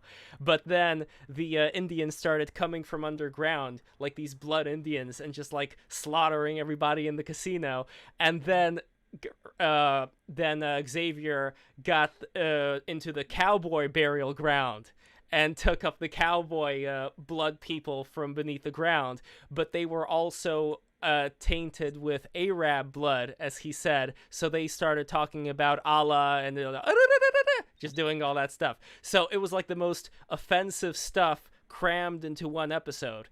And that's the stuff, like, when was Xavier made? That was like 2007, 8, 9. The same creators, they're doing, I think they do this show called The Shivering Truth, which is, I think that's what it's called. But it's stop motion, and it's just as bizarre, and it goes into, like, this whole trippy vibe, and they do kind of push the envelope as well. So I think it's out there. I think mostly in adult animation and, like, an online animation. The thing is like I love like satire, and I love like Mad for so long. Mad Magazine has been kind of like this icon of just making. I love to find jokes in anything, any subject. So like if it makes sense, and it's, I don't know, I just never been a fan of just kind of like just straight up insulting, and I feel like there has to be some kind of like meaning to it, Definitely. Well, it's almost like we have like the Adult Swim stuff, which is very edgy, and we have also the kids stuff, which is now much more progressive, for lack of a better term. So what I'm not seeing, though, is certain attributes that you would see in, let's say, older cartoons, like, I don't know, like Animaniacs, for example, having that anti-authoritarian vibe. Maybe Gumball would be an example of that, like we were talking about The Amazing World of Gumball before. But yeah, that's... there's also like what's the show with the bird and the kind of raccoon character? Oh yeah, I know. Regular show. Yeah. I know the creator that his thesis project was that they were like tripping on acid or something, but they slide in a couple jokes in there, like if they say balls, the characters giggle and stuff. Like it's not too extreme, but like there are, like, they have a party and they're holding the red cups. They don't say they're drinking beer, but it's implied, that are you talking about that Mississippi Queen scene in the regular show? Yeah. Now this is interesting because you guys are touching on things that would be considered to be, let's say, by, again, just going by 4chan, it would be considered to be quote-unquote degenerate. Drinking, fart jokes, jokes about sexuality. It's not extreme anymore. Like, it's already kind of, it's had its run. People know what it is. Everybody sees all kinds of naughty words and attributes to sexuality pretty much everywhere you happen to go. So the question is, what is the next risque thing? And it doesn't need to be like hurling insults at people who you don't happen to like for whatever reason. But I don't know, Tim, you were mentioning Frank Miller before. And Frank Miller is not an example of someone who would do things just to get a rise out of people. But what is it in Frank Miller's work that you would say today would not be considered kosher? As I remember reading Frank Miller, and this is also to some degree this is McFarlane, because my older brother was really into Spawn comics when I was a kid. At the same time that they took everything way over the fact, they got into everything from child abuse to murder, and right. Most of the family structures were a man and a woman and a child, and people went to church on Sunday, and that was supposed to be the normal line. And then there would be the abnormal line that would form against that whenever Al Simmons or whenever Batman would encounter some aberrant character who was involved in some sinister behavior. They would be attacking the traditional family. And now, to imply that a traditional family exists is taboo. And when I say that, or what I think Lev was kind of saying, and don't let me drive your car off the road. This isn't what you were saying, Lev, but it sounded like you were trying to say what would be radical now is not if you had a cartoon about a guy who sodomizes a bunch of people and burns down churches. That's mainstream now. What would be aberrant, what would be like now considered off mainstream or rebellious would be some sort of an animation that depicts like a mother and a father and a sister and a brother, and they have a dog, and they maybe run a family business, and they love America, and they eat meat. Like that would be considered outside the mainstream because it doesn't worship Satanism, it doesn't abhor Western colonialism, it doesn't reject heterosexuality, it doesn't diminish the idea of individual sovereignty, it doesn't encourage globalism. Something that acknowledged like this is Ted and this is Bill, like Lenny and Carl, right? A white character and a black character, and the only time it ever gets brought up that one is white and one is black is when someone can't remember which one's which. Like that's the big joke with Homer. He's always writing down Lenny, black, Carl, and then he always gets it wrong, and he always wanted the black guy for something, and Lenny's always like, oh, and he's like, damn it, wrong one. Yeah, I've seen that joke in The Simpsons countless times, right? That wouldn't be allowed now, because now they'd be like, wait, like why? And they'd want it's like the Anita Sarkeesian crap, where it's like, okay, you have a male character in your game, why isn't it a woman of color, and why isn't she gay? Is there a reason why that isn't happening? Are you a bigot? And the writer goes, well, that's not. I mean, the story was about. And they go, no, you have to change it now. Because pressure, because equality. What? Why can't I have anything that's not what you say it has to be? Like, I don't know. It's just my 2 cents. And like I said, you say the defense of like it has been like that for years, and maybe kind of having to push it to do that would eventually normalize it to the point where it doesn't have to be like an issue to address something like that for future projects, future shows and movies. What do you mean as far as being an issue? Like have a homosexual character or an off-white character? Because those characters have existed forever. I think that if you're trying to say that something that is like abnormal, like homosexuality, is now the norm, you're gonna turn a lot of people off, and that's what we've been talking about with this push.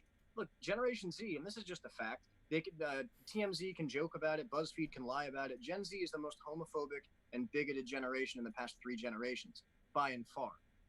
You interact with these people. I don't know if you guys do. I interact with them every day. I run an account. It's an 11,000 follower account. They're all under 25. These kids are angry, and really angry. And a lot of what they're angry about is the sensation that if they disagree with something they find gross, they're the problem. Like that's straight up why they're angry. Martina? I just to get to the mainstream stuff, I personally think that like American Dad is kind of funny. Like even though he's like a Republican, like the CIA agent, he's kind of like stupid and goofy, dad, and he's got like the hippie daughter or whatever. He does make some digs and has moments where it's just like really funny. He like makes fun of liberals sometimes. I don't know. I like it. The only thing I don't like about it is like that joke. I stopped watching that show after like the 11th incest joke in one day because I binge watched it. I was like, my God, no way. Yeah, no, it's like I have problems with, especially as I'm realizing how prevalent like child sex abuse is in this fucking country. I'm not playing games with these people that make millions of dollars who hang out with Epstein and want to make cartoons about this shit. Like it's not cute anymore. It's not. These people need to be strung up. This isn't cute. Stop doing that. You're encouraging normalizing. Where would King of the Hill fall in this category? Because I feel like King of the Hill is the family who is conservative, and they're kind of pushed into these situations, and it's not like Hank Hill's at the end is just like a big bigot, very woke or something. No, he's not even a bigot. He's just uncomfortable around things. But he's still lovable. And he's still okay. Like he's still a lovable guy, but he's just kind of like, okay, like I don't really don't really get that homo stuff, but but he's like lovable still. Mm-hmm. And well, he's also had moments in which he's championed black prostitutes, he's championed homosexuals, he's championed the mentally ill, he's championed the physically handicapped. Hank Hill is championed just about. You remember the episode where he wore a pimp hat, was beating up pimps, Yes. aggressive to prostitutes? He's championed everybody. Like you'll bend him because the point of Hank Hill was like Dale Gribble Dale Gribble exists and now he doesn't exist in shows anymore. I don't know if you noticed they've written the Dale Gribble character out. The conspiracy theory guy doesn't really exist too much anymore. The Jeff Mulder, where's Mulder anymore in any shows? It doesn't exist. They took that guy out. He used to be a staple in every show. There was always a lone gunman character.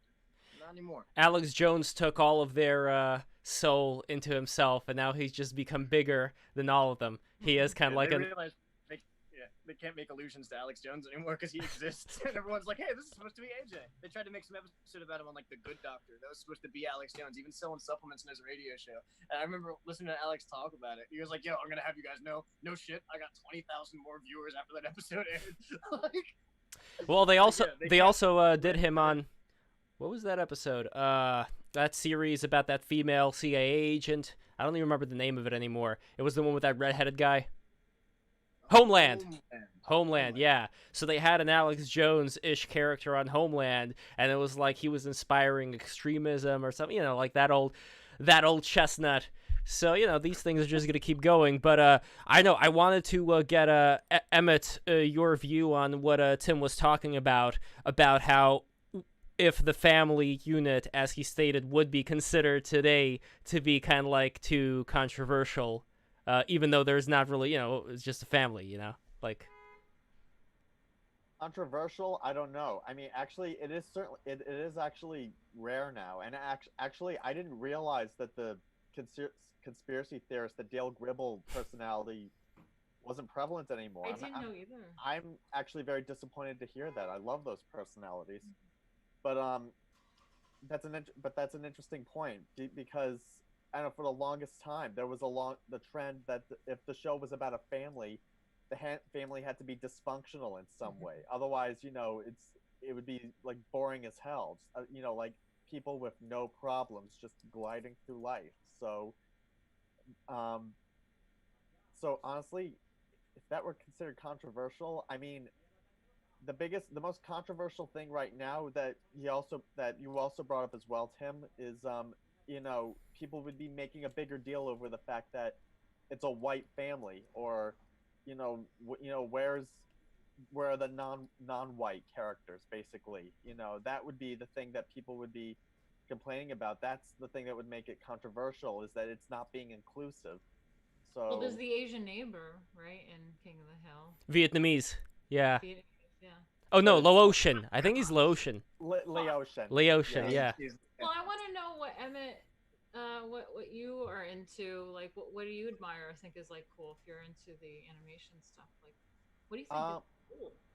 Well, you mean like what's cool right now? Well, I mean, as far as, and also, I want to throw in a word I feel like you guys should be using, anarchy, like the most anarchic sort of content out there, which is kind of what I think what you're looking for, Lev, is anarchy. Well, actually, I'm gonna flip that upside down, because the content that people are, let's say the people who are on 4chan who are reacting against the things they're seeing, it's actually the complete opposite. They don't want anarchy, they want monarchy. So many of them are monarchists, so many of them actually want like a great chain of being type structure that would keep society in a certain way. So, but it is funny, like it is kind of like the idea, right? That like anarchy is supposed to be the edgy thing. But today, I don't know, Tim, would you agree with what I'm saying here?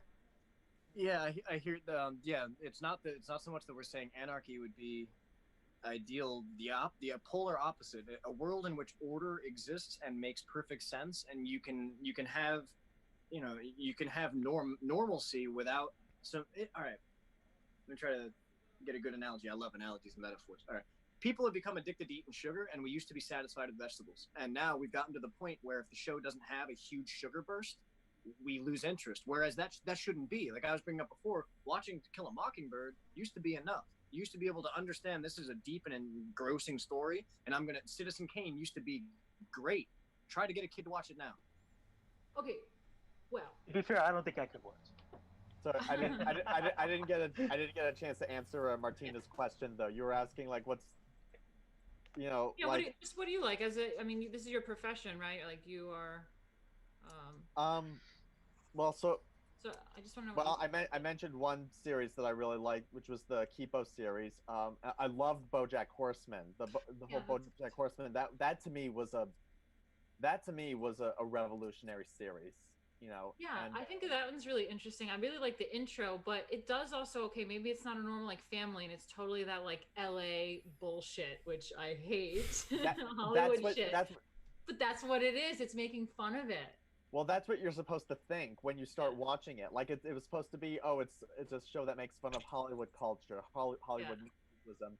But then, after the end of the first series, of the first season, you start to realize there's something else going on here, and then gradually, the more you watch it, it actually starts to become a little bit darker. And actually, It is dark. I mean, personally, I think the comedy of BoJack Horseman takes a back seat as it goes along. Yeah, I mean, I haven't finished all of it, but also to kind of to add on to like what we're talking about with like the family and all that stuff. I remember like the like late 90s maybe or something on the radio, like my local radio or whatever was talking about someone mentioned something about the Simpsons being like a dysfunctional family, and the radio host was like, "Well, like wait a minute, hold on. How is he dysfunctional? They're in a marriage. They're not split up. They have a family. Like he has a job. Like, so yeah, kind of to what Emmett was saying is like, if it's too perfect, like, well, there's no story. Like you have to make it kind of goofy to have it be interesting. But in reality, like it kind of is a good family. I mean, it was more wholesome than my family. I grew up with a single mom, you know? Not, So it's not like, from the yeah. he was a bit dopey, but he was lovable and he loved his wife and they loved each other and they were a family. And the stupid dad archetype is done in every show. I'm getting kind of tired of it. Yeah, I mean that was the It's original. like an op in itself. Yeah. Like a useless. I think that's what's cool about Bob's Burgers is because like he's more the straight man and the family is the kind of like a wreck all the time, you know? Yeah, I mean, he's still the heel of every joke. He's still like fat, gross Bob, and everyone jokes about it constantly. It's like what I think is a good metric to use when you want to judge content like that. Because I don't want to go too deep into the puritanical spiral of saying this is indecent or that's negative, because then I start sounding like the people I can't fucking stand. So I don't like to play that game. But what I will say is like if I'm watching a character get treated like dog shit on a show, I just try to imagine, would this be acceptable if it was this character?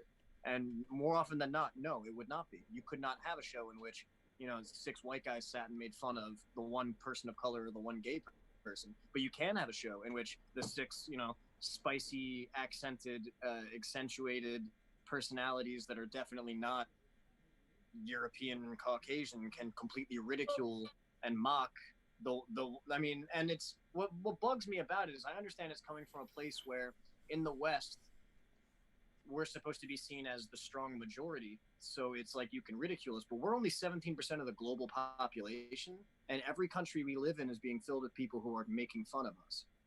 Well, I do remember an episode of Family Guy, which I thought was really funny, where they were out at the bar, and he was with his neighbor, in the wheelchair, and it's like Cleveland and stuff, and Quagmire, and they were playing the game Would You Rather. And I remember he asked, would you rather be crippled or be black? Oh, I do. Yeah, I've seen that one. I think. I don't think that would happen today, but that was like years ago. I don't know how edgy Family Guy is now, but yeah, it's a weird feeling because I remember like where I was in my old job. One of my favorite things to do was to go down to the storage room and hang out with all my other coworkers who were different race and different, come from different creeds and everything, and we all made fun of each other. My joke was like, every time someone needed a box cutter, they would ask me, and because I'm Puerto Rican. And I was just like, I just found that to be kind of, I don't know, like a bonding kind of. I feel like a lot of things were like kind of like Family Guy humor and stuff like that. I mean, there is a thing where like sometimes animation can soften the blow when it comes to something like that. Like if they did that in a real life series, like a live action series, I think it would have been canceled immediately. But because it was Family Guy, cartoon characters saying that. I completely get it. It's like it's wanting to hear, naughty things, and then being knowing we all know what they're saying is wrong.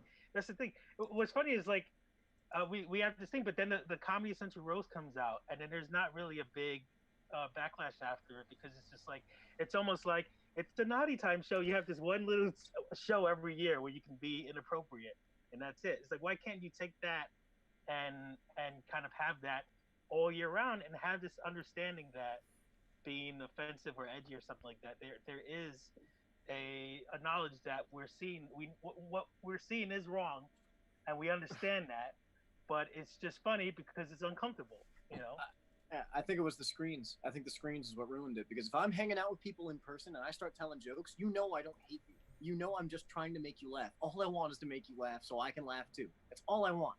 But if you don't hang out with me and I say a joke you don't like and you read it on a screen, now you get to interpret it as directed directly at you and your mom, and you get to get super mad about it, and you get to tell everybody my handle and get to start coming in and flagging my shit, being like, oh, well, this is offensive to...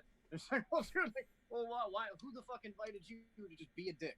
Like, why don't you just ask the context or something? Like, for the most part, I think it was screens, though. To back off of any sort of a rant, I think it was social media gave us the inability to human interact, and we were just interacting with words on paper. And if I write down one of my favorite filthy jokes on paper, I'd get in trouble for leaving that in public. So it's like that's not a joke anymore. Now it can be interpreted freely. It's no longer human communication. It's one-sided communication. You're doing all of the work in your own brain. Most people are going to be offended because, like we said a bunch of times here, being offended reacts better with people. They like things they can get upset about. So the human mind is, unfortunately, especially if you're stressed, going to lean towards, oh, this is a bad thing. Yeah, Jules, it's like a victim complex too. It's like, oh, I'm looking to be upset. I'm looking like something's out to get me. Like that shit you're gonna have a bad time if you have that attitude. It's the awards, man. Whoever's the most offended, if you feel you're the most offended, you're the most right. You're the most morally correct. Well, I'm hurt the deepest by it because so y'all need to cater to me and everyone needs to stop and hush and go, oh, I'm so sorry. Are you okay? Dude, shut the fuck up. And it would make being a victim is generally glorified by mainstream culture. They portray the person who is the most victimized or the most targeted as like this person that's surrounded by all these people who just want the best for them, and they just like inflate the value of this one situation for dramatic effect or for the impact on wanting to watch something getting more viewership. But that translates into people thinking like, well, if I want to be the star of my own show, I need to be the biggest victim in the room. Mm-hmm. Jules has a good comment, by the way, in the chat. Ridicule strengthens the ridiculed. Definitely. And speaking, by the way, of ridicule, I wonder how much of this is also going to create a more controllable society. If you have people that are relying on this self-validation, to me it seems like that would make for just like people who don't want to do anything themselves to create that inner validation or to have people honestly validate themselves. It just seems to keep people in this very subservient state to getting certain stimuli all the time. Kind of like a PKD Wirehead situation, like that may be. And we'll talk about this later when PD gets here for next week's stream. But that is kind of like an end scenario that would be very anti-human, where people are just constantly getting this reward circuitry without putting in the actual work. That would create like true enslavement in a way. Yeah, if you could hack the brain, look, the neural net is a fascinating idea, but if you realistically, I don't know if any of you guys have had the great pleasure of knowing a drug addict, but if you approach that drug addict and you said, hey, instead of spending your $60 and going down to the corner and doing all this sketchy shit and selling your VCR and repawning it over and over, whatever the fuck you're into, how about I just give you this uplink, and every time you need it, you press this button, and I will zap dopamine into your skull, and you can feel like you just shot the biggest bag of dope, and you'll never overdose because I'm just doing it internally. Who's going to turn that down? How many of them are going to turn that down? How many alcoholics do you know are going to say, oh yeah, I don't want that? So the next thing you know, like all of your juice that you get from your interactions every day, you get juice from going to the bathroom in the morning. You get juice from wearing clean clothes. You get juice from cooking food. You get juice from looking at a person you're attracted to. You get juice from all sorts of stuff. You get all these lovely chemicals in your brain. And if you're going to make that synthetic, if you're going to get that whole relationship from a pill or from a button, you're not living life anymore. You're living a simulation of a simulation of a simulation of a simulation. And I guess pornography is also sort of like an in-between section there, where it's not exactly pill, but it's still on demand, whatever you want to see. But I want to shift this before we end the stream. I want to shift this to Kimberly Coulter and the article that Kimberly wrote on Elmer Fudd losing his gun. So we didn't really have that much of a chance to talk about this situation related to you, Kimberly. So can you speak a little bit about this article and your general thoughts on where this is all headed? Well, HBO Max essentially decided to, in their reboot of the Looney Tunes, take away the guns from Elmer Fudd and from Yosemite Sam. And I still haven't been able to find out if they've replaced Yosemite Sam's with, or what they replace it with, if there's anything specific. But now Elmer Fudd, when he hunts Bugs Bunny, is doing it with a giant scythe. You know, like how the Grim Reaper carries a scythe? So you take something that was like cartoonishly funny, a hunter who can't catch the rabbit, and he gets himself into all kinds of antics, and now he's this like Grim Reaper-esque thing stalking the bunny with the scythe. And meanwhile, you have all of these shows that are geared specifically towards kids not much older who are advertising things like suicide and mass school shootings, mass shootings, and those are the only situations in which you hear about guns. And I think that that's intentionally psychological warfare on children. I think that's intentionally geared to make you have nothing but a fear association. You know, when I was a little kid, this is a little deviating a little bit from the article, but when I was a little kid, I grew up, you know, the NRA had Eddie Eagle, you know, stop, don't touch, leave the area, tell an adult. It was the, you know, all about gun safety. When I was in kindergarten, I brought that video in. I don't think you can get away with doing that today. I think you would be asked politely to leave. So it makes me wonder, where's the shift? And I talk a lot about, you know, like I include 13 Reasons Why is a big one. There's a lot of kids who are motivated to suicide after watching this show. And there's in the second season, you know, spoiler, it's not a great show, you shouldn't watch it anyway.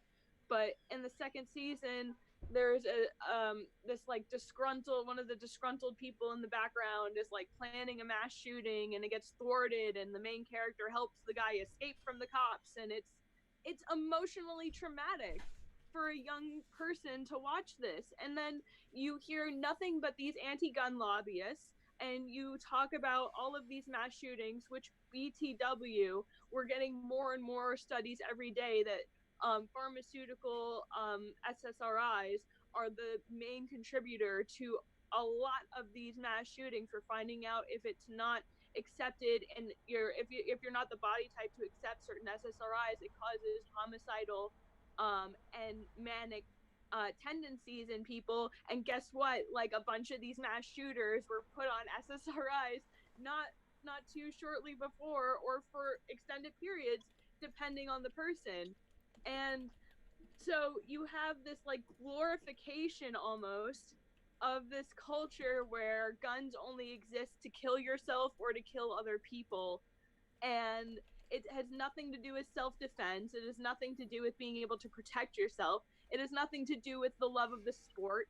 It has nothing to do, you know, we can no longer have cartoons where a dorky hunter can't catch a rabbit, or where the old Western guy is shooting off guns. Nobody's making the argument that either of those characters were responsible gun owners, by the way. There's not a single person in the world that will say that. However, there is not a single realm in this reality that I can conceive where a scythe is less sinister. And I don't understand where that shift happened, because only, you know, when my dad was in high school, they had a gun club. You know, when people used to bring their guns to school and it was not a thing. You didn't even think twice about it. That was not that long ago. And now suddenly, if like you couldn't conceive, most places in the United States could not even conceive of having a group of students that congregate with guns. And that's ridiculous because the fact of the matter is, for the examples of where there are mass shootings, it's like you're taking that and you're judging that the entirety of the 2A community. There's millions of legal gun owners who never kill anybody, never once. It's like when you own a gun, like my dad, for an example, he shoots when we go shooting clay birds and when we have family reunions because we all love to shoot guns. But other than that, he doesn't touch the gun. And that's most gun owners. So to portray this world where everybody who goes out and gets a gun has this really high probability of eating a bullet or going out and killing a bunch of people, when it's inherent to this country that we have this right to bear arms, we have the right to defend ourselves as women, especially. It is so anti-woman to be against guns. It's so anti-woman because we are at a disadvantage. We are seen as prey. And an armed society is a polite society. So I hope that'll tie it in a nice little bow for everyone. Thank you for attending my TED Talk. That is excellent. I also wanted to add a quick thing that I read today from Reason. So a 12-year-old girl pointed finger guns at other kids, and then cops handcuffed and arrested her. This was from the Kansas City Star. So the authorities, school resource officer Dana Harrison, the school's police officer, arrested the girl and escorted her off the premises in handcuffs. She was taken to a juvenile detention facility and will face a felony charge of threatening to commit violence. That's fucking stupid. God. Does she have a GoFundMe set up? Well, this seems to be a pretty old article. Well, 2019, so not that old, but yeah. But this just goes to show you how skewed the attention on these things are. Like the movies that the series that you were describing, they have no problem showing any of this stuff, nor creating this toxic environment, since we're all connected now, this environment of impending doom, whether you go into a school or whether the climate is going to be destroyed. Like, this is how kids are starting right now. This is, It makes me so mad. I wouldn't say it's the equivalent of World War I, because look, like World War II was started off, and even the various street fights and then the rise of the Third Reich, it was built on the blood, the anger, the energy of these World War I vets who got fucked. They got fucked in the environment that they were in, which was like hell on earth. It's a psychological hell that people are in. I would not compare it to World War I and what people had to go through there, but it would be interesting to see what exactly is going to happen with that. So, yeah. Well, you shouldn't compare it to World War I, and I understand exactly what you mean. You have to consider the threshold of the individual that's experiencing the event. So, like, somebody who went to war, right? Somebody who's, like, experiencing like post-traumatic stress disorder induced by war, has a much higher, maybe not necessarily for like day-to-day things, but like has a much higher threshold for what they would consider like life impacting. But if you lead a pretty vanilla life, and suddenly you're bombarded with nonstop messages of, suicide and suicidal ideation and mass shootings and global pandemics and alien invasions and impending doom, that might be enough to trigger a like vanilla person into having a psychotic episode. And you don't necessarily need to like inject them into battle, but if their threshold is incredibly low, then they're not necessarily going to have the tolerance that, say, like somebody who's gotten back from war would have. Would you think that we're seeing some of that today with the acts of aggression that are going on and some of the rioting that's been happening? Absolutely. Yeah, I say that's a very fair analysis.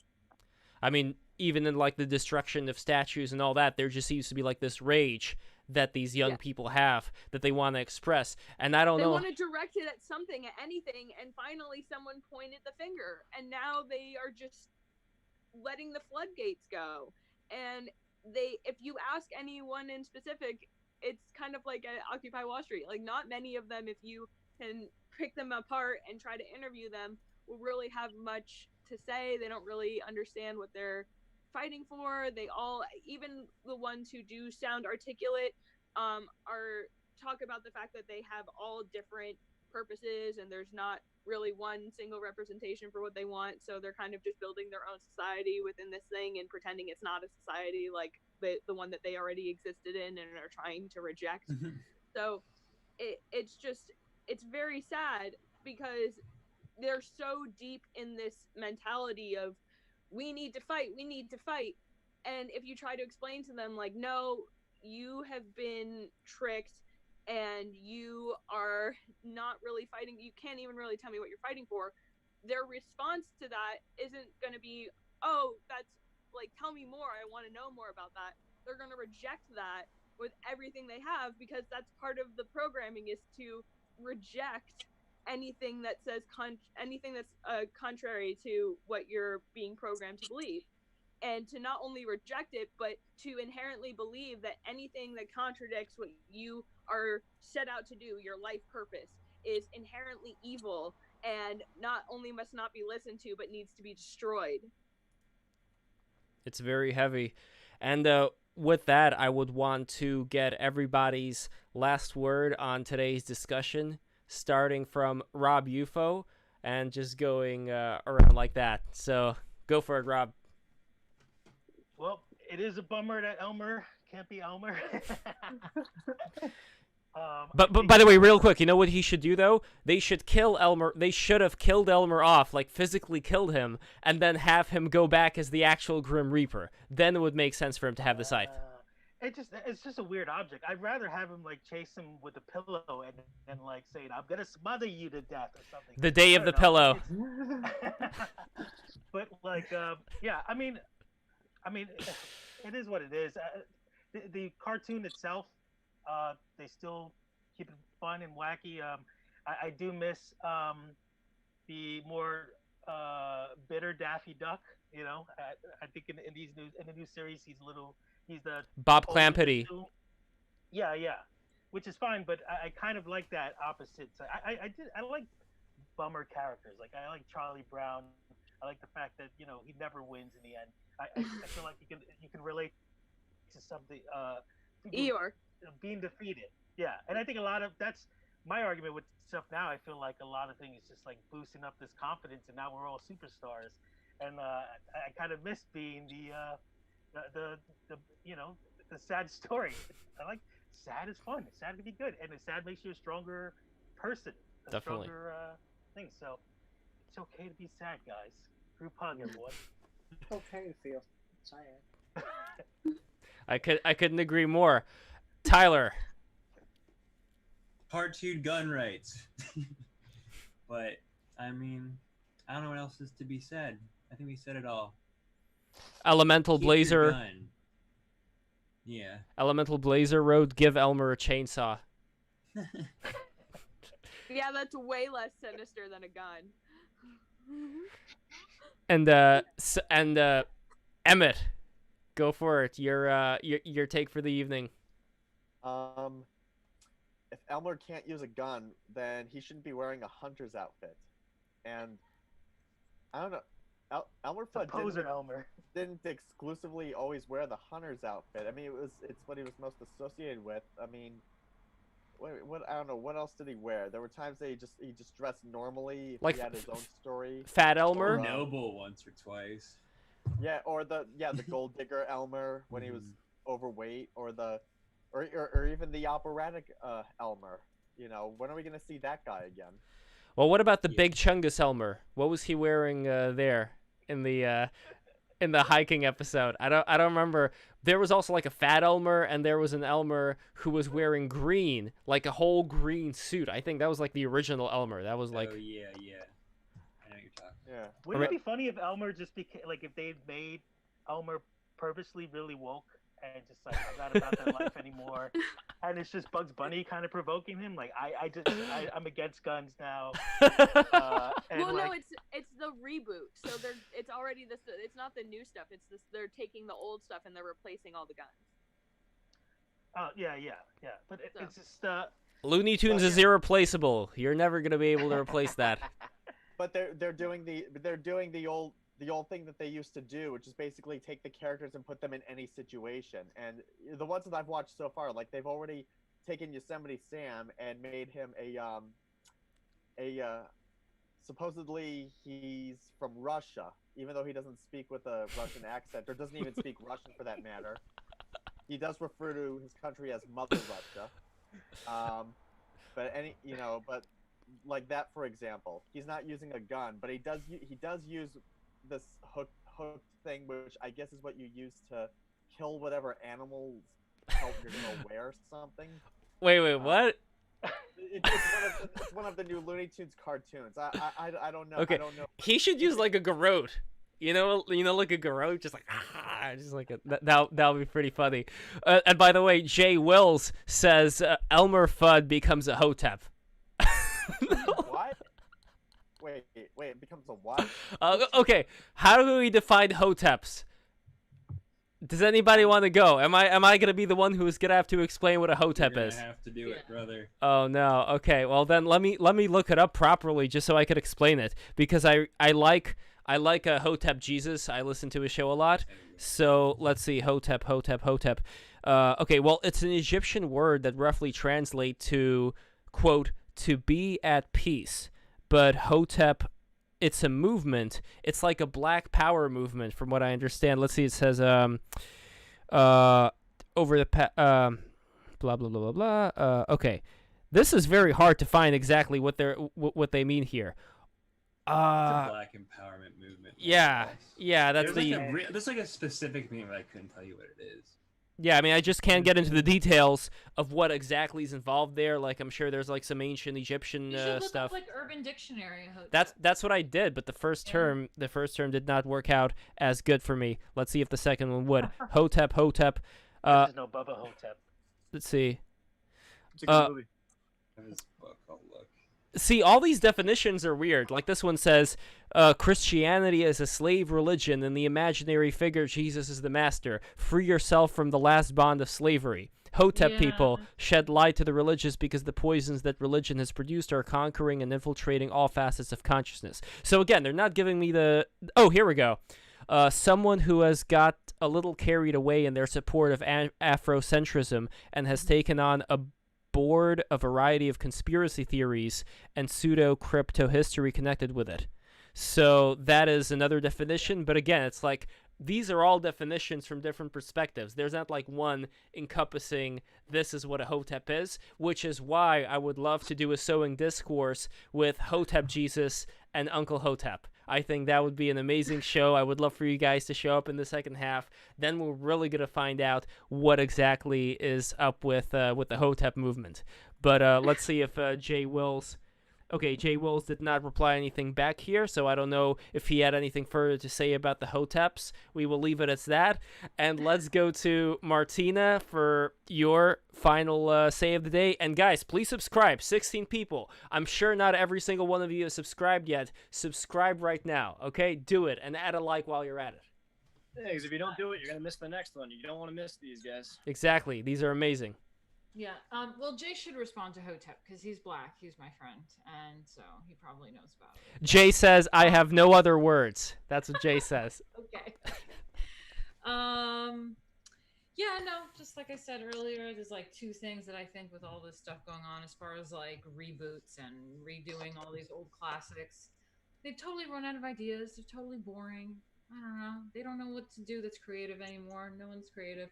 And second of all, replacing all the old classics means that they can then have stuff for the new generation with all the woke stuff, and then all the old things are replaced, especially the classics, things that are good. That's why sometimes they replace things that you're like, why would they replace that?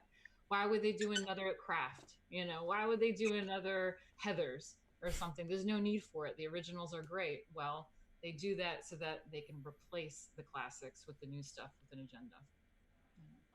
Sense. Well said. And Kim? I just wanted to share the example sentence of Hotep on the dictionary because it's really funny. It says, "Hotep's be embarrassing me on Facebook, fam." Fam. Also, Bill Clinton is a rapist. Infowars.com.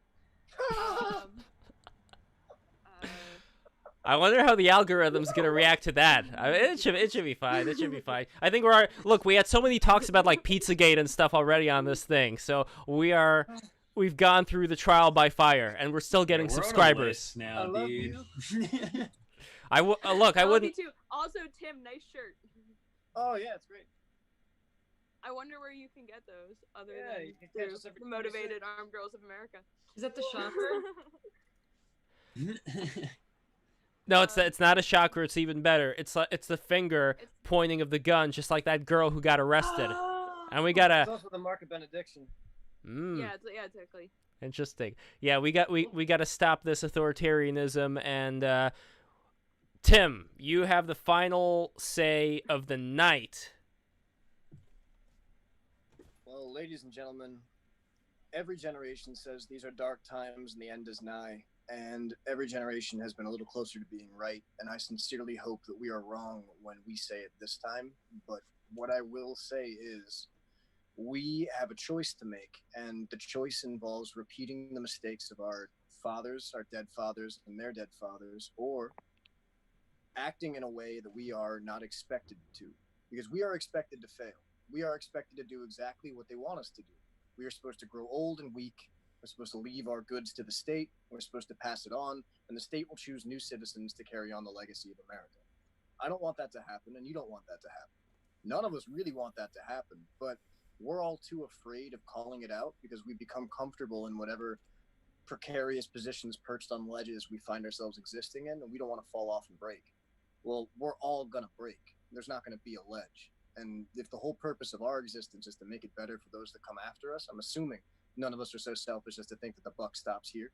Well, then what are we going to be able to look at ourselves in the mirror in 10, 20, 30 years and say, yeah, I tried. I did everything I could to stop this? Because I'm going to tell you right now, I'm going to be able to look myself in the eye because I try. I'm going to keep trying and I'm going to do more because I don't have a choice. I love my country and I love my countrymen and I don't want this to happen. That is really well said. I will add one That's final. my guy. I will add one final thing to this, which is something that Graham Hancock said when he was a guest at the National Arts Club, which is some cultures have the idea of the afterlife being one where you are greeted by a messenger who asks you, you have the chance to be bored as a human being. What did you do with it? What did you do with this amazing opportunity? So that goes in directly to what you were saying, Tim, and that goes for everybody who's here in the panel, who's watching this. I really appreciate you guys giving your attention to what we're building over here. We are going to be having way more of these live streams coming up. We're going to be having amazing guests on, and we're going to be having all these ultra high quality conversations. And I am indebted to everybody here who is listening. And please subscribe if you haven't already. And go to our Patreon, patreon.com/11joules. Give us the money to empower us to keep doing this. And we will not let you down. So thank you so much. Have a great night, everybody. Take care. Love you all. Bye-bye.